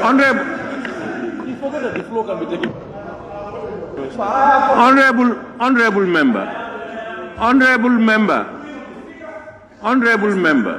I'm waiting for the ruling of the Speaker. The only time one would say what honorable member said is not true is when you have concrete evidence to show that he is not saying the truth. But based on assumption only, because what he said you believe is not true and he believes is true, you cannot tell him it's not true. Honorable member, can we just withdraw and we continue? Please. Thank you, Honorable Speaker. I humbly withdraw. That's it. Honorable members, please, this is for all of us. Let's try to be parliamentary at all times. We are not opponents. We are not enemies. We are here for a common job that will better the lives of the Gambian people. Please, let's take patience. We reserve the right to disagree. But let's respect opinions. If you have 50 people, 53, 58 people, you are bound to have different opinions. Please, Honorable Member, you can continue. Thank you, Honorable Speaker. We are talking about the budget here. And I'm saying the 56 million should be allocated to the education sector because we have so many areas in the country which have no upper basic schools or high school. For example, in Sabasanjal, we have 2 wards there, and one of the wards, which is Sabah ward, have no upper basic school. And the constitution of this country have reserved the rights for all students, all Gambian children to have right to education. Honorable Speaker,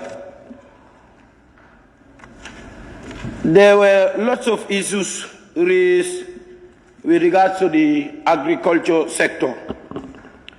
If we invest on agriculture, we should always see the proceeds.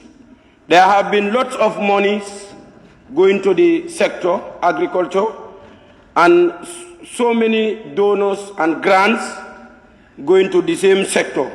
But the Ministry of Agriculture should start consuming those grants, those monies that are allocated to the ministry, so that it will yield dividend to the economy of the country.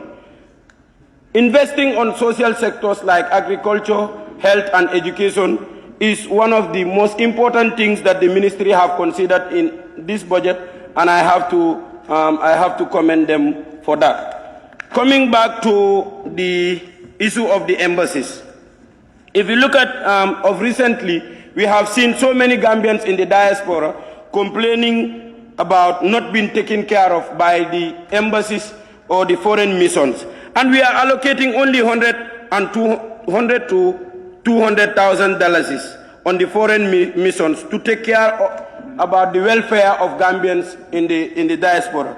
I think this is very minimal, considering having 50,000 people in Germany and Italy only, with $200,000 to take care of their welfare. I think this is a very small amount of money. And they have been sending a lot of money in the Gambia. On remittances only, we have seen 777 million, which is 40% of our GDP from remittances. And these are our own people. So their welfare has to be taken care of, and we need to put that into consideration.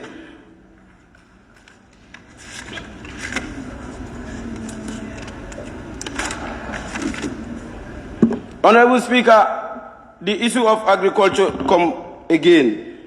Still now, the 56 million cut from the National Assembly.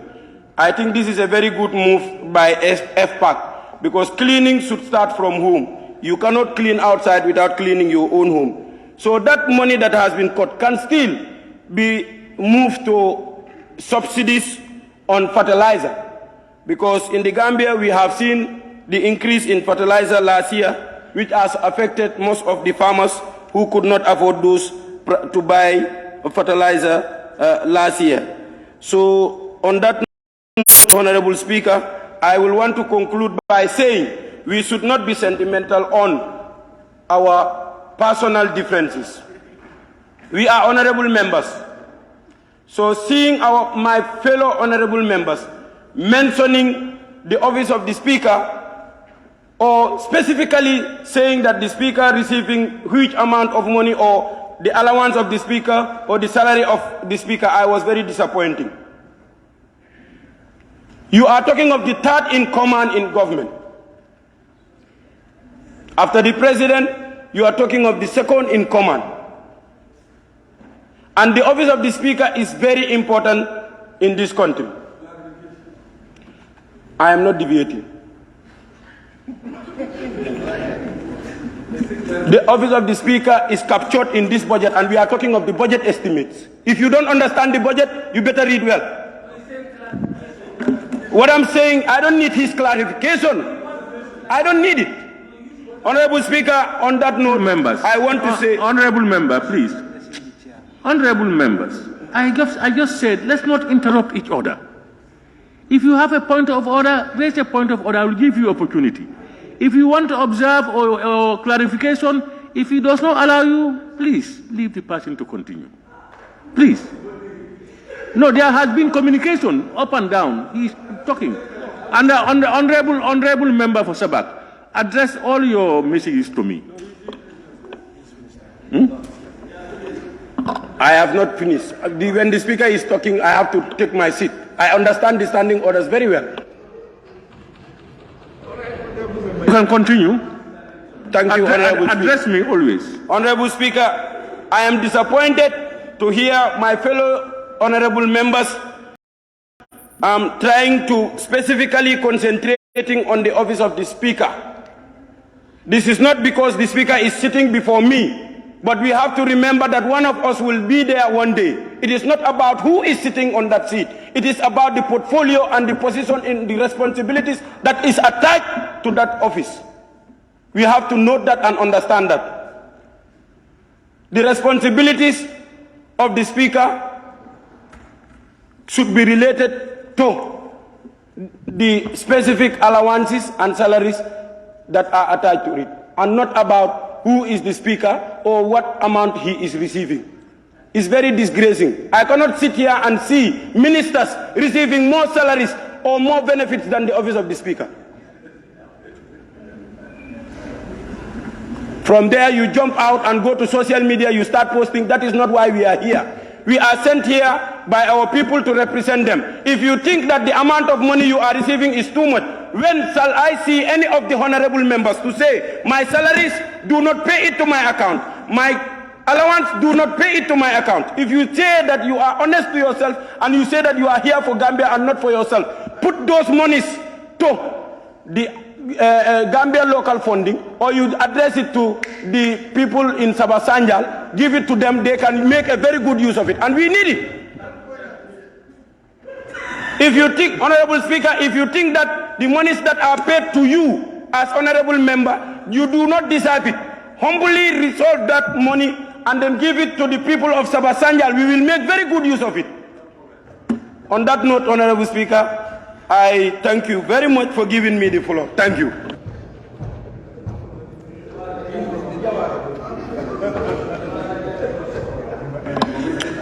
Thank you very much, Honorable Member for Sabak Sanjal.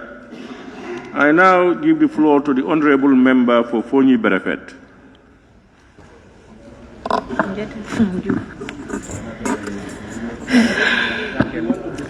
Thank you so much, Honorable Speaker.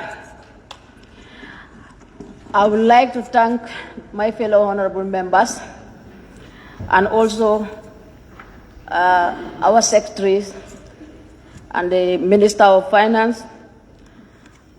I'd also like to thank the FPAC committee for doing this job. Honorable Speaker, we agree and cannot argue that the national budget is a national cake that should be shared between the citizens of the Gambia accordingly. We also agree that children are born either female or male. And that part, that leads us to the national census. According to the national census, which is carried in this country, tell us the total number of people we have in the Gambia, the total number of females, the total number of boys, the total number of people living in the disability. Honorable Speaker, for that being the case, we know that the largest number of people living in the country are women. We are overpopulated. Our population is very high. The number of women we have in this country is very populated. So, Honorable Speaker, I thank the FPAC for increasing the budget of Minister of Gender, Children and Social Welfare. But honestly, for me, that is not enough. I'm appealing the other ministry, like Minister of Fishery, Ministry of Youth and Sport, Ministry of Agriculture, Ministry of Finance. Not this year, but at least even next year, to put a budget line for youths and women of the Gambia, because the population we have is big. Only the Ministry of Gender cannot carry that job to satisfy the women of the Gambia and the disabled and the vulnerable families with the kind of money allocated to the Ministry of Gender. Honorable Speaker, that will take me to health. Health Ministry, honestly, they are trying to do a lot of job, but during our discussion on acute kidney infection, we also know that Health Ministry spent almost 50 million in sending our medicine outside the Gambia for tests because we didn't have machines in our lab. The machine, we can test whether our medicine is poisonous or toxic. Honorable Speaker, the Gambians are drinking medicines which we don't know whether it's poisonous or toxic. We are eating food that we don't know whether it's poisonous or toxic. It means that it's like people are moving like that. Maybe we are dead, we don't know. Because we can kill ourselves in eating something we don't know, in drinking medicine we don't know. Honorable Minister, Honorable Speaker, I can say the Minister of Finance, the Lord given to you by the honorable members, because every honorable member here wants all the different ministries to have the kind of money they request. The Lord is huge. But I really want to add this load to you again. Maybe we will cut your head, the neck. Because, Honorable Speaker, without this machine in our laboratory, we cannot move. We need to have this test machine. We cannot spend millions sending our medicine outside the Gambia to Senegal and Ghana. Senegal here and Ghana. For them to test our medicine, whether it's toxic or poisonous. We don't know. We are giving drugs to our children without knowing whether it's toxic. We are eating food without knowing whether it's toxic or poisonous. Honorable Minister, even you cannot do it this year, but try by all means. Gambian laboratory, we have a lot of technicians. We have a lot of people who know about chemistry, they know about biology, they know about physics, and they can do this test. We have a lot of laboratory experts in this country. They can do it. But the problem we have here is that we don't have the materials. This is a country whereby even politicians want the country to be developed. You cannot enjoy as a politician if the country is going backwards. We want the country to go forward for the benefit of all of us, for us to have peace, for us to enjoy in this country. If we don't have what we want, even the 𝒂𝒄𝒄𝒏 infection, the 66 children who died, nobody can say that these children belong to MPP or belong to UDP or APRC. It's the children of the Gambia. They die, and we should work together as a team to bring something that we want inside this country. Honorable Speaker, I'll also move into agriculture. Honestly, almost every honorable member elaborate more on agriculture, that we should invest money in agriculture, and also other honorable members also, especially the old NAMs, explain that they pump a lot of money in agriculture. I am a new NAM. I cannot deny that because I don't know. But I can say that the kind of money they are talking about, especially the projects do come to the Gambia and stand alone. They never work under DOA.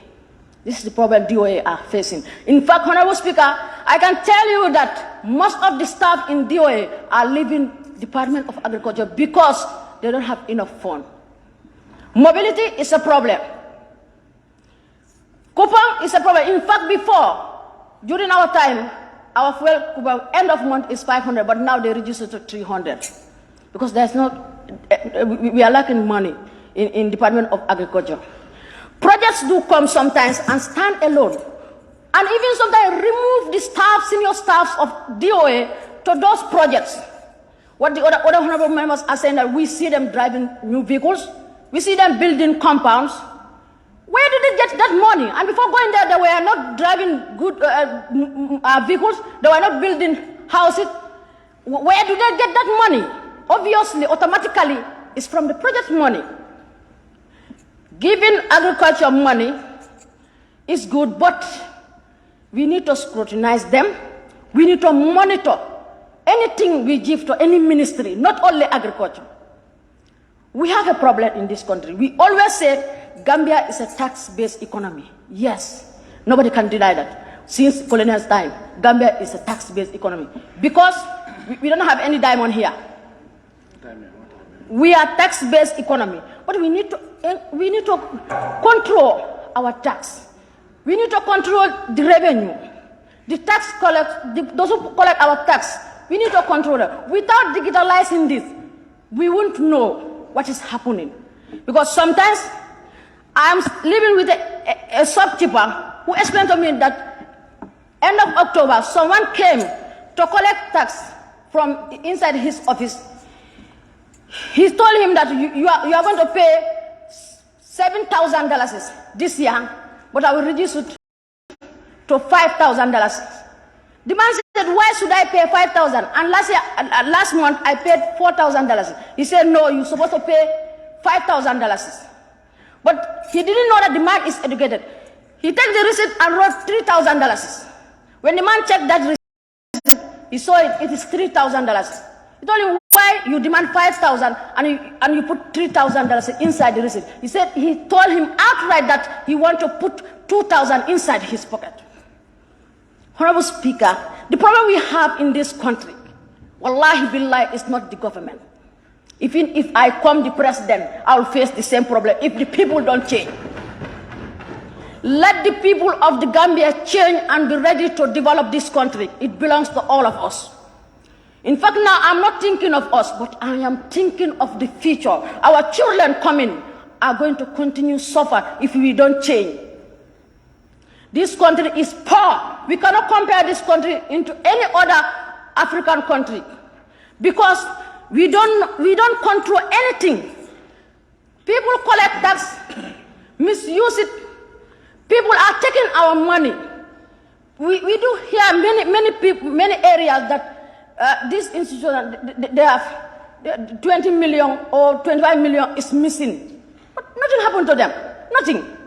Sometimes we are here representing people. We do have people saying outright in the government of Adama Barrow, if you are not rich, you shall never be rich. Where do they get that money?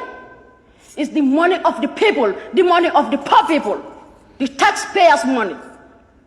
You are there working inside the office. Your salaries alone cannot give you 2 compounds.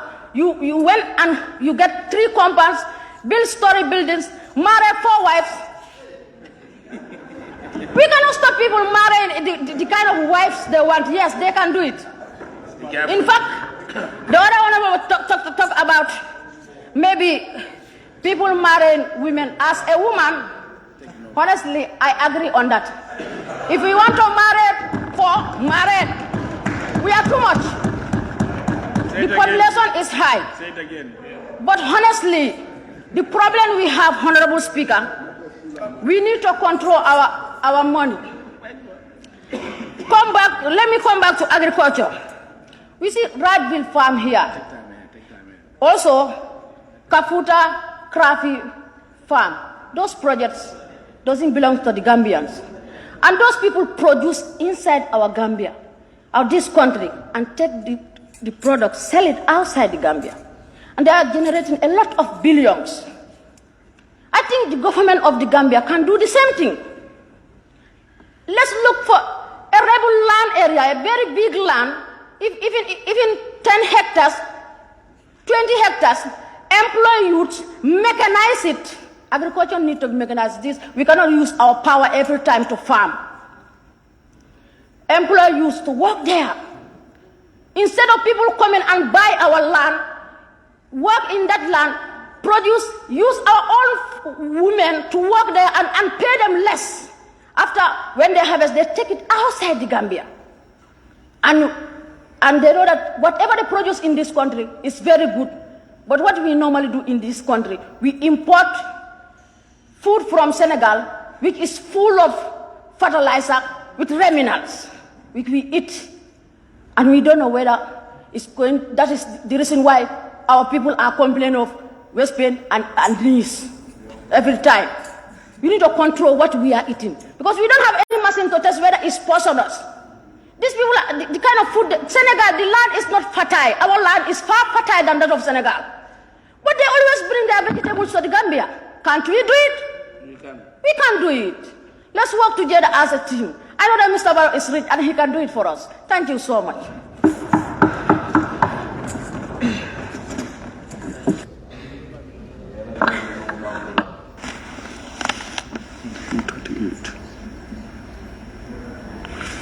Thank you very much, Honorable Member for Fonyi Berefet.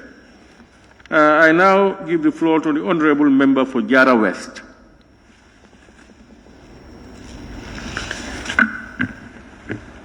Thank you very much, Honorable Speaker, for giving me the floor. Honorable Speaker,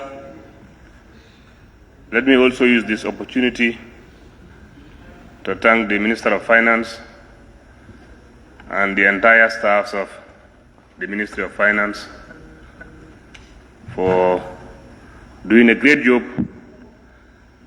by tabling this budget estimates in this noble assembly. And once again, I thank the Honorable Minister of Finance once again, because by looking at him, I know things are not easy, because he looks so tired, but I know he's doing it for the people of this country.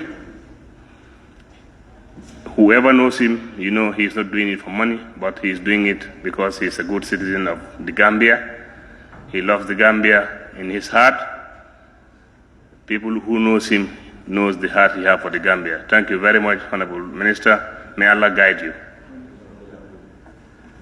Honorable Speaker, let me move my submission. I have to limit it because I can see members are exhausted.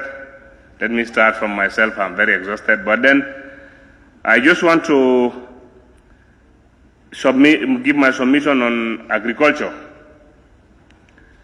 I believe Most of the speakers have said agriculture, we have to concentrate in agriculture. But to my own suggestion, all the development budgets on other sectors left to me alone, let's see and sacrifice for 1 year and move all the development budgets to agriculture and see what can happen in this Gambia. Honorable Speaker, we are talking of COVID-19 and the Ukraine-Russia war. I am not praying, but may Allah forbid. But if you don't be careful, this year will be more serious. Because of farmers, they lack fertilizer. You can see a big farm, but when you harvest, sometimes what you spend in that farm, you cannot even have a quarter of it, which is very sad. It is only agriculture that can bail this country out from the situation this world is going now. Look at the price of a bag of rice. This is not only Gambia. Economic crisis all over the world.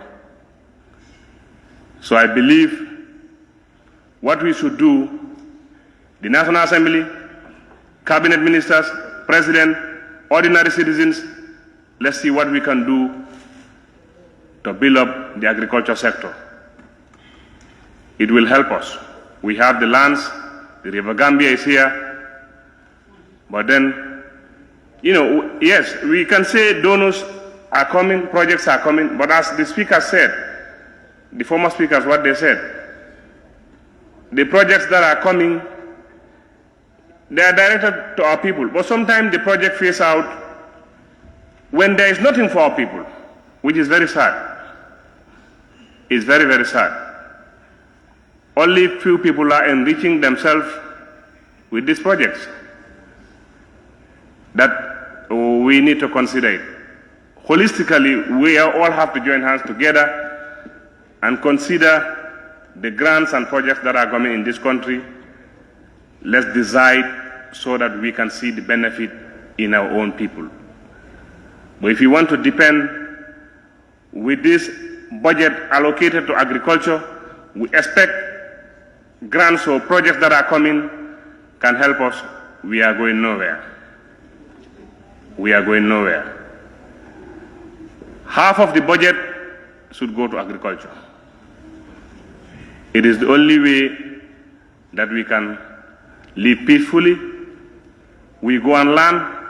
Even health, before we are talking about health, but if we eat good food, I mean, not the food that we import and bring into this country, but the food that we grow, if we stick to that food, I think a lot of this sickness and disease will even stay away from us. But now we have different kind of sickness because we eat any type of food that we, accessible to us. And then a hungry man is difficult to control. If you are hungry, there is nothing you can do. Sometimes it may lead you to something that it is not you are not in that habit, but because of hunger. Hunger is very, very serious. So I appeal for all of us to add ideas together, put hands together. What can we do at least to attain food self-sufficiency in this country? It is the only way forward. This year farmers are crying. Some people who were buying 10 bags of fertilizer, this year they can only access 2 bags of fertilizer. That is very serious. And then we are talking of economic crisis all over. Bag of rice moving to close to $2,000. It is not only the Gambia, it's the whole world. But then, let's see how to remedy that situation for the benefit of our own people. But if not, I don't see us. Honorable Speaker, from that I want to move to health. Health, we have seen the allocations, but also I always say the decentralization should be performed the right way. We have seen what is allocated to hospitals. And I always say when we decentralize the system correctly, it will reduce the burden to the urban areas. Like in Soma,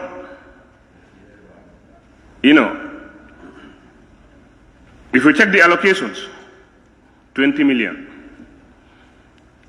I always say this. The last time I said it, during the SONA, there is no functional dental unit in that hospital. There is no functional surgical unit in that hospital. It is not fenced. No staff quarters. You expect those people to perform very well? I don't believe. And then, if you concentrate much in these hospitals at the rural areas, it will help. It will help.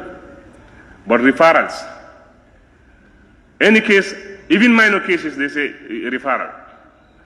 Do you think that can take us forward? We will never move. Let's change the system. We change the rhythm. Even this community health post, let's see what to do. It can help. But you go to a community health post, sometimes the situation is very, very sad. I am appealing, let's look into this seriously and do the needful assessment when allocating. Let's just not allocate him for the name of allocation. Honorable Speaker, on the regional government, I've seen the FPAC consolidated report.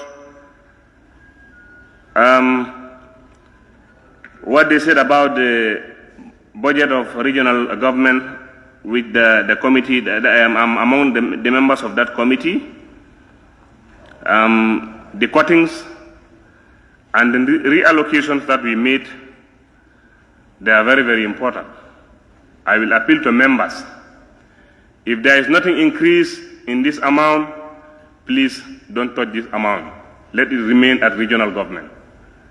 They have mentioned key areas that are of the interest of this country that they want to go in for.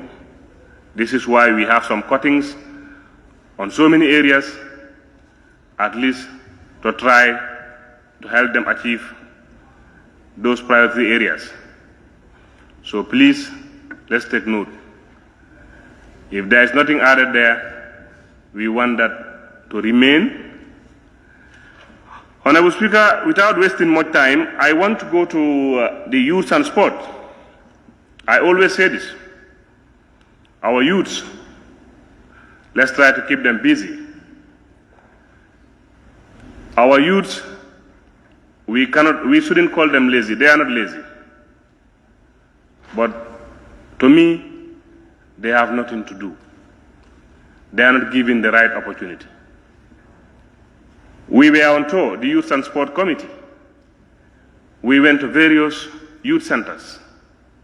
And these youth centers were built by some projects donors, like this GIZ, 𝒘𝒄𝒄𝒏.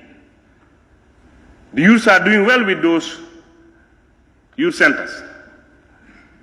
And then what I learned that those projects are phasing out. Now, when they phase out, how can those projects keep running? Are they going to die? Are they going to stop like that? We should put that into consideration. The last time during the bilaterals, the National Youth Council Executive Director said he used to ask for subvention for the regional youth committees at the regional levels. At the regional levels. But he said whenever he asks for it, it is never factored. Please, if you want to reduce crime rates in this country, let's try to address that issue. The youths are doing very well. When we went to Jara Soma, with the Youth and Sport Committee, the stadium was full. Inside the town, you don't see the youths. They were all at the field. Others are reading in the library. Others are playing football. Others are on volleyball. Others are on basketball. So, you think those youths can have a time to go and attack or to go and steal or to go and fight? No, because they have a lot to do. So please, I would like a quota to be given to the youths. Let's try to reduce or at least to cut this backway syndrome. If the youths are occupied, I know this country will move forward. And the youths are ready. I've been to a lot of youth centers. But if you go, when they tell you what they are doing there and what they are earning there, believe me, you'll be very, very happy. So I am appealing to the honorable members. Let's see if there are any mechanisms. Let's see what to create for the youths at the regions. They are doing good. They shouldn't be left out. Honorable Speaker, there is a place that really impressed me. This GSI Gambia Shanghai initiative in 𝒂𝒐. When I was there, I've never been there before, but I got the opportunity to be there with the Youth and Tourism Committee. Honorable Speaker, if that can be replicated in all the regions in the Gambia, I believe in 2 years, 3 years, if it is serious and we are empowering them, we will see a difference in this country. I was in 𝒂𝒐 to see what they are doing there, but you can see that place is moving good. But then they have a lot of constraints. You can see even what the allocation given to them, I think if I'm not mistaken, is just at the development budget, $9 million. They are training our youths with skills, lot of skills. And then the good part of it, a lot of production is coming from there. They produce almost 100 crates of eggs a day. And then that is not, the demand is very high. But then we should be very, very serious in centers like that. It will really help. We couldn't finish their project sites. I set my watch when we are moving. We trekked almost 1.5 kilometers. My watch showed 1.5, and we couldn't finish their sites. This is very, very impressive. Let's focus on how to sustain places like that within all the regions.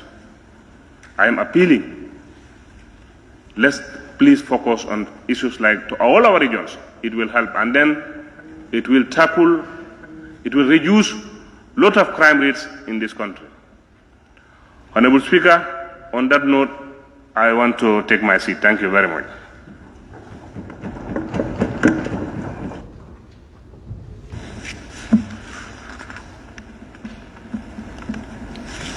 Thank you very much, Honorable Member for Jara West.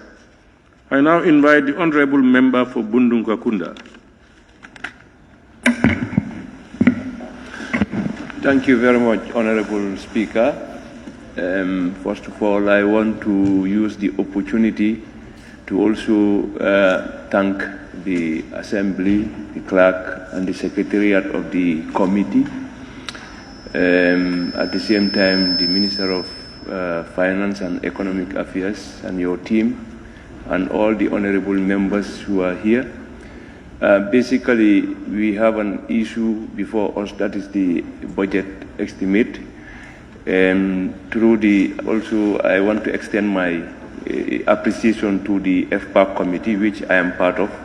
But basically, I may not touch the report side, but I just have a word of wisdom that I want to share. You know, we must need to understand why we are here. and the reason we are elected as National Assembly member. Here, we are all brothers and sisters, representing the same Gambian people. So the budget is here for us to consider, just like what the nominated member said.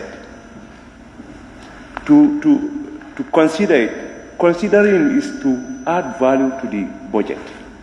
So each and every one of us, we have a responsibility to do that. This is why most of the committees, members are divided into committees to engage their areas so that they can do some, bilaterals with them. But I understand most of the members are thanking the FPAC for cutting. That cutting was not easy because most of the institutions or departments when they came, they normally come with their justification. But yes, we must have to prioritize. In life, we must have to prioritize issues.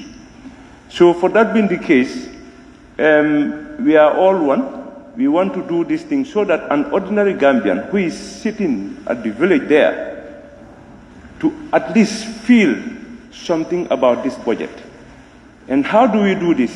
We need to factor ourselves from now on, because I think this is happening on yearly basis. And when we were going through, we saw some certain budget line.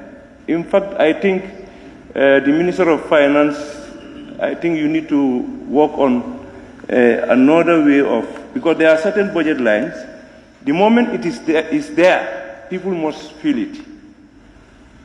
Whether they need it or not, they must feel it because it's already there. Like office equipments, if you budget for that and this year, you still want to budget it the next year. So sometimes we have to be very honest to ourselves. And we are talking about let's invest in agriculture, education, health. These are all social, sectors that really that we can, invest so that we can earn something as a country. But the problem here is, as lawmakers, we are here to approve the budget. But the end users, are they going to do what we approve? This is another thing. Because agriculture, we keep putting money there, but still now, are we progressing or are we growing? And I think whenever I sit here, I look at this, the coat of arms, progress, peace, and prosperity. Are we progressing from one year to another? Which is very, very important. So, we all belong to committees, but I know as far as government is concerned, government is overwhelmed with so many responsibilities. All these sectors that came here, that are in this budget estimate, they are all important. Sometimes we may prioritize, but they are all important.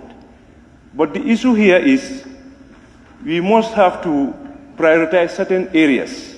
But even if we prioritize it, what our responsibility is just to consider, approve it. When we approve it, it goes to the technocrats. So sometimes I feel very disappointed when I hear this show department or ministry, they don't have this and this and this.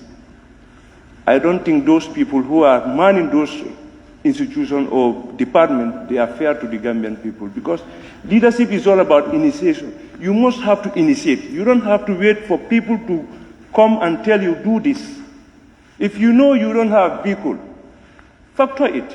If you know these are some of your challenges, factor it. You don't have to wait for people, because normally at the FPAC level, they will come, when you start scrutinizing, they will give you excuses. You don't have capacity, you don't have this. If your staff don't have capacity, why can't you organize training for them? And every year you see, there is no budget line that came here without training. So, yes, it's good, it's an ongoing process. But is it adding value? Because at the end of the day, when you are caught in certain situation, you start justifying the capacity is not there. So we know health is very important, I just want to give an example. I don't need to mention the leader. He was sick, and they wanted to fly him to a country where he's supposed to go for treatment because he don't have the machine that should do the testing.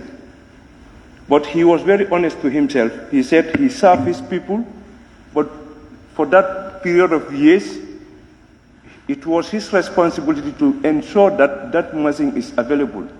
So now he falls in the same situation. He decided not to go, and he finally died. But he died with dignity. So these are things that, as leaders, we must have to take our responsibility.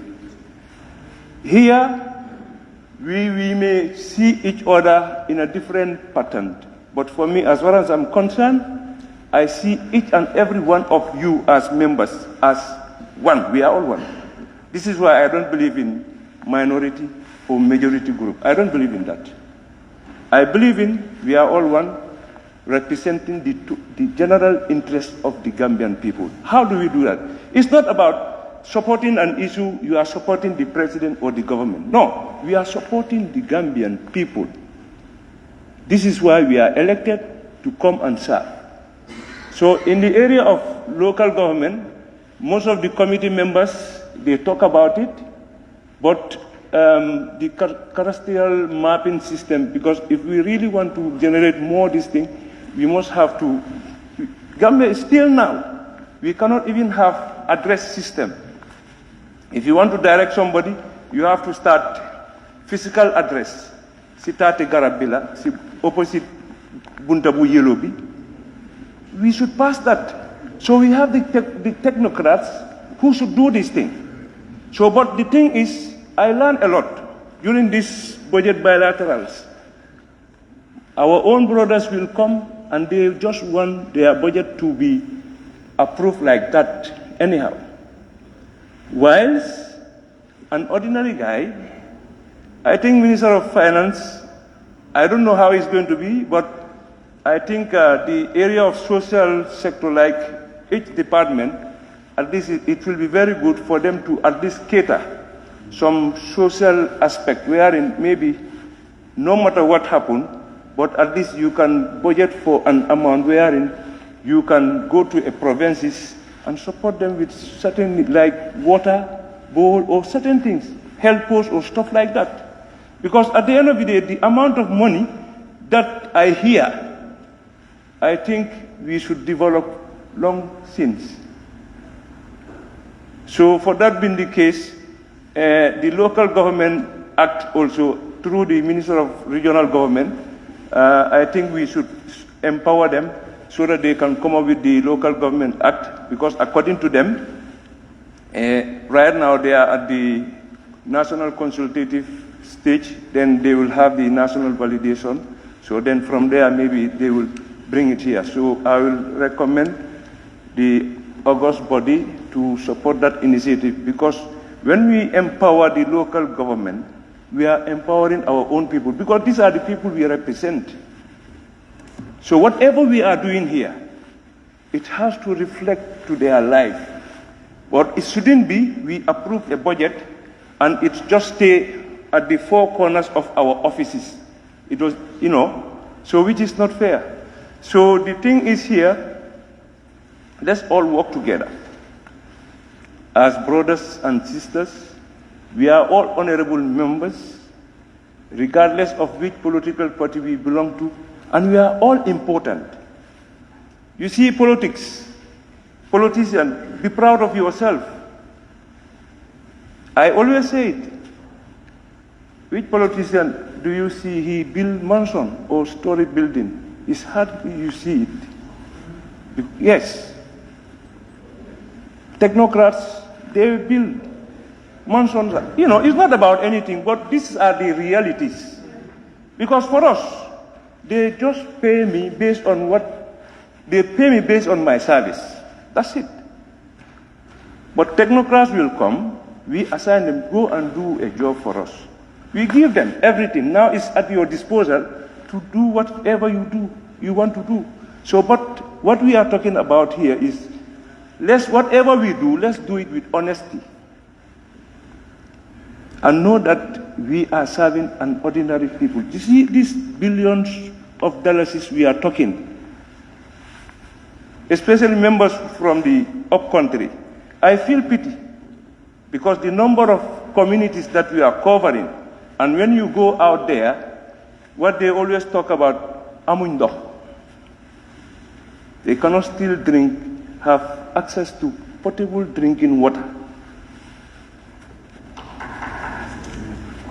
We have our traffic. Whenever we are coming to work, you spend a lot of hours. Still now, we are not thinking even how to fix that. You see, as a leader, you always have to be proactive.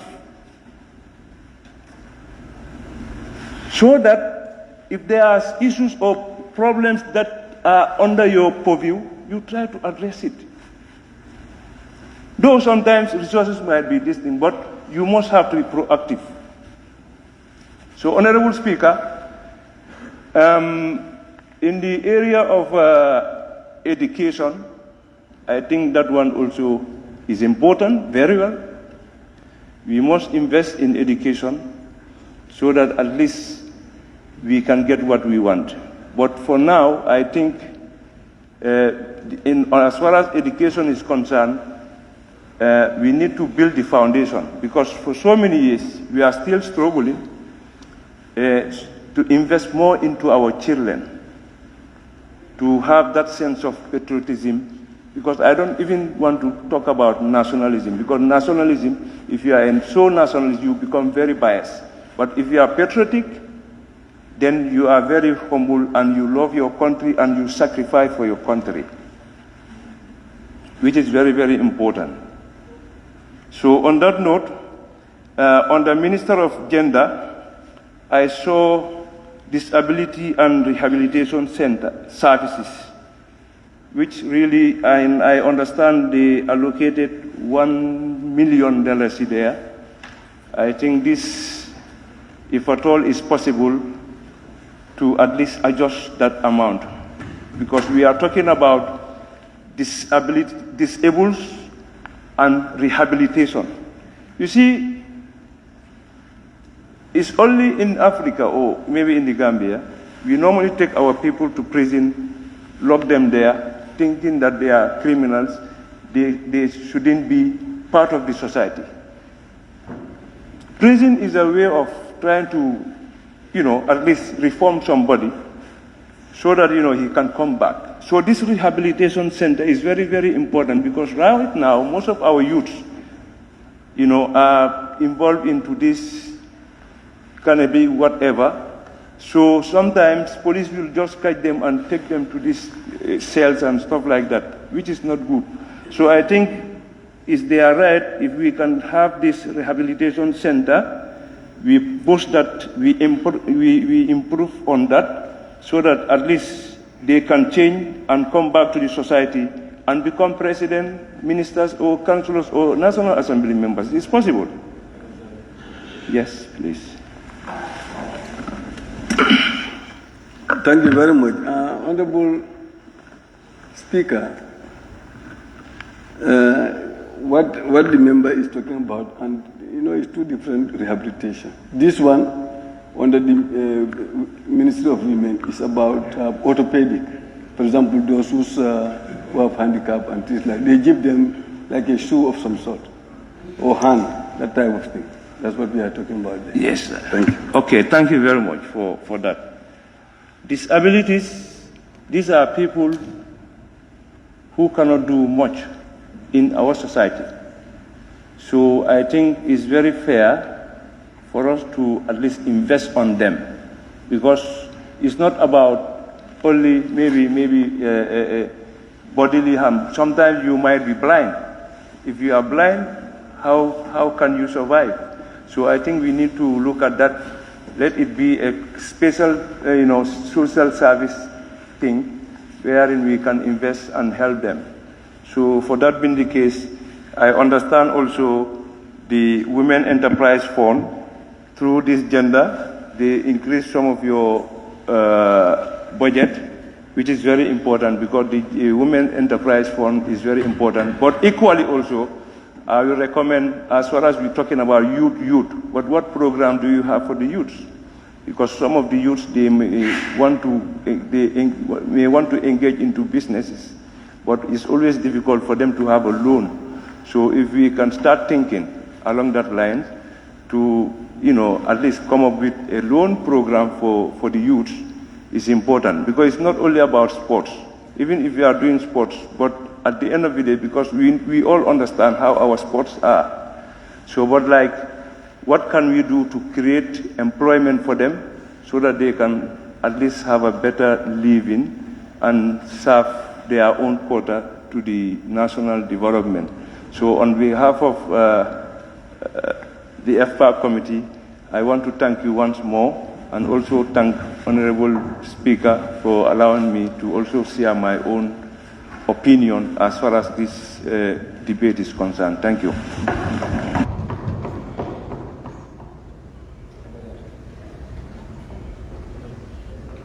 Thank you very much, Honorable Member for Bunuakunda. Before I go to the next seat, Honorable Members, there were some members whose names were called, but they were out. We will take another opportunity before I move to the last seat. Let me call their names, if they are around, so that they can take the floor. Honorable Member for Banjul North. Here. Thank you.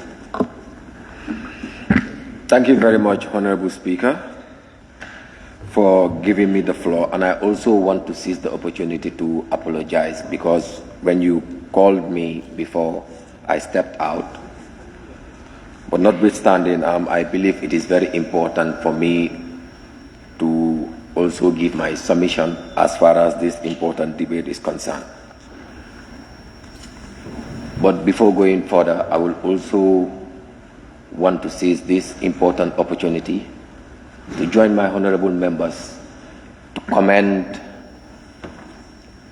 the Director of Committees in the Parliament with his team, the Office of the Clerk, the Minister and his team, that is the Minister of Finance and his team, and also the FPAC for coming up with such an important and very comprehensive consolidated report as far as the draft estimated budget for 2023 is concerned. Honorable Speaker, if you allow me, I will want to share this with members, that to attract better, we have to become better ourselves. We can't do some things as expected, like before, and we expect change. We must try by all means to see that we have a progress in Gambia, and in doing so, it is always very important for everything to start from us. Looking at the hall right now, or the chamber, you will come to realize that when we started this morning, everybody was here. But as I am talking, just few members are here. And the most important session is tomorrow's session. And whatever I'm going to say today or tonight have to do with what we're going to do tomorrow. So if members are not here to listen to me, then I see no use for me to say anything. Because at the end of the day, we will all end up arguing, because they will not understand exactly what I mean or what I intend to do as far as my recommendations are concerned for the budget estimate. Honorable Speaker, it is indeed very important as a nation, and I always say this, for us to seize the opportunity to harness what we call demographic dividend. But we can only do that by making sure that we enhance our social sector ministries, that is the Ministry of Education, the Ministry of Health, I can also say the Ministry of Agriculture. But how can we do that? Or how can we better do that when we don't even understand what we are doing? This is something that I really want us to look at. Because for me and my people, if you ask us whether we are concerned, our question is yes, we are concerned. And I will take you back, Honorable Speaker, to where we started as far as this process is concerned. The Honorable Minister of Finance did make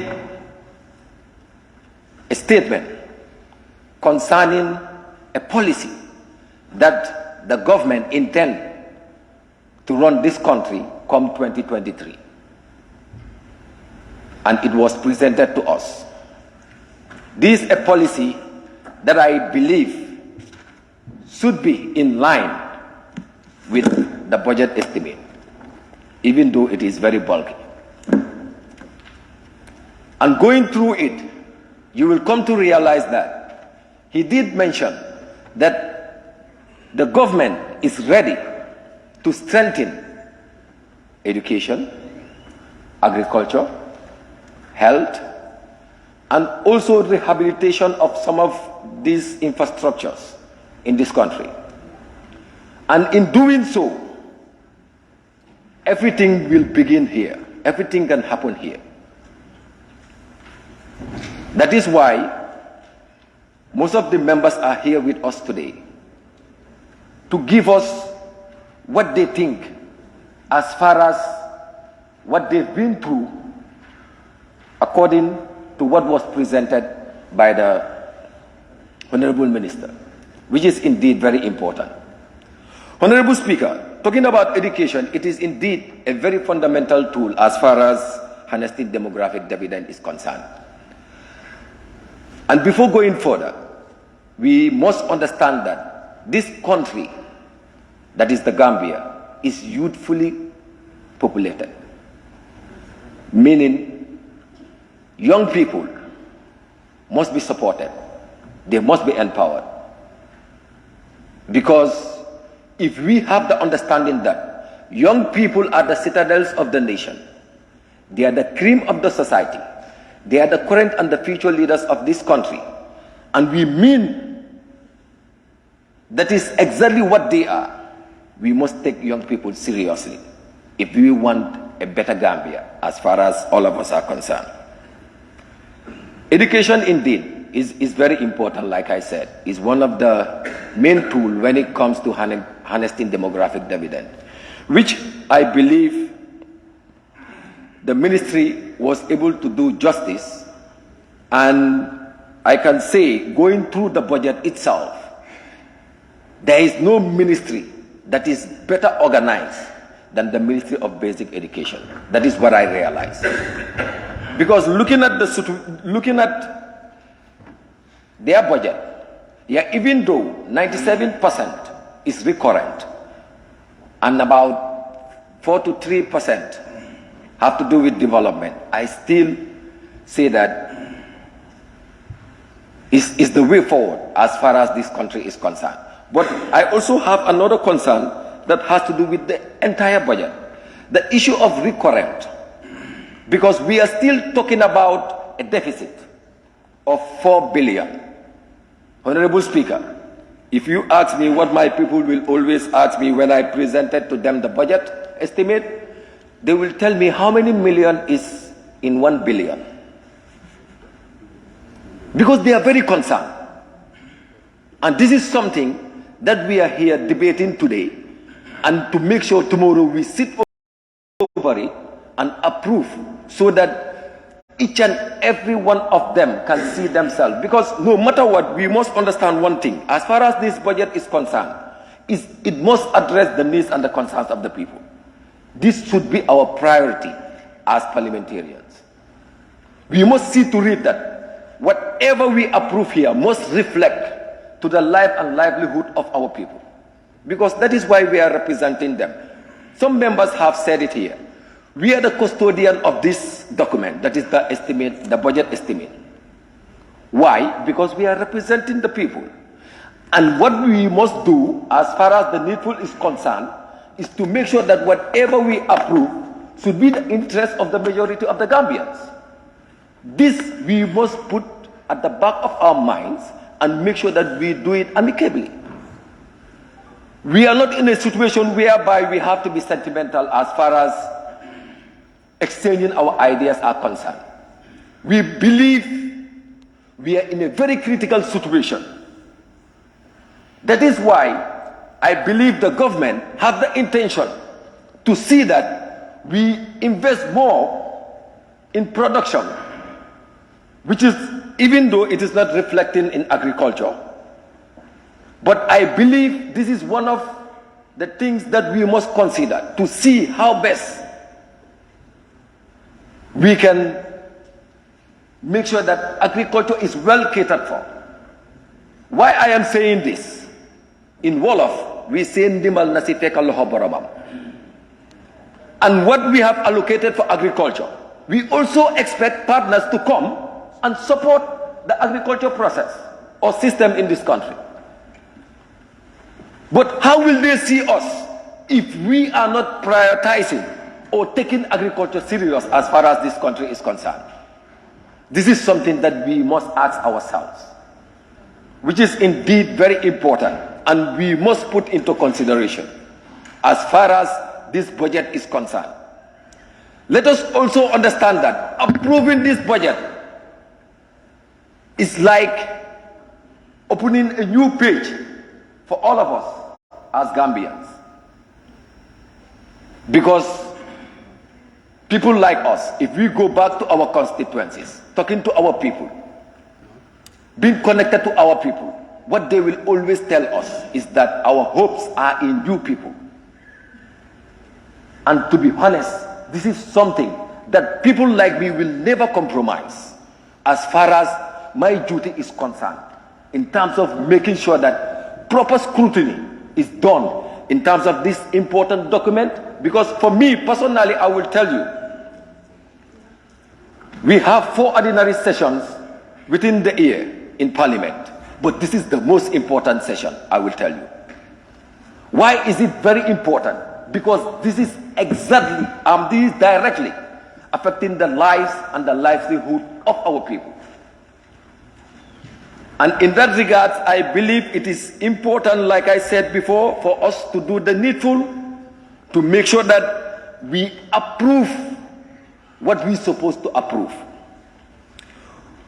Coming to the Ministry of Foreign Affairs, I heard people talking about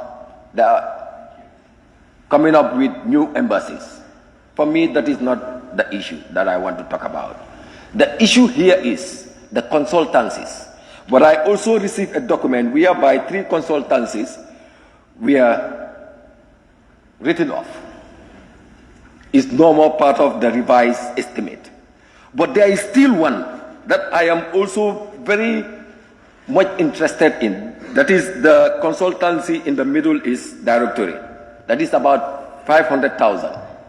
For me, I am proposing to this August Assembly, we can still take it off and put it somewhere. For example, Ministry of Health. Why Ministry of Health? If I stand here, people will always see me as the Vice Chairperson of the Select Committee on Health. Yes, I am the Vice Chairperson. But we believe health is very important as far as our nation is concerned. Recently, we had an issue that has to do with AKI, that is the acute kidney injury, which I believe all members should learn from, and everybody who is out there should learn from. I have seen on the report that is provided by FPAC that according to MCA, that is the Medicine Control Agency, they will be needing 120 million US dollars, 120,000 rather, million, 120,000 US dollars, which is equivalent to $54 million. But according to the engagement that we had with them during the bilateral, we members, we told them clearly, why do we have to take all these products outside and test them? Why don't we see how best Parliament can approve even half of this amount for us to buy equipment and start with something as a nation? which is indeed very important. We must see to it that in-house testing is being done. Other countries are doing it. Why not us? And why do we have to spend $554 million just to take products to other countries? For me, I think it is something that we cannot accept. Just to give $54 million to the Ministry of Health to take products to other countries, I mean medical products to other countries and test them? No. But I believe we can also consider by at least giving them half of the amount to buy the equipment and also to pay the staff that will be running this facility for a start. And this will also show our partners that we are indeed ready to make sure that what has happened as far as the Aki is concerned will not happen again in this country. This is how we progress as a nation. We must do the needful to make sure that we put everything in place so that we can address the issues accordingly, which is indeed very important. Coming from there, I also understand, according to the budget estimate, I went through the Ministry of Trade and looking at the nomenclature of that ministry, it has to do with employment. But according to the budget, where are they showing us that they are ready to create employment for young people, to create employment for Gambians? Because these are things that we must start looking towards to. For example, they can come up with initiatives like coming up with programs like job fairs, career fairs, whereby they will be able to match employers and employees and see how best they can create jobs within those programs. But I have not seen nothing about that. So meaning the ministry is just a ministry of trade and not employment.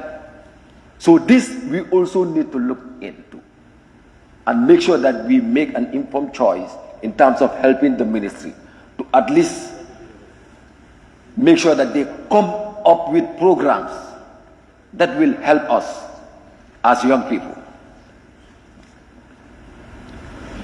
Many people have said it here, or many honorable members, that the Ministry of Youth and Sports is under-resourced. And that is the fact.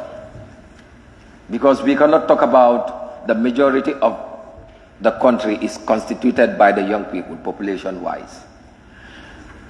And they don't even see themselves within the budget that we say we are going to approve if we agree tomorrow or day after tomorrow, which is indeed something that we need to look into.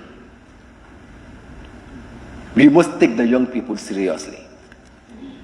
And taking the young people seriously is like taking ourselves seriously. Because like I said, the young people are the current and the future leaders of this country. If we don't better prepare them, let us forget about our future generation. And that is the fact. We want to hear it or not, that is the fact. If we don't better prepare the young people right now, let us forget about the future generation of this country. And we can only do that by making sure that we support them and not punish them.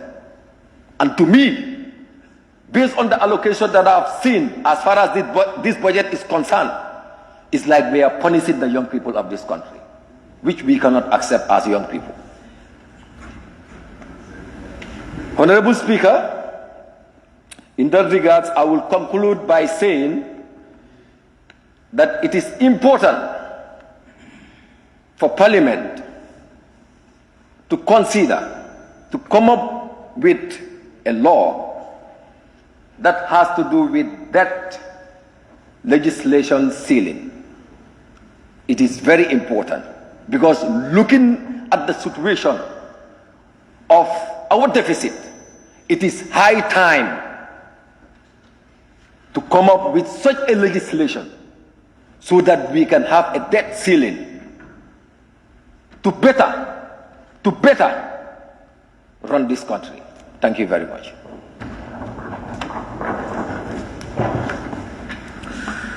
Thank you very much, member for Banjul North. Now I give the floor to the member for Kiang East. The member for Kiang East is out.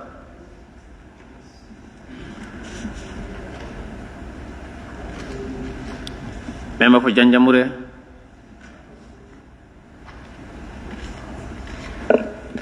Thank you very much, Honorable Speaker, for giving me the floor. But then before I start with my deliberations, I just also want to seize this opportunity to sincerely thank the staffs of the National Assembly through the Office of the Clerk, and also to thank the Honorable Minister for Finance, because he has been with us since in the morning, and you can still see or find that energy in him in ensuring that he be with us throughout this journey.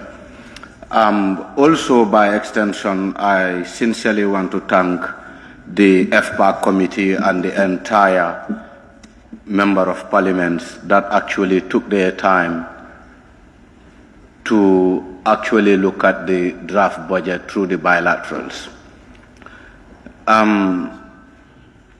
To continue, I just want to ask the Honorable Minister if really the policy statement is consistent with the budget allocations. The reason why I am asking this is because looking at what we have before us, I think it is indeed important for we to look at it in a diverse way. That is to say, if really the draft budget or the budget that we anticipate to approve will really reflect on the lives and livelihoods of Gambians. And going through the statement by the Honorable Minister, when he actually laid the draft budget before this August gathering, I think he was indeed very, very clear. And that also gives me a better understanding, especially when we are having the bilateral with some of the ministries who were saying that the Minister of Finance actually gave them a ceiling as to how they should peg their budget. Looking at point 5, I think the Ministry of Finance was indeed very clear to inform Gambians and this Honorable House that the country seems to be challenged with revenue. And as such, I think as much as we want to see some of the ministries to be thriving, you will come to understand that this might not really be possible, with all honesty. Because, for example, on number 6, with the minister's statement, he said the 2023 budget is prepared with a minimal new revenue measures in order to give respite to the private sector following the outbreak of the coronavirus pandemic and the devastating impact of Russia-Ukraine war that affected the business across the country. So it seems we have been into a problem and we have been challenged in mobilizing revenue around this country, more especially around the productive sector. So as much as some of us or some of the members were actually recommending for an increment for certain sectors, I think equally we should also understand that this country is indeed challenged with revenue. And the estimate should be a reflection of the revenue that is being generated around the country, because if we cannot really mobilize, meaning we cannot definitely spend in any means. So therefore, what I want to appeal to honorable members here is, as much as we are ambitious to see a budget that will reflect on the lives of Gambians, we must also understand that we don't have enough in the basket that will actually cater for all that we want to address. Therefore, Honorable Speaker, I want us to actually look at things in a different situation.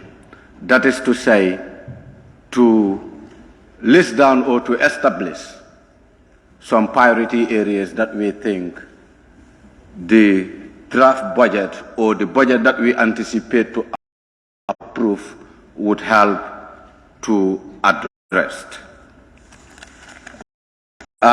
Moving forward, because I am into two committees, that is Youth and Sports and Agriculture. And I think it will be indeed important, before I look at other sectors, I give a focus to these two areas. Looking at Youth and Sports, to start with, looking at the report of FPAC, I think what we seem to advocate as a nation does not really seem to reflect in what we want to give back to our people, more especially the young people of this country, that accounts for over 65% of the Gambian population. Looking at the 2022 budget, it seems to be better than the 2023 budget when it comes to addressing the needs and aspirations of our young people. I understand that the committee recommended for $230,000 that was saved from the Ministry of Tourism, Arts and Culture to be diverted to Ministry of Youth and Sport, which I believe is a good thing, and it is a cause that we should be able to support. But also, again, there is also another recommendation made, which is about $3.5 million to be committed to the Ministry of Youth and Sport in support of Shanghai Gambia initiative. And I think here we need to be frank. For me, I think in mobilizing these resources shouldn't really be a serious challenge. Looking at the ministries that we have around this country, for example, Ministry of Trade, Ministry of Agriculture, in complementing the efforts of young people, or in complementing the Ministry of Youth and Sports. For example, if you go to the Ministry of Agriculture, you have a project called Roots. And under Roots, you have what you call Youth Mini Grant. Why am I raising this issue is, most of these projects, if they are mobilizing resources, they would use the name of young people to actually sell out their proposals or their projects to funding agencies in order to acquire, let's say, grants or loans.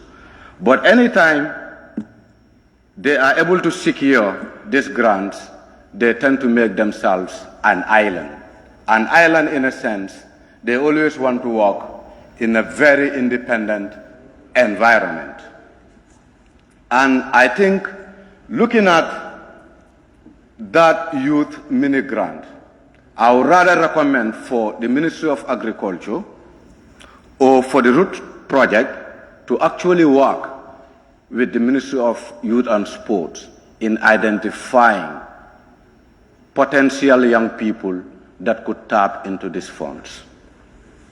Not only to identify some of those young people who could actually have access to these grants, but also for them to be advised duly as to how some of these distributions should be made. Also, I think it is important for that cordial coordinations to actually exist among some of these ministries in order to effect change in our young people. More especially us as politicians, I think anytime we go out there to campaign, we always try to win the mind of our young people to cast their votes for us. Starting from the president, down to the last elected position in this country. But again, you realize it's the same young people who have been abandoned not to have what actually they deserve. So I think, looking at the Songhai initiative, of course, I also want to add my voice that we should be able to mobilize this 3.5 million in order to invest around equipment and machineries to help leverage some of the challenges these young people are encountering. For example, myself here speaking, I was one time a product of Songhai initiative. I have traveled with the team, about 30 young Gambians, to Benin to do the training. But our disappointments actually started way back in Porto Novo in Benin, prior to coming back to this country. And as I speak today, until date, there is one of those young people who were part of this team who actually took it upon himself to venture into Backway for reasons best known to some of us who were part of this package, because our hopes were shattered when we were in Benin. You see a minister traveling to actually visit us at Songhai, allocating allowances for themselves, but at the end of the day, us as trainees were ignored. We were not really getting what we rightfully deserve. And as such, this particular young guy thought he has already traveled 2/3 way from the Gambia in order to use the Atlantic Ocean to get himself to Italy. Whether he reaches to Italy or not, I cannot tell. However, what I am trying to learn at is, how do we invest on the Songhai initiative? Currently, what is happening there is more of on production. But again, how do we explore the value-added chain that could actually create more dividend for our young people and also help in the growth of agriculture in this country? For example, the packaging aspect of what is being produced at Songhai, there is little attention being given to that. Looking at the marketing aspect, you realize that there is little being done around that. Therefore, I really want to appeal to colleague honorable members to add their voice in ensuring that more resources are mobilized for Songhai initiative. And if possible, we have a replica of such a project in every region. Because so far what we have seen in Songhai is really exemplary, and it was emulating.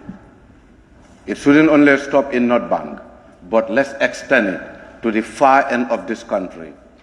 For example, when we have been to a tour in the URR, there is this village we visited in Tumanna constituency, and there is about 100 hectares of land being owned and run by the young people of Upper River region. But sadly, if you go there, wallahi, there's nothing happening because they're getting little support from the government or from the Ministry of Youth and Sports or from Ministry of Agriculture. I'll come to agriculture later. I think I have a whole package for them, actually. With the Ministry of Youth and Sports, I think other members have actually highlighted on the issue of having our national stadium to be upgraded to actually meet standards.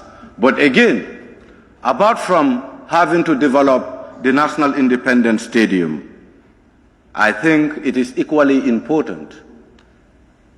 It is equally important for we to look at how do we have a youth service center that will cater for the needs of our young people. If you look at the sports sector, this is why I think it's dying. In the previous years, in the regions when you go there, you really see sports growing. But I'm sorry, of current years, it is the opposite. Because when you approach the Ministry of Youth and Sports, they will tell you they don't have the money, and you cannot force them. A ministry responsible for young people that cannot in fact donate a football to a football team or to a football club is really sad. Therefore, I would want this government, through the Ministry of Finance, to look into having a youth project wherein we can start developing talent from age 5 or from age 10 that can represent this country at national competitions. Or otherwise, we can see some of our young people shifting allegiance to Senegal. Why are they doing that? It's because of the opportunities available with Senegal. This is why they're turning their back to the Gambia. So it is of importance for we to start developing the grassroots. Also under the Ministry of Youth and Sports, I think they have what it takes to change the lives of the young people. They have the institutions. Let me say the satellite institutions to be specific. For example, NEDI, NYSS, you name it. How much are they allocated? Very minimal, like a 9 million. To an institution like the National Youth Scheme Service. I think it is not really realistic, neither fair.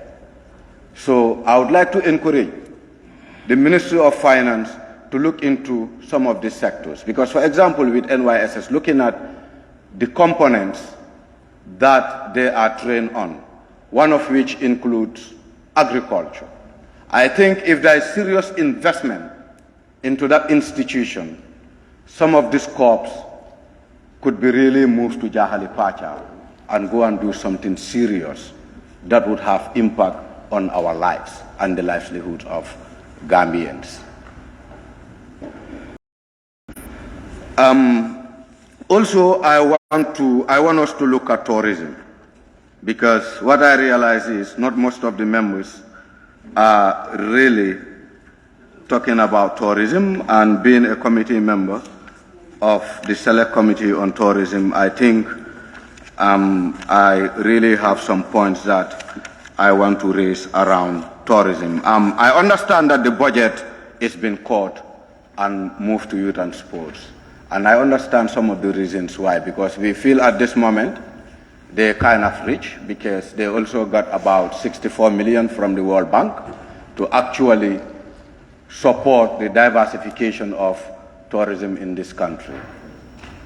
Notwithstanding, I think tourism is the second economic driver of this country.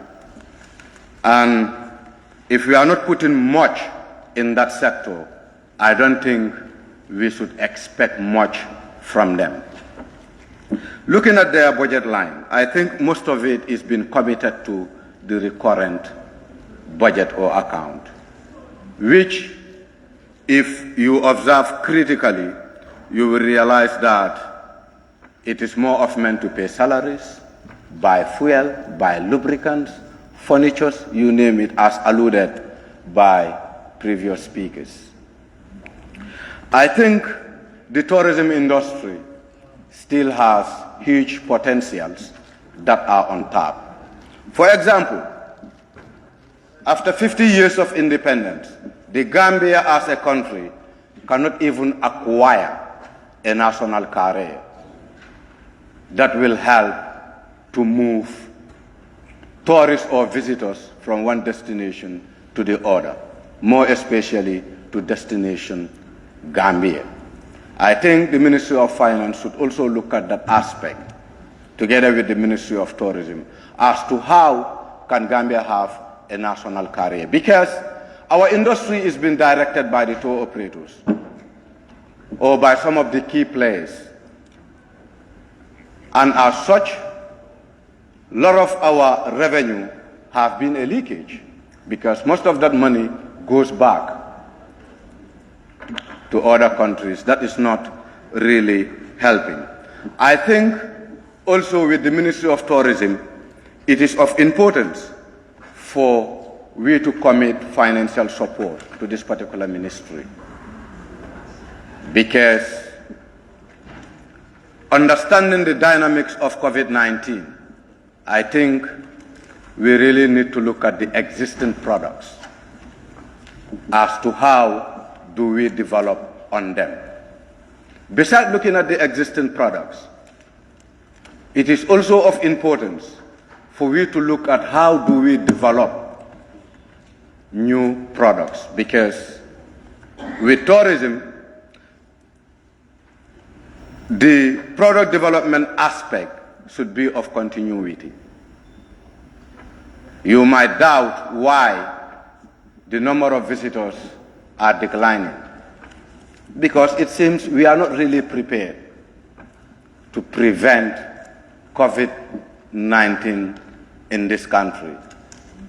The way the hotels and lodges used to be for the past 10 or 15 years, they still remain the same. And you know, the Gambia, it is high time we graduate from mass tourism and look at the niche market.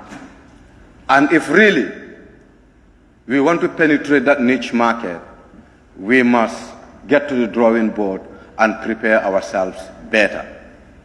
Because maybe with the mass travelers, they don't care. With backpackers, they can travel anywhere, sleep anywhere, eat anywhere. But with the niche, it's a different case. It is indeed a different case. And until they are convinced that their worries have been taken care of, I believe we will begin to receive them. And many a times they are high spenders. And I think it's better to encourage the high spenders than the low spenders to destination Gambia in order to realize the full potentials of tourism. Also, looking at cultural tourism, heritage tourism, arts, music, I think a little is being done over the past years. For example, there has been a concept that have been developing in this country that is called community-based tourism. It more of encourages cultural tourism in this country. But government commitment is very minimal. Maybe the only support they give would be technical support. When you need financial support, they seem to back out, because many a times what shocked me most is anything that a ministry don't initiate, that particular ministry think they should not actually support the initiative, which is not taking us anywhere. Outside institutions or the private sector even could come up with initiatives that could yield dividend and get government to give them the maximum support. But it's a different case, it's not happening. Let's look at our heritage. We are doing very little around developing heritage in this country. And that's where we can attract the niche market. Not only the niche market, but that's how we can conserve or preserve what we think really belongs to us as Gambians. Let's look at the music industry. One of the reasons we have a problem with the National Independence Stadium is we use the football ground for entertainment. Until today, we cannot have an established site for concerts. So even if we spend 200 billion at the Independence Stadium, if we continue to allow musical performances there, the investment will not be realized. So therefore, I think it is important for government to invest around having a site where musical performances can be staged, and if possible with live bands. Because looking at our young people, for me, if you tell me the youth is lazy, I would always say no, we're not. Let's take an example with the music industry.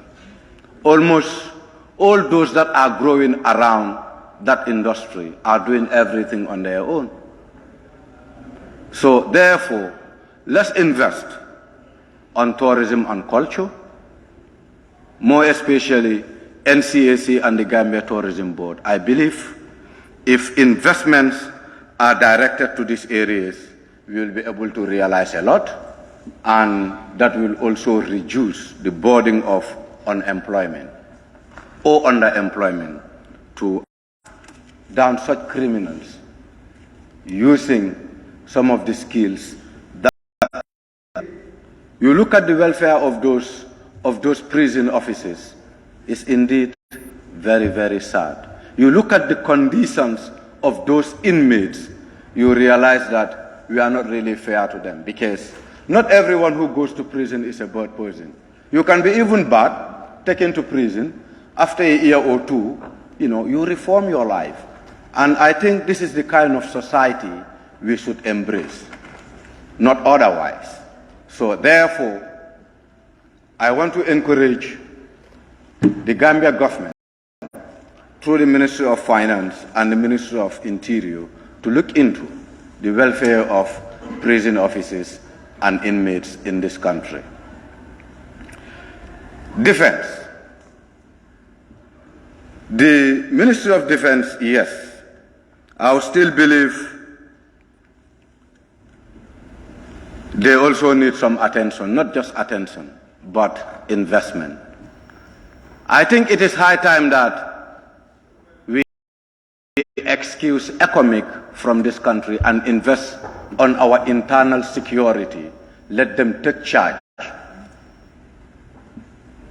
of the security of this nation, considering some of the calamities that have been imagined over the past. I think just last week, there was a casualty in Fonyi.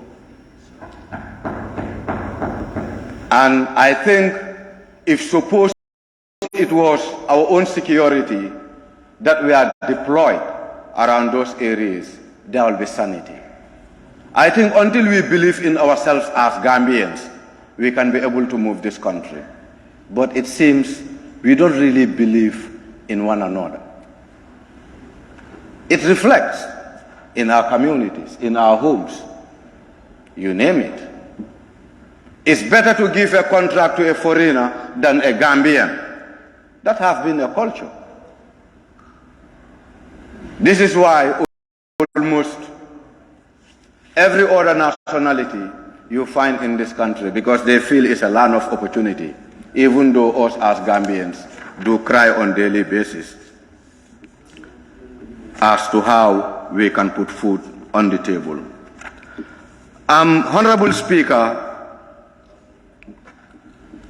the Ministry of Agriculture, specifically because I sit in this committee, and I think equally they might need extra allocations. But then, before we emphasize on giving them extra money or extra allocations, I think it is important for we to start asking this particular ministry. For example, last year, the 100 million that was allocated to this ministry, what impact have it made on the lives and livelihood of Gambians? Before thinking of giving them extra money. For example, in my own constituency, It has been 4 good years. My people cannot grow rice. And Chairman, I know you would like to say something, and please. It has been 4 years that our people cannot grow rice, simply because there have been rehabilitations undertaken. And the promise made was the rehabilitations will last for 11 months. It has exceeded to 4 years. And the excuses are very flimsy. The last time I communicated to the roots coordinator in the Central River region was last week, because they came, politicized things, gave farmers seedlings to start growing rice when actually water wasn't available to pump into the fields. And the farmers were really desperate because what they grow were almost not paying dividend. And when we started communication with the 𝒐𝒊𝒏 project, and also the farmers respectively, it really saddened me that the reason why some of the works were not happening is the contractor at the said site was not paying the workers. For example, the bulldozer driver there, who was trying to dig the channels for water drainage, was not paying that bulldozer driver for 4 good months. And that's where farmers rely to put food on their table. For me, I think the Ministry of Agriculture is a total failure. It's a total failure because we have a whole river Gambia that cannot be navigated by the said ministry. Currently, from just one project, they have over $80.5 million that they are supposed to administer and ensure we are self-food sufficient. But they're not doing this. All the monies are going to what? Workshop, vehicles. One of the reasons why, in fact, I left that Shanghai Chairman initiative. Vehicles, salaries, you name it. When the actual beneficiaries are not seeing a dime of that grant, is that really fair to the farmers? So I think that particular ministry, we need to redirect. We need to redirect the way and manners that they administer in that ministry, because they are doing very little in ensuring that farmers meet to their needs. I have seen certain points here to say rehabilitation of regional offices. Fine, to rehabilitate the offices is very good. But again, do we ask ourselves, the technicians, and here if I say the technicians, I mean some of the staffs with the Ministry of Agriculture, are they really getting what they need? For example, the extension workers, they even struggle to get fuel on their motorbikes in order to engage the rural farmers to do the right thing on the land. And here we are talking about rehabilitation of offices. I think before we think about offices, as an agriculturist, I don't think an office is the solution. The way forward is at the farm. I was trained as an agriculturist. I can tell you, there was no instance I sat in a classroom to take lessons. I sat in the farm. For example, where they do crop production, all that we will do is we sit around the farm. A tutor will come, give us lectures.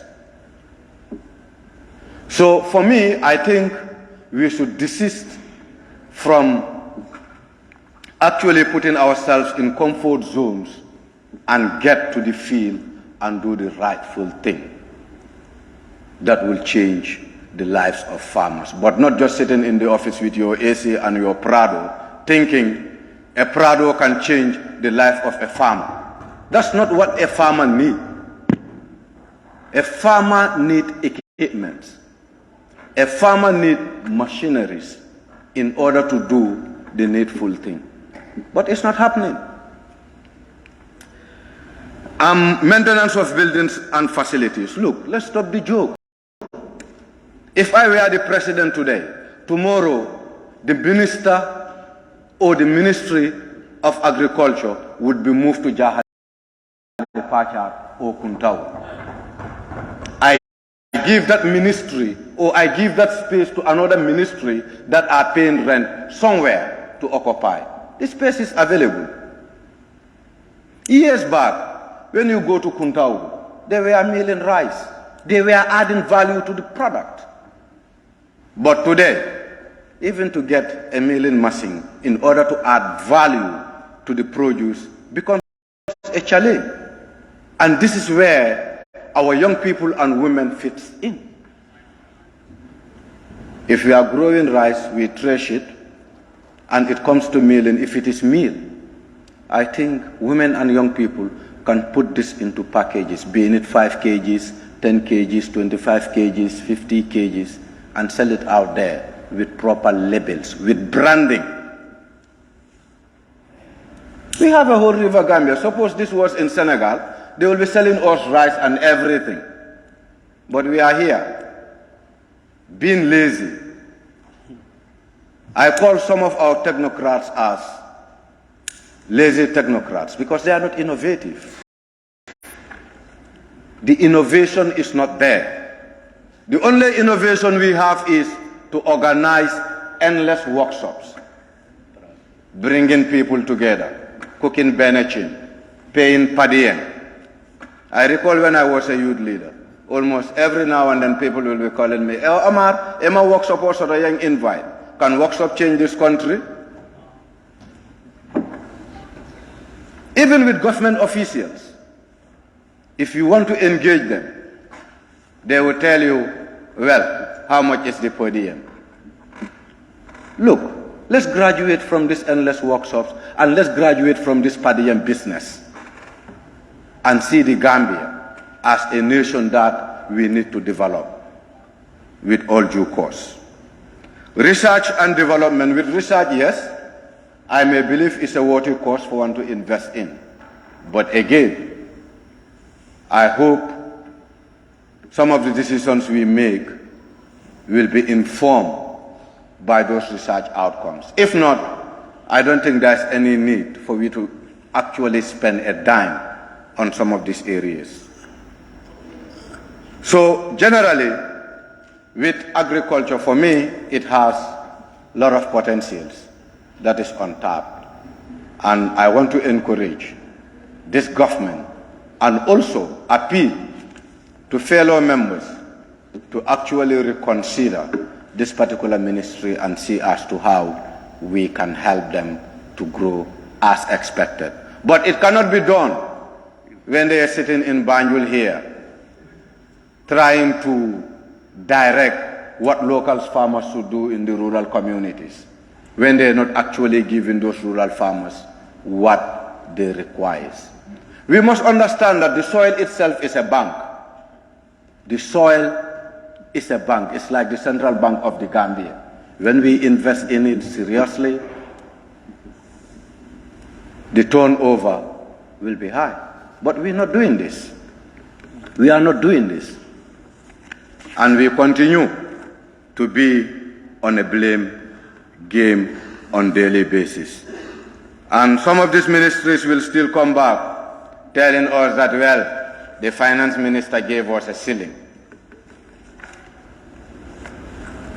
The budget we submitted to the Ministry of Finance, he didn't even consider it. Some of them were in fact coming during the bilateral with wrong budget lines. We were guiding them. They didn't even know what you put together in this draft. We have to put them through as parliamentarians with the reference we have with us. So this is why I think it is very important that we have a proper retreat that will reflect the minds of every civil servant or public servant to do what is justice. Honorable Speaker, on the 𝒂𝒄𝒄𝒏 report, I still want us to look at the Ministry of Basic and Secondary Education. I can realize that it all boils down to the same thing, because it seems the budget is not really translating what our policy holds. So it really causes a lot of problem, because most of our monies are going to the current account. And I can tell you this for free. We have schools in rural Gambia that are still struggling. As much as basic and secondary education are doing their part, I think more money should be committed to their development account, wherein schools around this country can get what they want. For example, you look at the Methodist Primary School, which was built around 1824 or 1826. It could be the oldest primary school in this country. It's still struggling for a learning space. The classrooms are not enough. Apart from having limited classrooms, the environment is not really conducive for one to take your child to that particular primary school in order to acquire education. So therefore, Honorable Speaker, I think it is indeed very, very important for we to look at how we spend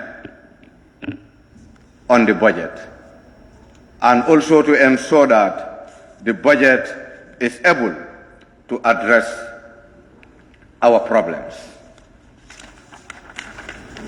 Honorable Speaker, just few points on local solutions to our economic challenges.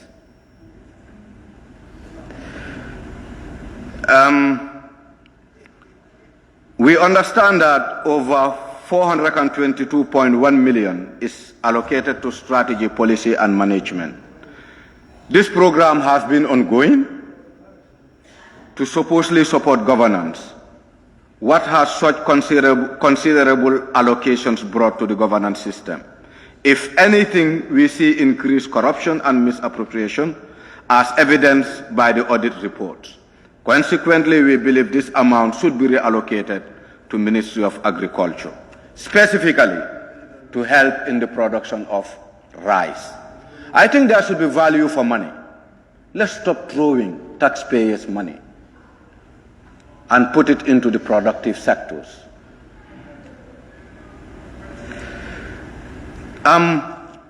With the 3 embassies, I think I wouldn't elaborate much on that, but the fact of the matter is it a priority? I don't think so.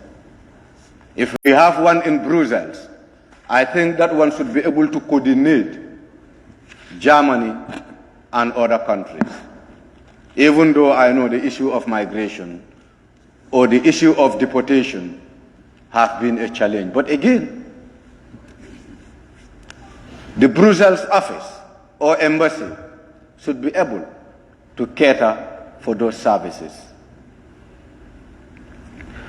Honorable Speaker, going by the past records, raising the budget amount is not realistic.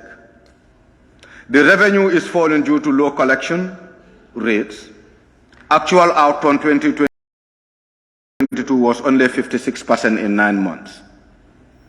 Why expect any difference this year, Honorable Minister or Honorable Speaker? The total collection from both grants and revenue was 48% over the said period of 9 months, that is 2022. On the basis of this trend, projected revenue collection to the end of the year with no change in circumstances would stand at only 16.99 billion. In other words, there will be more supplementary appropriation bills coming to the Assembly. And if that happens, we start blaming each other as we are doing today. I think in order to avert from those problems, we now got the golden opportunity to correct what we think is not right. How do we correct this? Let's measure our expenditure in accordance to the revenue base of this country. Or otherwise, we will still fall in a problem. I have heard members saying the budget of the National Assembly should be cut and all not. Yes, I might not really disagree much on that, but again, why are we exempting the budget to the office of the President? He is the supreme leader of this country, and charity begins at home. If he is increasing his budget, I think FPAC or this Honorable House should really look into that to ensure part of his budget is cut and move to other ministries that are with serious challenges. Because looking at the budget allocation for water, sewage, and electricity for the office of the President is about $20 million. It's about $20 million. I think that $20 million could actually help address other pressing issues. So for me, all in all, what I want to put across here is the budget allocated to the ministry, and even to seek for an increment as recommended by the FPAC, I think it's not really fair to Gambians. And I believe the President could be kind enough to in fact ask for a cut and let it go back to taxpayers. The budget must reflect the realities of life in this country. On that note, Honorable Speaker, I beg to take my seat. Thank you very much.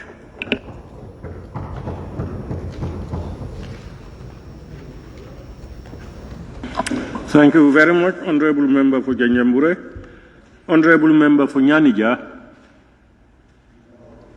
is out. I now invite the Honorable Nominated Member, Maimouna Sise.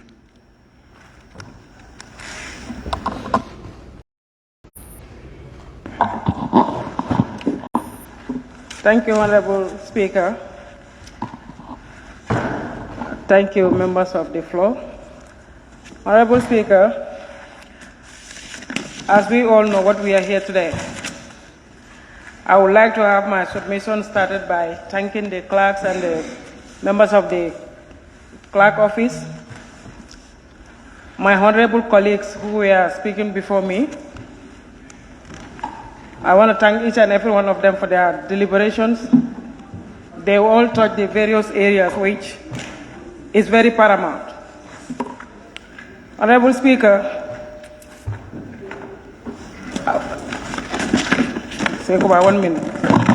Honorable Speaker, I would like to draw the attention of the National Assembly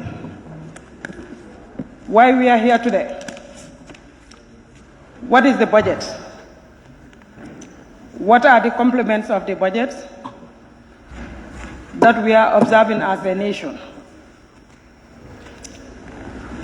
And do we fall under the surplus budget or balanced budget or deficit budget? I think by going through all that, I believe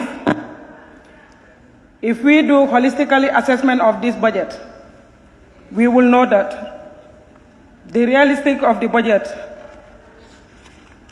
is tax-based budget was what we are dealing with today. By doing so, Honorable Speaker, I am really impressed with the deliberation of members who did a very tremendous contribution towards the scrutiny of the budget. We all know these last 2 years, the world has been crippling with COVID-19 and a natural disaster and a man-made disaster. This leads us as a country struggling like any other country in the world. But with all that, we have a system and we have a ministry which is trying to do everything possible to see that with our little resources, we have to see how to manage it and how we can sustain ourselves. Even though the budget is based on deficit as we're speaking right now. Honorable Speaker, I would like also this National Assembly to deal with this budget with an open mind and think of the Gambian population who we are representing here. We should leave sentiments away from this national interest. This is one of the most interested documents laid before this National Assembly apart from the constitution of this land. By doing so, let's see what are the priorities right now. And we have to be, Gambians, we need to be tried right now to see that we created the innovative actions of this country. We are a tax-based country, but we need to see how to produce more tax bases. If you go to modern worlds or developed worlds, even this Denton Bridge here is going to be a tolling generating funding for the Gambia government. You go to Bruman Bridge, it's going to be a tolling bridge, generating income for the Gambians. You go to Kerawana Bridge, it's going to be a generating income for the Gambians. More of a Basse and other bridges in this country. Yes, they might be small, but in and out of every traffic or every big vehicle passing could easily generate something for the country. It's not going to be a losses, it's going to be a generator. So we have to try to be innovative. If we want to see the development of this country, it's not only by sitting with the technocrats to lay a foundation, this is what we're going to do. At the end of the day, do we get what we want? I don't think so. So some of those things should be added to our tax base. And unless and until we digitalize this country, if that is not happening, we are not to our target so soon. We will continue struggling. I don't want to dwell so much on some of the ministries because all the members have elaborated on those. So I don't want to repeat on those ones, but I just want to highlight a little bit about the new embassies to be, the new proposed embassies. Honorable Speaker, I will object to the opening of some embassies. Yes, we want to downsize some embassies, which are necessary. But we have to consider, these are three major countries we are talking about here. It's very necessary. Having an embassy in those countries is a surplus for Gambia. I don't think it can be a decrease for us at any level. Sweden and Germany, one can say that those are the very dense populated immigrants for Gambian immigrants in those countries. And we are hearing every now and then, even the two deportees, when we heard it from social media, we are the various people who will come after the government. They are not doing much for those people. But how can you do much for those people if they don't have a local representative in that particular countries to represent their needs?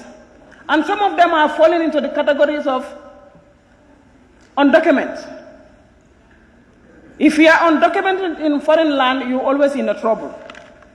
When you are controlled by the securities, not your parents, not your family members, it has to be bilateral from authorities to authorities. But if we don't have the good representative over there, we just want to always think about the economy, but we forget about the human resources. That is more important in this one. When you come to the remittance of this country, you can count like 22.83% remittance coming from foreign lands. As a young age, in 80s, I can remember, some of these frequent travelers from Gambia, their first and final destination is Scandinavia. But still now, Gambia cannot have a good representative at Scandinavian countries. And still now we are sitting here, they are not priority. The message is good as a messenger. If we have a good representative in those various embassies we're talking about, they can bring three categories in this country: the bilateral, the cultural, the diplomacy, and human capital. In a sense that they are building our people. You go to these greater Banjul areas, some of the most beautiful buildings in this country are coming from the diaspora. And they are coming from those countries. If our people are not comfortable where they are, whatever they manage over there, they will find it difficult to have it in this country. Honorable Speaker, the foreign service is very important. Let us not think about only what the situation we are.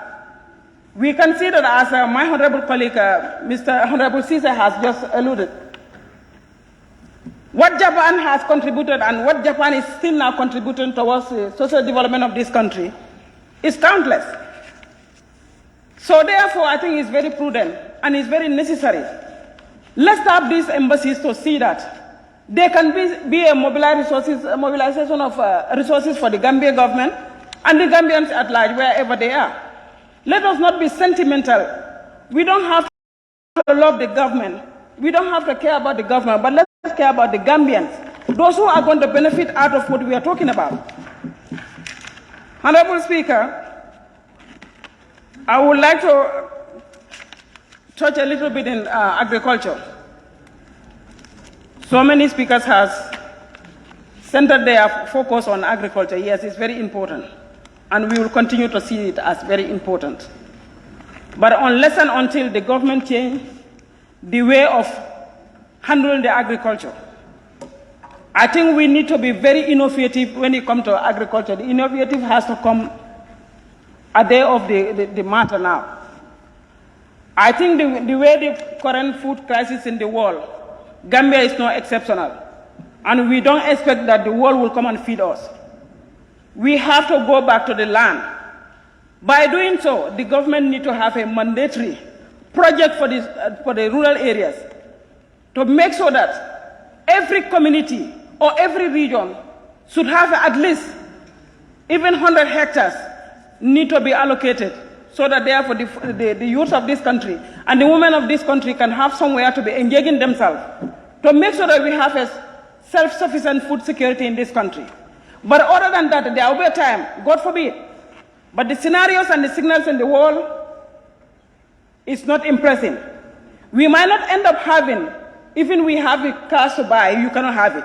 You have certain countries right now, you go to supermarket, you have limited to buy. You cannot buy, you cannot exceed so much limited. And the scenario hitting the wall, Gambia is no exceptional. Gambia is not an island of itself. We should encounter so many things, and we should be very creative and prepared for the worst. By doing so, we need to prepare to go back to the land. But the government should have it mandatory. It cannot be this year, next year, but we should have it in a pipeline. By giving a mandatory option to the youth in this country, making sure that you leave from school, they need to be engaged.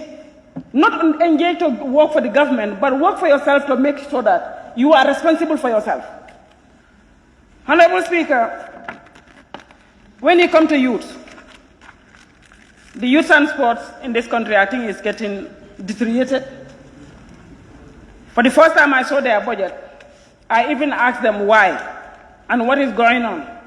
And whoever did this budget for them doesn't do justice to them. The country backbone right now, what we are relying on is the youth. But what are we doing for the youth? And what plan do we have for the youth? I think this is something we need to sit back to the drawing table and think about it thoroughly to see that we come with a very tangible solution for the youths of this country to engage themselves. From right now, from 7 o'clock to 4 o'clock in the morning, this Gambia area, 75% of the youths are all toxic over there. Because of what? The consumption of the substances. I think, Honorable Minister, it will come in your responsibility to Gambia to make sure that they scrutinize some of these substances the way they were handled in this country. I spend most of my time in the Western world. But youths will have, at a time you should have 18 years old, even to buy a stick of a cigarette. By doing so, you have to produce your identity to show that, yes, you are qualified, you are the age of 18. If not, you cannot buy a single cigarette. But you go to these Gambia areas, at night you don't even want to travel there with your vehicle. You might be subjected to an attack. If your traffic is not flowing fastly, you might be easily attacked. The government has to scrutinize those people bringing the alcohol in this country. We are a Muslim state by 85% to 90%.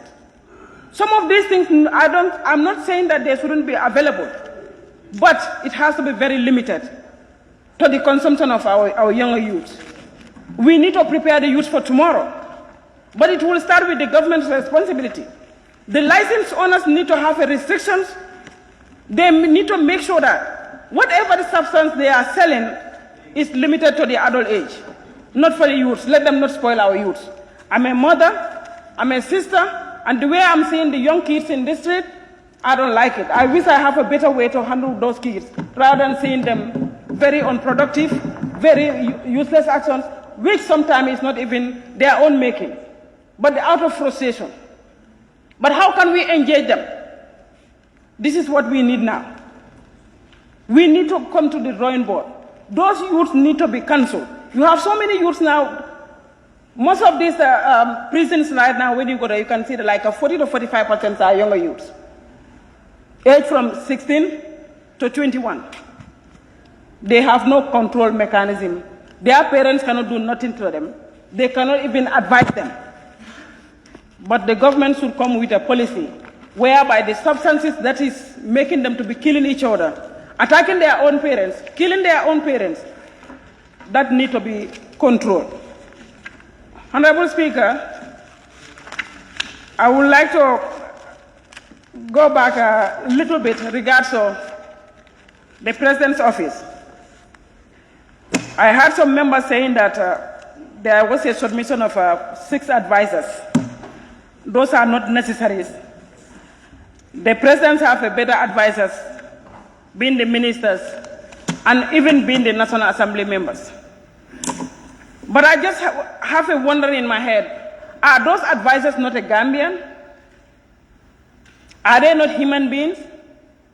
Are they not responsible people? We have to stop diminishing each other, and we should stop belittling each other or looking low upon each other. Leadership is not all about being a technocrat. Leadership is all about wisdom. Some people never been to school. They never see black and white in school. But they have the leadership skills. If you want to have the best, thinkers in this country, best politicians in this country, go to the rural areas. You will find those people, they've never been to school, but they are the ones who can strategize for the politicians to win, how they can win. They are the great thinkers of this country. Those advisors, even they are not in an advisory position, they have a responsibility to man a position in this country if the opportunity has been given. We all belong to this country. Let's allow people to prevail. If you have the opportunity where you are, enjoy it to the fullest. but allow the other people also to prevail. We don't have anywhere to live. We all have the same Gambia. And that's where we belong to, and we will continue to live here. You might not like them, but they contributed their life to this country, and God has designated them for them to be in this country. Let's allow people to be. Let's stop diminishing people that they are undereducated people. If you're educated to cure a paper, God doesn't give you that opportunity to serve as an advisor. Those are the ones undereducated people you are talking about are the ones given that privilege to serve under the advisory of the president. So, Honorable Speaker, on that note, I would like to submit my intervention. Thank you.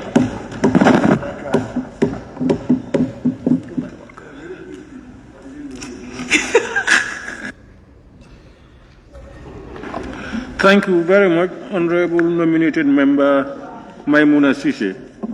I now call upon Honorable Nominated Member Fatou K. Jawara to take the floor. Thank you very much, Honorable Speaker, for the opportunity. I begin my intervention with the FPAC report on page 6, where they make a balance saving of 11,300,000 for creating of 3 embassies.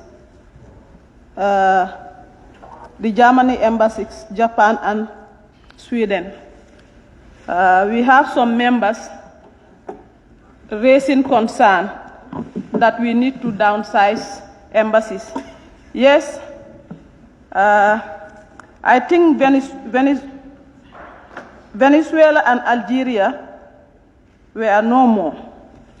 But I want to recall the mind of this honorable august body that the reason why you and the honorable speaker are lucky to be in this 6th legislature before is because we have an embassy in Senegal. Because in 2016, when this country wanted to sink, we have to fly the president to Senegal to sworn in an embassy. I think we need to consider the embassies as very important territories for this country. Honorable Speaker, on the other hand, Gambian migrants in the diaspora, these are the ones who contribute 20% of our GDP. They contributed a lot to the economic of this country. But when they fall into the wrong trap, they have nobody to bail them out because we don't have embassies in some of these places. And how many of these Gambians were stabbed by other foreign nationals and nothing comes out of it? I think their case needs to be considered as well. Again, calling for the downsizing of the embassies is like we are not doing justice to these migrants. We are not doing justice to the migrants because we cannot go and pay attention to them. So for us to allow the embassies to exist and help them is very important in terms of difficulties. Honorable Speaker, my other submission has to go to health. Honorable Speaker, we have a budget line that was catered for the construction of lab. And I think it should not stop there. We should also have a biometric engineering machine and consumable equipment, logistics that are at all levels of care so that we can have proper testing for patients. We should also look at the financial risk protection of those machines because sometimes we may have equipment that parts are not available in the country. Honorable Speaker, still on the health, if you go to Bundung maternity unit, there is no equipment that will help to awake a patient who gets fainted. And I think all those things also need to be considered. Going to the Serekunda General Hospital also, there is no X-ray machine. I think that one also needs to be considered under health. Again, the recent Bobketa versus the state has lost a lot of resources by paying an air ticket for somebody to travel to Ghana to conduct the paternity test of the blood. Honorable Speaker, in the non-communicable disease also, I think there is high time for us to have a technician in all hospitals for high blood pressure patients.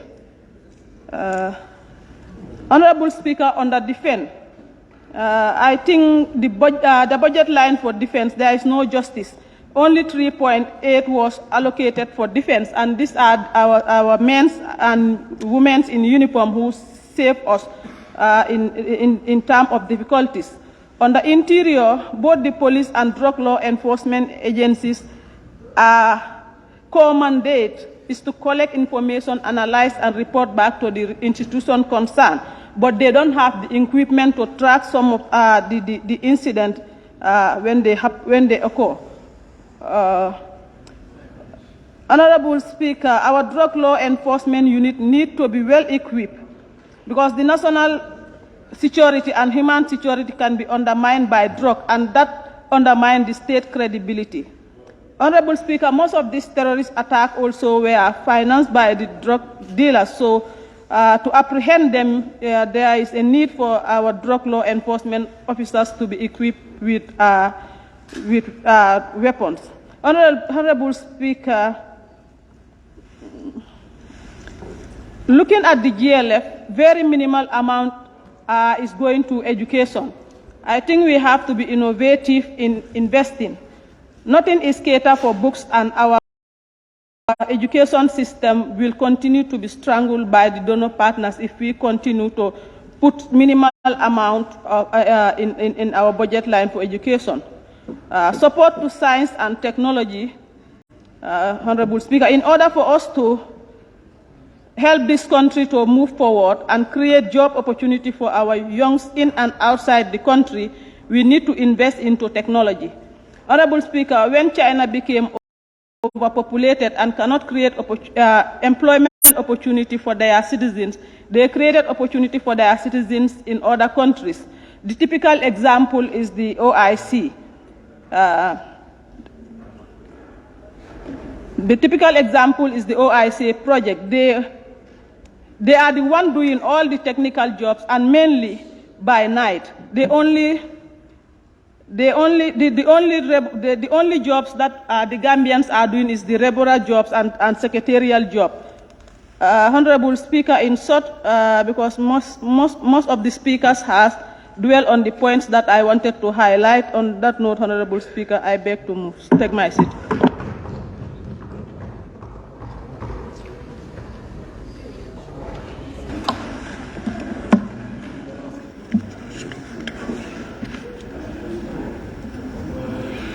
Thank you very much, Honorable Nominated Member Fatou K. Jawara. I now call upon the Honorable Member for Upper Salum.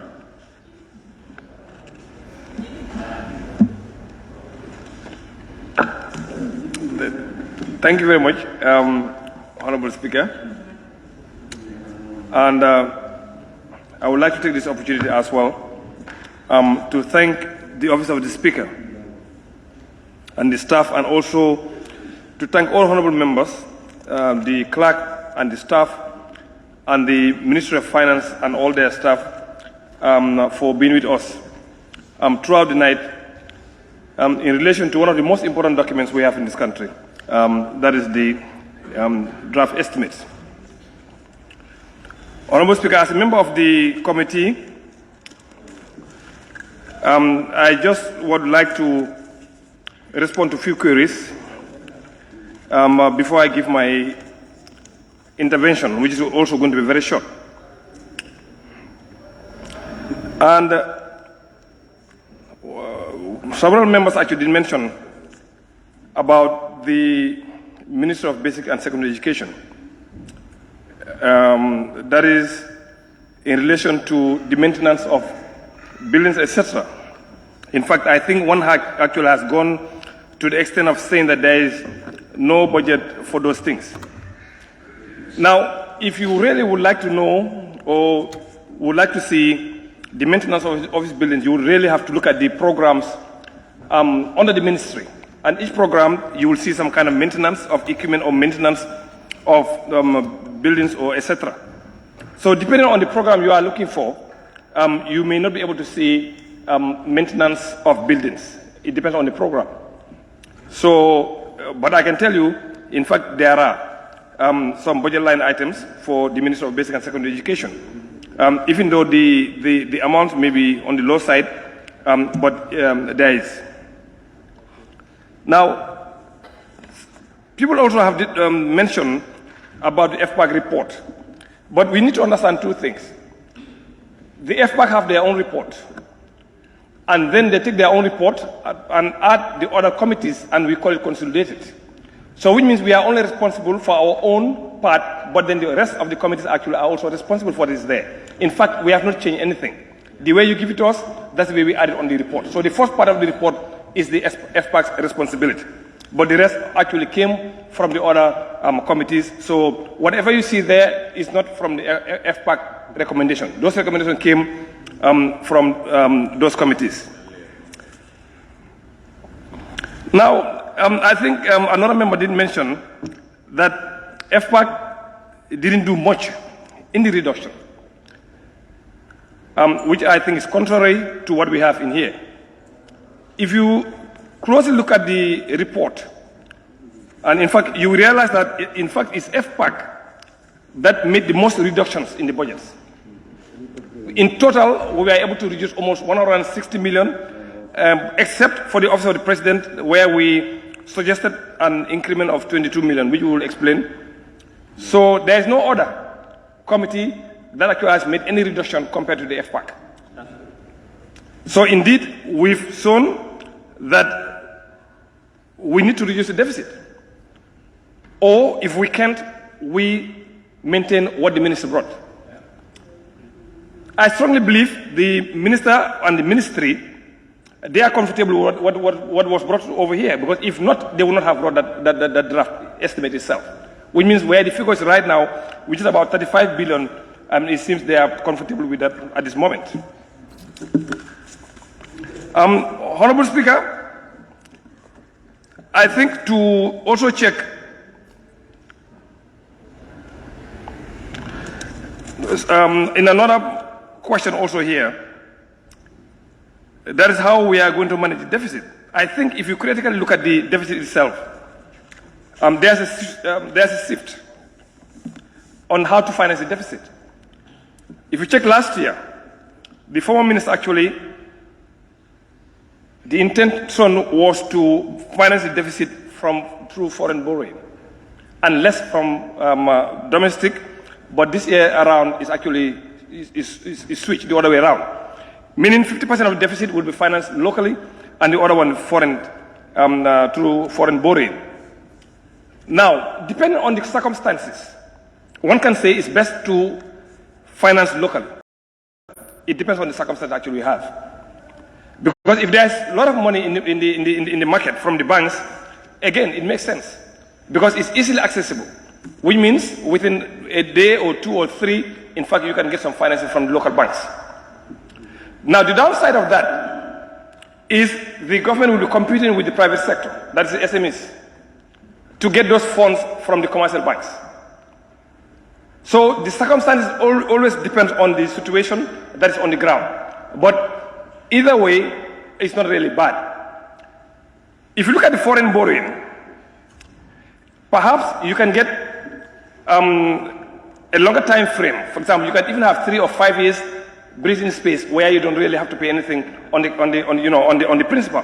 So the only thing you'll be paying is actually interest. And the interest also is going to be lower. And it's going to take you a longer time to pay, 10, 15, 20, or even up to 30 years to pay.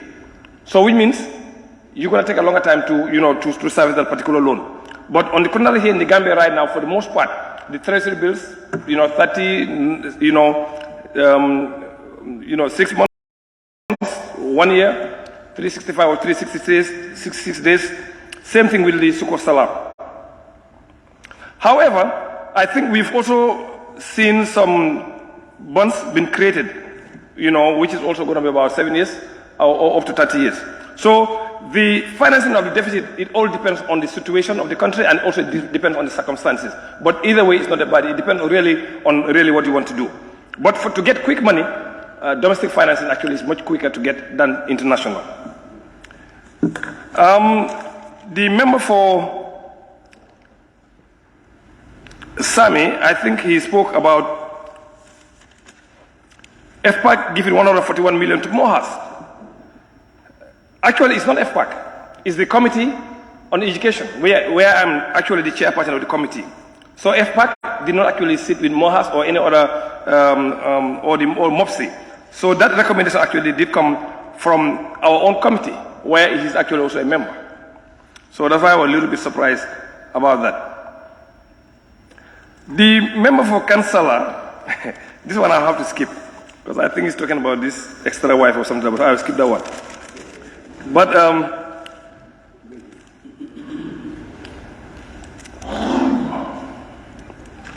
the member for Brikama South also, actually I think it was question about how the ministry make their forecast, whether it's really very realistic or not. So that one I will leave for the Honorable Minister to answer that question.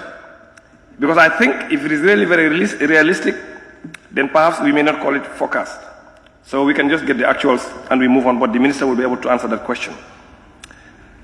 Then another member also said the budget on agriculture is extremely too low. In fact, he said it's about 280 something million.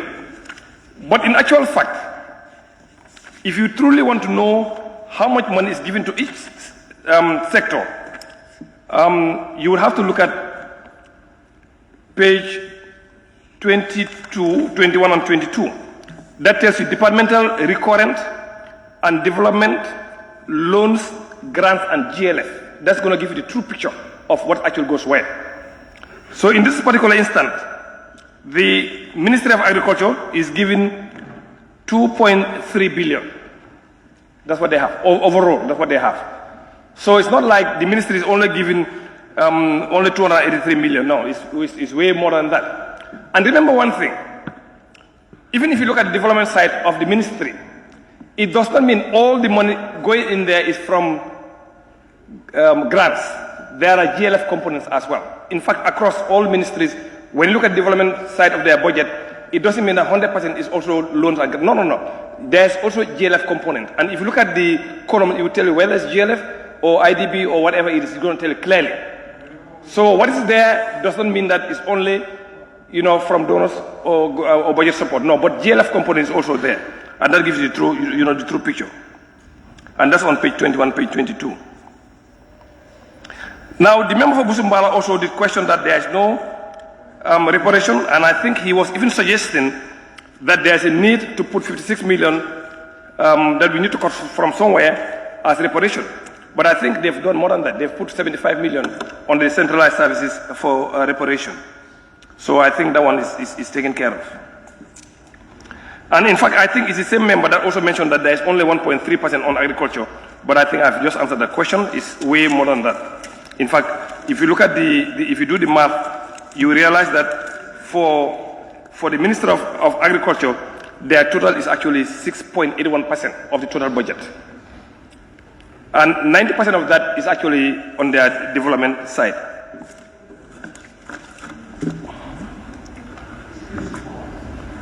Honorable Speaker, the member for All Union also was advocating or recommending for 1% of the budget to be given to youth and sports.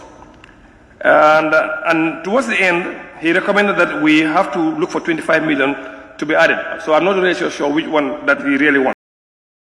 Whether the 1% of the budget, which could be equivalent over 300 million, or the 25 millions. Not sure exactly what he wants. Now, another member also mentioned that he has not seen anywhere where the committee talks about revenue. I think if you really read our recommendations, you will realize that the committee is actually recommending for a revenue audit, which is really very straightforward, because most of the members, we were talking about only the expenditure side. but there is something that brings the expenditure, that is the revenue.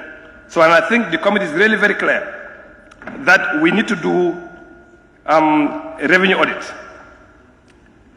so that we can ensure that we reduce the leakages, etc. So we did actually talk about that, and we in fact made suggestion for the ministry to take a closer look at the extractive industry and also the fisheries sector. So we are really very much aware about those two areas.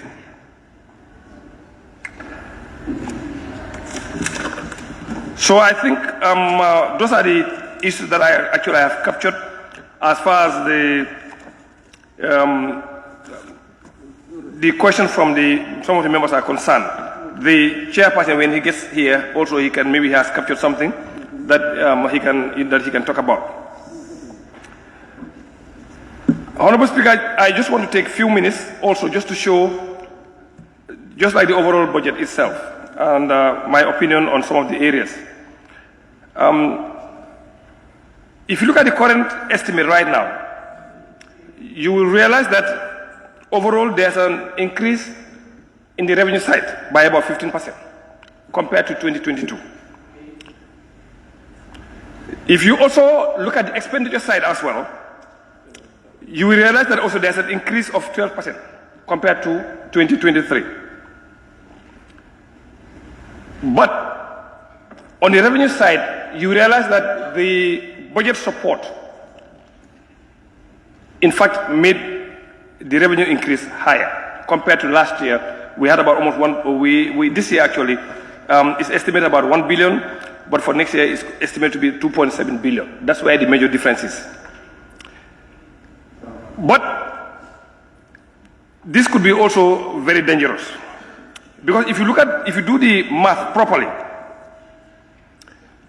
you will realize that the 44% of our revenue is actually tax, 9% non-tax. So total revenue for tax and non-tax is about 53%. So which means the other revenue actually about 47% is coming from grants and budget support. And that's where we have a problem as a country. It is too high. And I would urge the minister and the team to find ways of decreasing that. Let's depend more on our own instead of depending on budget support and program grants. Because if they don't come, then we are in trouble. And in fact, that actually has led to a revision of the budget this year. So let's work together and ensure that we increase our revenue, that's both tax and non-tax revenue, so that we don't have to depend solely on the grants program or budget support, which is taking almost 47% of that, which is really very, very dangerous. Now, in terms of the expenditure, 36% of our GLF actually goes to the personal emoluments. Then another 26% goes on debt servicing.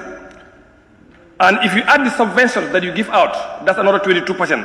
So almost 84% of our GLF is going away, just like that. PEs, debt servicing, and subventions only. She's taking 84% of the GLF we have.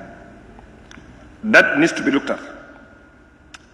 Because I don't believe personally that these things are sustainable, and we must do all what it takes to ensure that we look at our revenue base and ensure we do what it takes to increase the revenue base and also to control our expenditure, especially on those areas that do not bring anything. But I may say this also, Honorable Speaker. The biggest problem we have in our country, and in fact it can be seen in many African countries, is we depend too much on government for employment, which means government is employing more than the private sector. That is itself is a big issue. So we need to reverse the trend. But how do we do that? There are several ways of doing that, which means perhaps it's going to be, some people may call it political suicide, whatever you may call it. But we've got to do an inventory to ensure that the people that we have in our institutions are fit for purpose. Some people may call it political suicide. But if we really want to do well, to ensure that we have the people, because you see, Mathematically speaking, and I think research actually has shown, a special rule called 30-70, for example, you'll have 30% of the employees doing almost 70% of the work. Then what happens to the others? And there's a need to maybe government-wide, maybe we can agree with the minister, we can agree with the president all over, to have a hiring freeze so that we don't take any more employees except if you have to replace a particular employee. We need to control the number of people we are taking to work. People need to multitask to help control our expenditure. And this goes all across, whether it's in the security sector, wherever it is, we need to think about it properly, whether there's a need to continue to hire people for the government. When our wage bill is actually going up, we need to really think twice about that. And I think I would support anything that would help the government to kind of reverse the trend where government is the major employer. Let's reverse that and ensure the private sector is the major employer in this country. And if we do that, which means our wage bill, particularly the P's, is gonna go down. But otherwise, it's going to be really a very serious matter for all of us.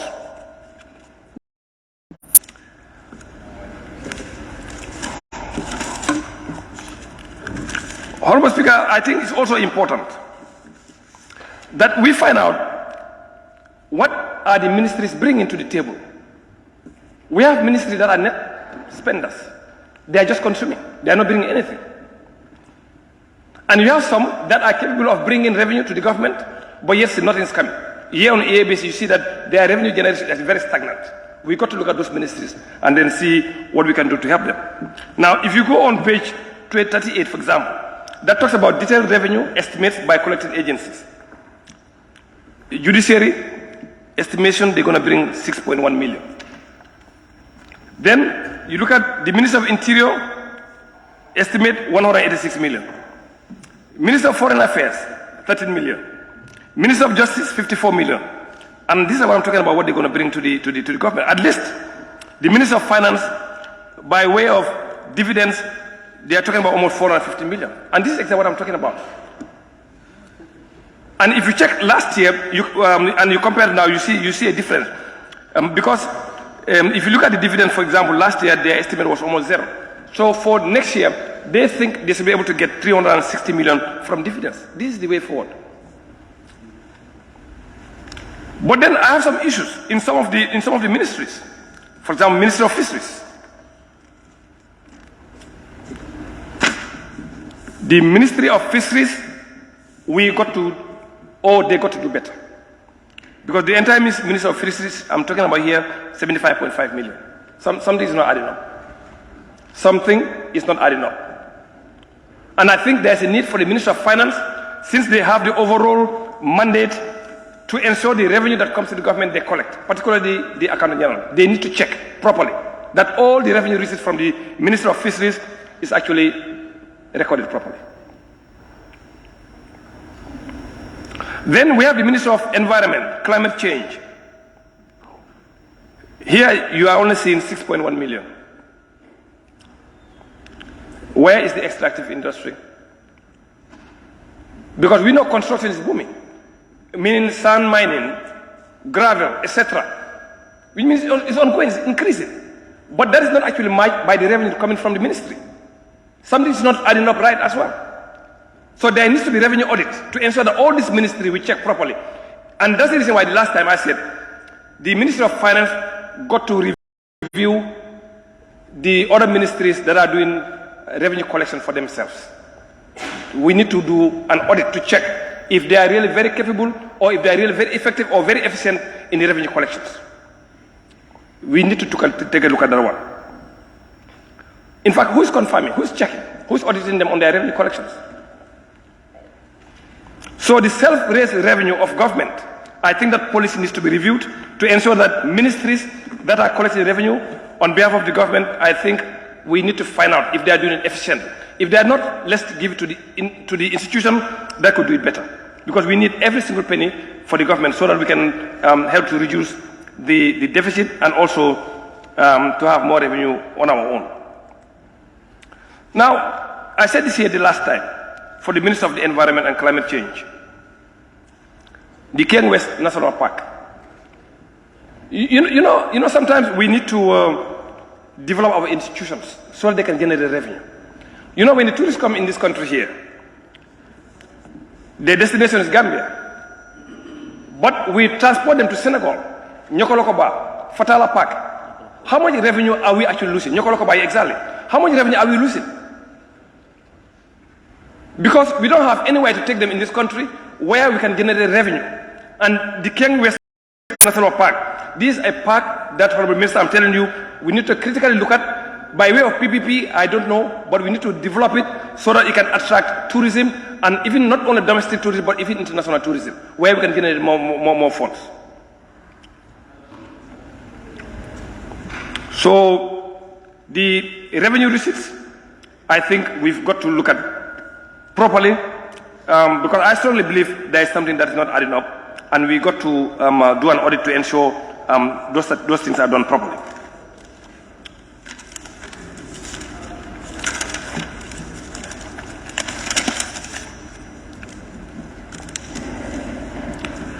Honorable Speaker, the last part I'm going to talk about is my own institutions. That is under my purview as the chair of the Committee on Education, Training and ICT. You know, in the Parliament here, I will start with the Minister of Higher Education, Research, Science and Technology. When we did the bilateral, a lot of issues came. That is the subvention given to the University of the Gambia, MDI, 𝒕𝒕𝒕𝒑𝒔, and the open scholarships. Now, education cannot be free forever. It cannot be. And in most parts of the world, people have to pay for it. But the issue we have right now is this. We are subventing UTG, subventing Gambia College. But at the same time, government is also giving scholarship to students to learn in those institutions. But they have a lot of areas. Now, two things can happen. The subvention and the scholarship is going to help the Gambian, every Gambian. Because otherwise, for them to operate properly, they will actually have to increase their tuition. But if they do that, not many of us actually will go to school. So for the University of the Gambia and Gambia College to maintain, in fact, if I remember correctly, their tuition actually has, the UTG actually has not changed for several years now.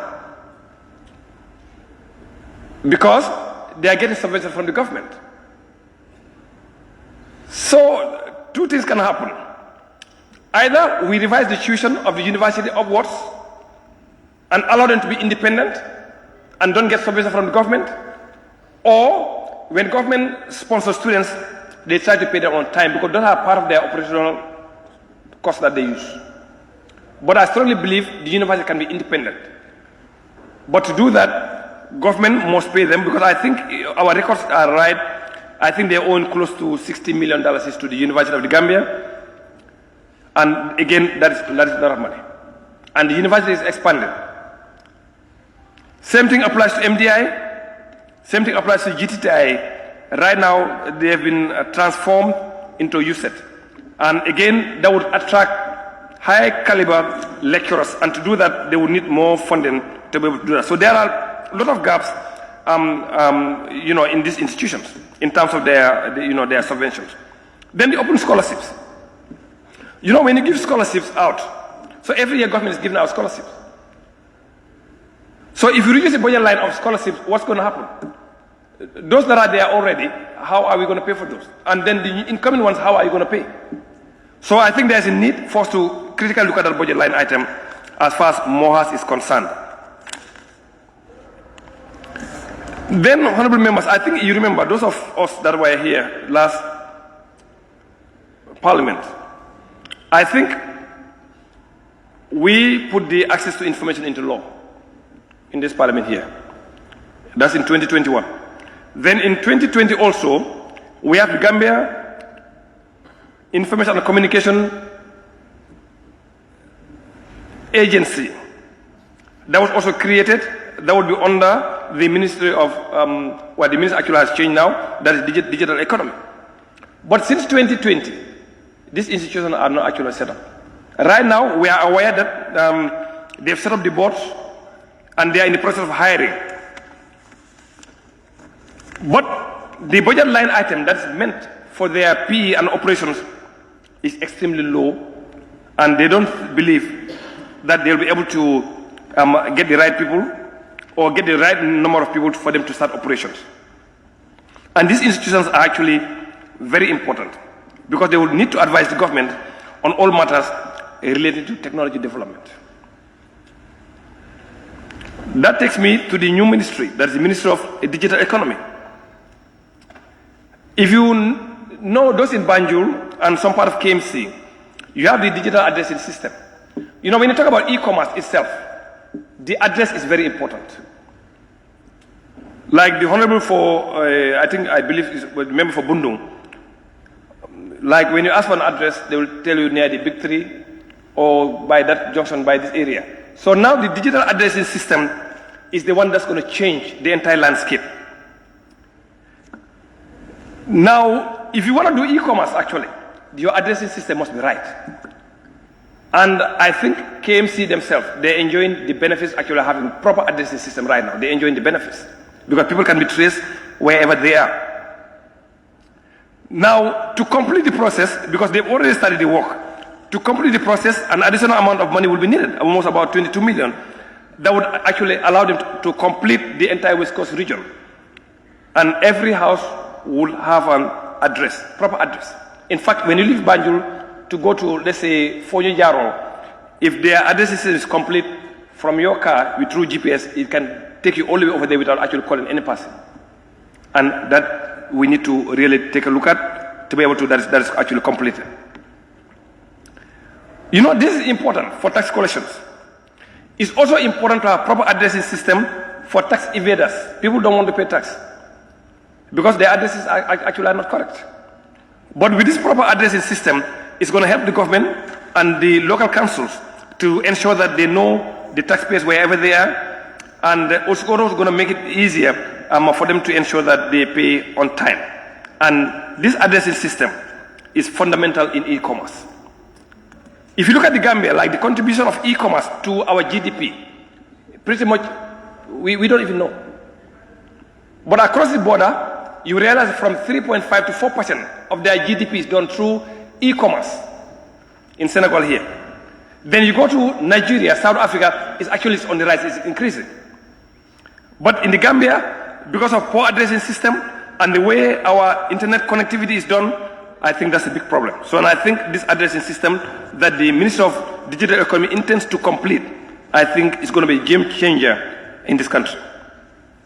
Because you can sit in your house and order anything online in the Gambia or internationally, and you'll be able to get them on time.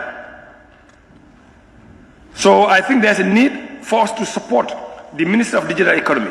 They are new, but I think they will be able to do the game changing in this country.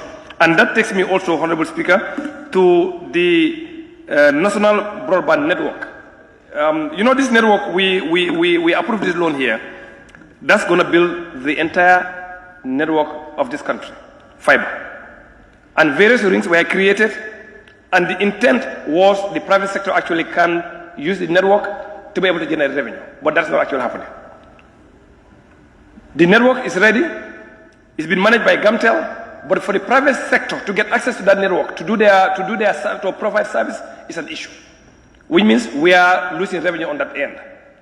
And the rationale why we are doing that, and we keep saying, if we have to take a loan, it must be a loan that is self-liquidating. Meaning a loan that would, where you invested, you'll be able to get revenue returns, and those are the things that we want. And the National Broadband Network was the number one thing that we believe should be able to pay for itself. But right now it's not paying for anything. So we need to take a look at that. If Gamtel is not in a good position to manage properly, I think let's find another way where the private sector can have access to that so that we can move forward. So in general, Honorable Speaker, those are my interventions. I will close by saying that it is our responsibility, all of us, as Gambians and as lawmakers, to ensure we work together on this estimate. Because with all the recommendations that we have seen here today, from the respective committees is showing that we want to increase the deficit by 3 billion. That is not possible. We cannot increase the deficit. We can reduce the deficit or we can maintain the deficit. We do not have the mandate. And if you read section 152 of the Constitution, which brought the minister here today, it's very clear who's responsible. That is their responsibility. It is the responsibility of the minister to do the budget ceiling across government institutions. Even though we are independent institutions, like the judiciary as well. They may not tell you, but we have a ceiling. Because it cannot just open like that. And that's the reason why when the judiciary came, they have some differences in what is printed and what they submitted. We know exactly what happened. Because the ceiling is set in the system, so you cannot go, you can post it, but when you print it, it's going to just put you to the exact ceiling that you actually have. So I think we need to work together to ensure that we help the ministry to ensure that we maintain or we reduce the deficit. So if we cut like FPAC actually has proposed, let's look for the most important votes, then we try to add them there.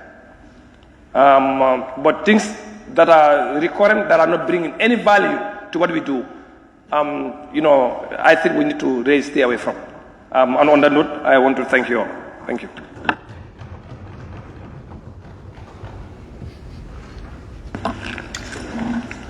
Thank you very much, Honorable Member for Upper Salum. I now invite the Honorable Member for Kantora and Majority Leader.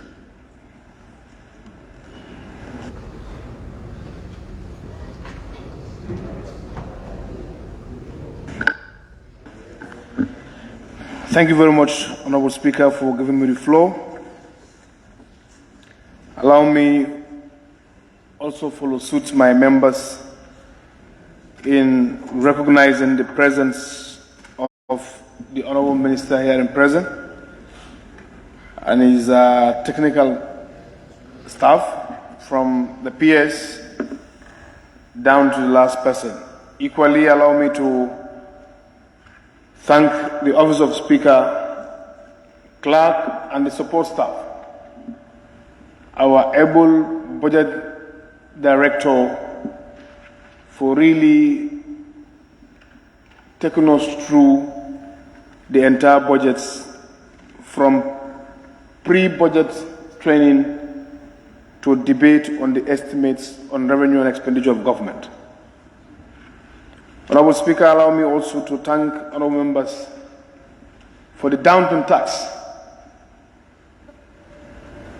given to them by electorate to represent them.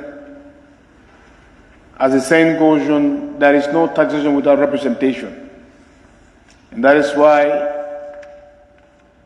governments are set to collect tax, but of course, the approving authority or approving body is people who are chosen to represent them. In a nutshell, no dime or no kobo could be legally accessed or spent without the blessing and stamp of this Honorable Assembly. And that's why the Honorable Minister is compelled by Section 152 to come before this National Assembly to get the blessing of Parliament before anything is done. However, Honorable Speaker, I think there's a need for us to look at the entire trajectory of our own internal budget scrutiny. Previous speakers have discussed that it is now presumed as if committee bilateral has now become advocates. They've now become the mouthpiece. We've now become the auditors of various ministries in terms of giving them additional funding. And which the reverse should be the case. We have to meander within the ceiling, reprioritize, and reallocate based on pressing need. However, Honorable Speaker, I think it's prudent for us to understand the document before us. It is important to note that this year's budget does not really have an increment of tax to private sector. It shows that government is really aware that it is not the way to do business, no matter how desperate you are as government in terms of domestic resource mobilization. You cannot keep on increasing tax on private sector to squeeze the last drop from the sponge just in the name of collecting revenue for your government to operate. We are cognizant that it's a tax-based economy, but this trajectory is really welcome from the Honourable Minister of Finance to give sort of a breathing space to the private sector not to increase any new tax. And it's also important for us to understand that the budget is speaking language of improving the social sector. And that really manifests in the budget. If you look at it, the key heavy spending sectors are the social sectors. That is the infrastructure, the education, which constitutes about 10% overall of the budget, which stands at $3.57 billion. If you also look at the Ministry of Agriculture, it stands at 8% of the budget, which constitutes about $2.89 billion. Before I go further, I think it's important for us to look at the Ministry of Agriculture. There has been so much advocacy here, but we also need to understand that government has really prioritized agriculture. As we speak now, this demonstrates about 69% increment in the Ministry of Agriculture compared to last year's allocation. And one should also ask ourselves, I appreciate the intervention made by Member Willie East, that this old assembly, some time ago, we've ratified a financing agreement of small ruminant projects. And know that Ministry of Agriculture is part of the ministries who really enjoy budget support than any other ministry. But you come to ask yourself, what is the result that yield out of that? So this parliament should be tasked with the responsibility to make sure to engage the Ministry of Agriculture to give us a comprehensive list or update from the Nemachosa project. You call it the giraffe project, you call it the agricultural value chain project, to tell us a comprehensive update on the status quo in terms of the implementation of this various project and its impact on our people we represent. This is very, very important. Rather than canvassing for more resources to be given to agriculture, they have been given year in, year out project support, and in fact, records shows their absorptive capacity as a Ministry of Agriculture. Even those project grants, year from January 1st to 31st of December, you will realize that the project grants are not even fully utilized. They have to take those money back. This is what is happening in the ministry. And members need to be informed to understand that this ministry benefits a lot from project grants. And because of the ineffectiveness and inefficiency of the ministry, they cannot absorb the entire budget grant given to them. Left to be told that it has to go back because of absorptive capacity of the ministry. Something fundamental is going wrong.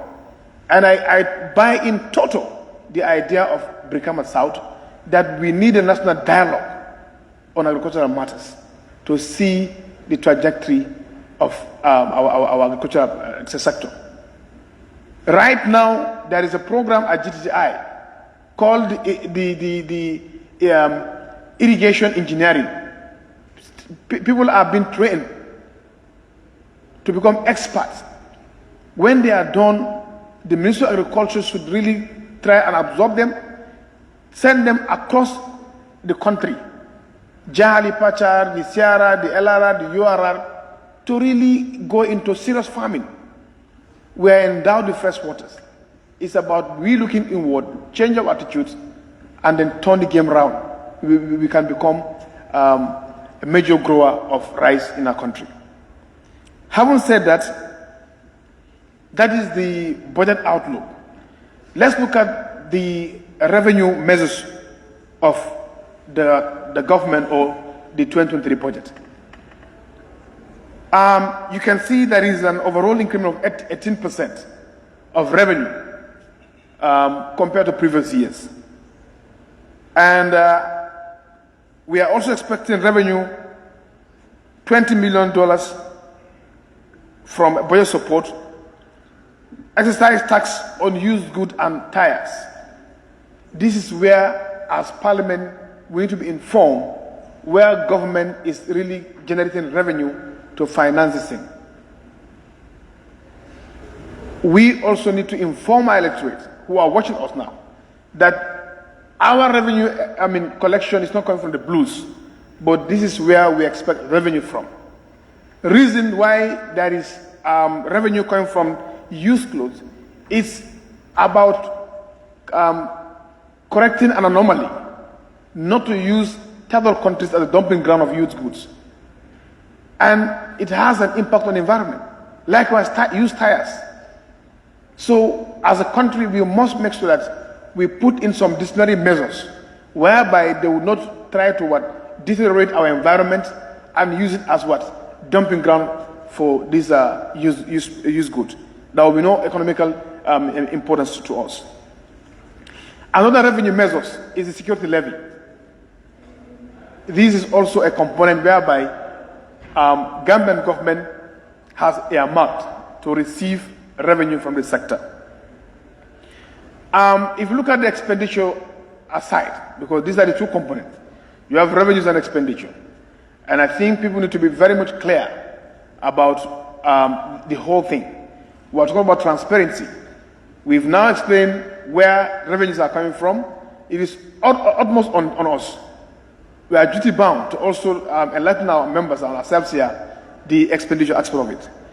The vehicle policy, which we really appreciate, and we want to tap the minister that this has been lingering previous years. There has been a statement that government will implement the vehicle policy and it has been reversed. Now it's coming back. So it's really a good move. The travel policy of the civil servants, the government agencies, about 56 agencies, which is costing about $4 billion on government to maintain. These agencies are so much proliferated. There are so many in the country right now. About 56 agencies are now operating. And it's costing government about $4 billion as an OC operational cost to this thing. So we understand when they say that 84% of our revenue is going on recurrent. This is a major contributing factor whereby we are spending $4 billion, about 56 agencies. So what that tells you that is high time either to amalgamate or to see how best you can put some of these agencies under government ministries. Now, let's also look at the deficit. The deficit, there is a reduction from 4.5 billion to 3.9 billion. This contributes a reduction of 14%. This is really welcoming. This is what we've been clamoring for. That the Minister of Finance and Economic Affairs, with the leadership of His Excellency, has now looked at every ways and means to reduce the deficit from 4.5 billion to 3.9 billion, which represents about 14% reduction. So Parliament should be speaking in that trajectory. Parliament should be speaking in that direction. That if the government is doing everything it can to bring down deficit, Parliament should not be doing the reverse.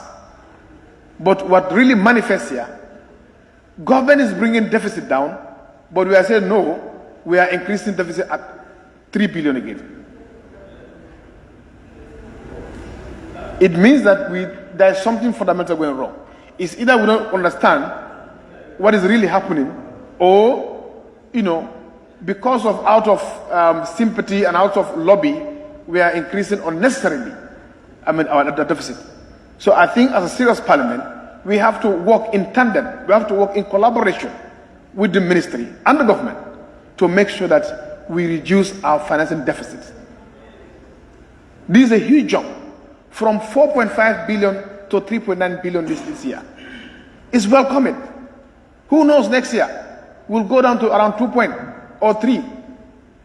So let's maintain that spirit. Let's maintain that focus. Now, if you look at the conclusion remark of the Honourable Minister, it says, as I conclude, I would like to invite reflections on the fact that the crafting of this 2023 budget is being done under a very unusual and difficult social economic circumstances.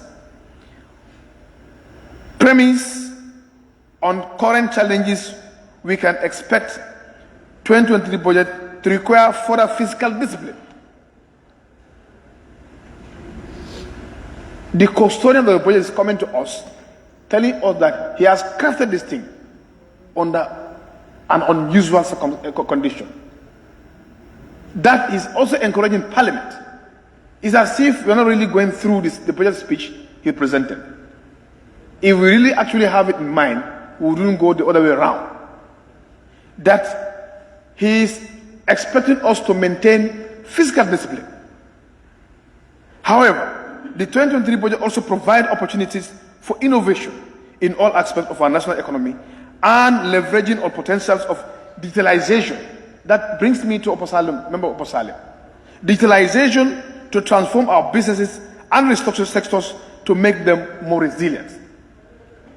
The world is really moving. Technology is the order of the day.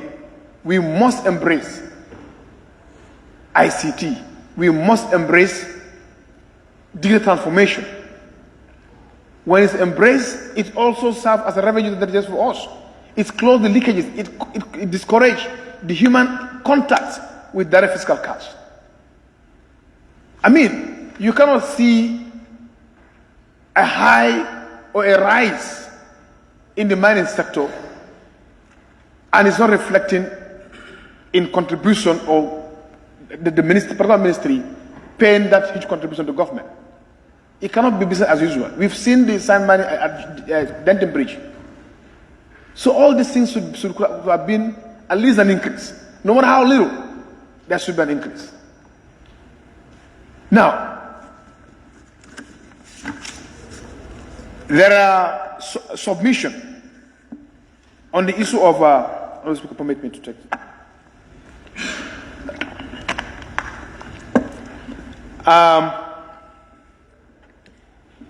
The embassies. I want Parliament to understand the Ministry of Foreign Affairs properly. I am not negating from my previous submission that Parliament should work in bringing down deficit. As the chairman of the Foreign Affairs Committee, I have made saving of $13 million. It is part of my FPAC submission. There was 11 million, cuts that were made. And if we are to prioritize, we must inject these savings to an area that will serve as a revenue generation for government. I want people to have another lens, to look at the foreign service, to look at the foreign affairs. See foreign affairs as investment. You can say it at any platform, at any forum, that foreign affairs is an investment opportunity.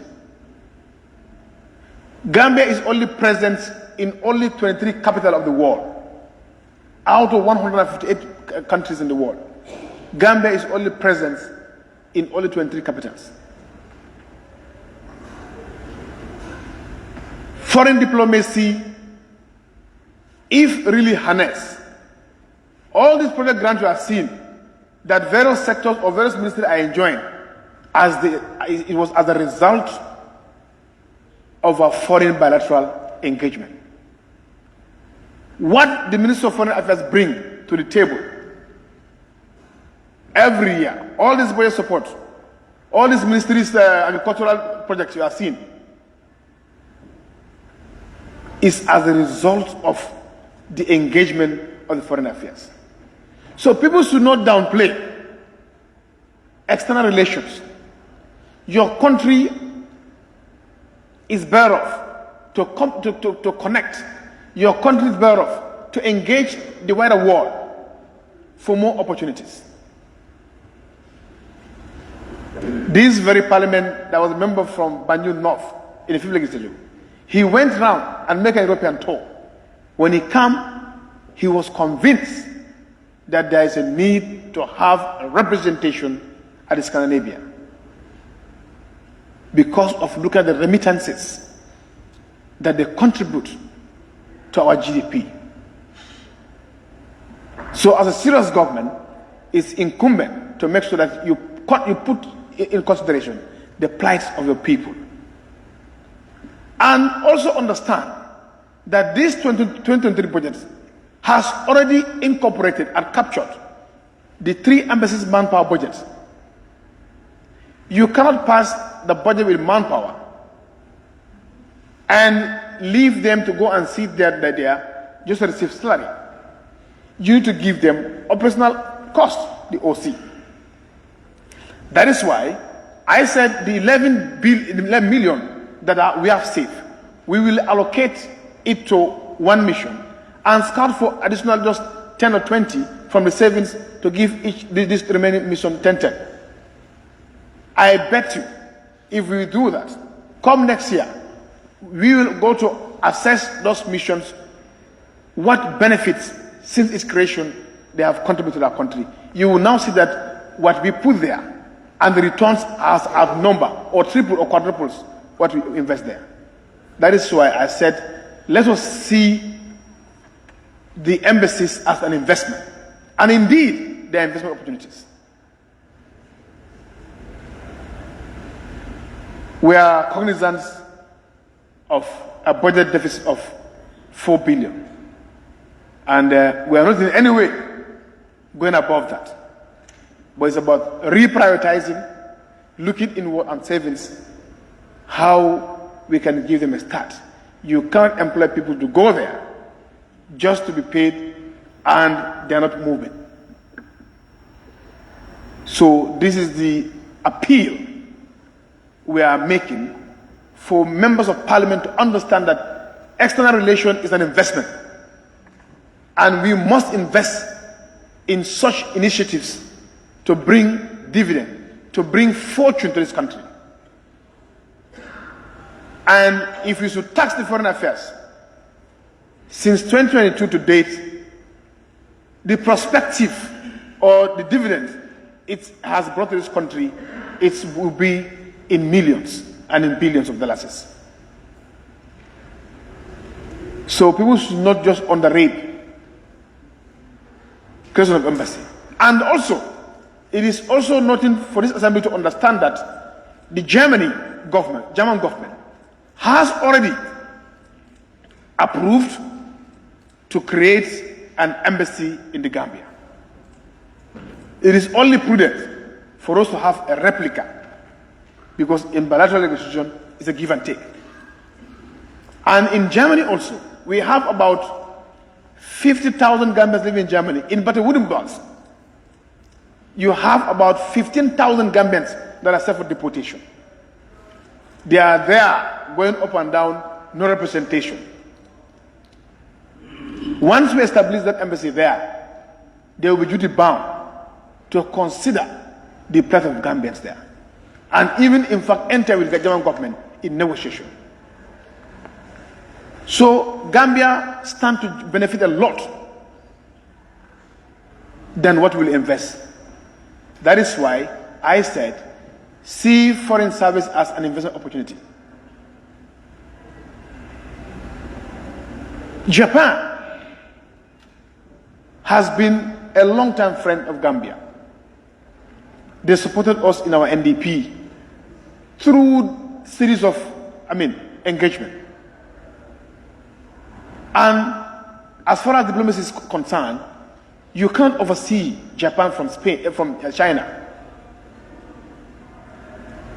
If you really understand the Sino-African foreign policy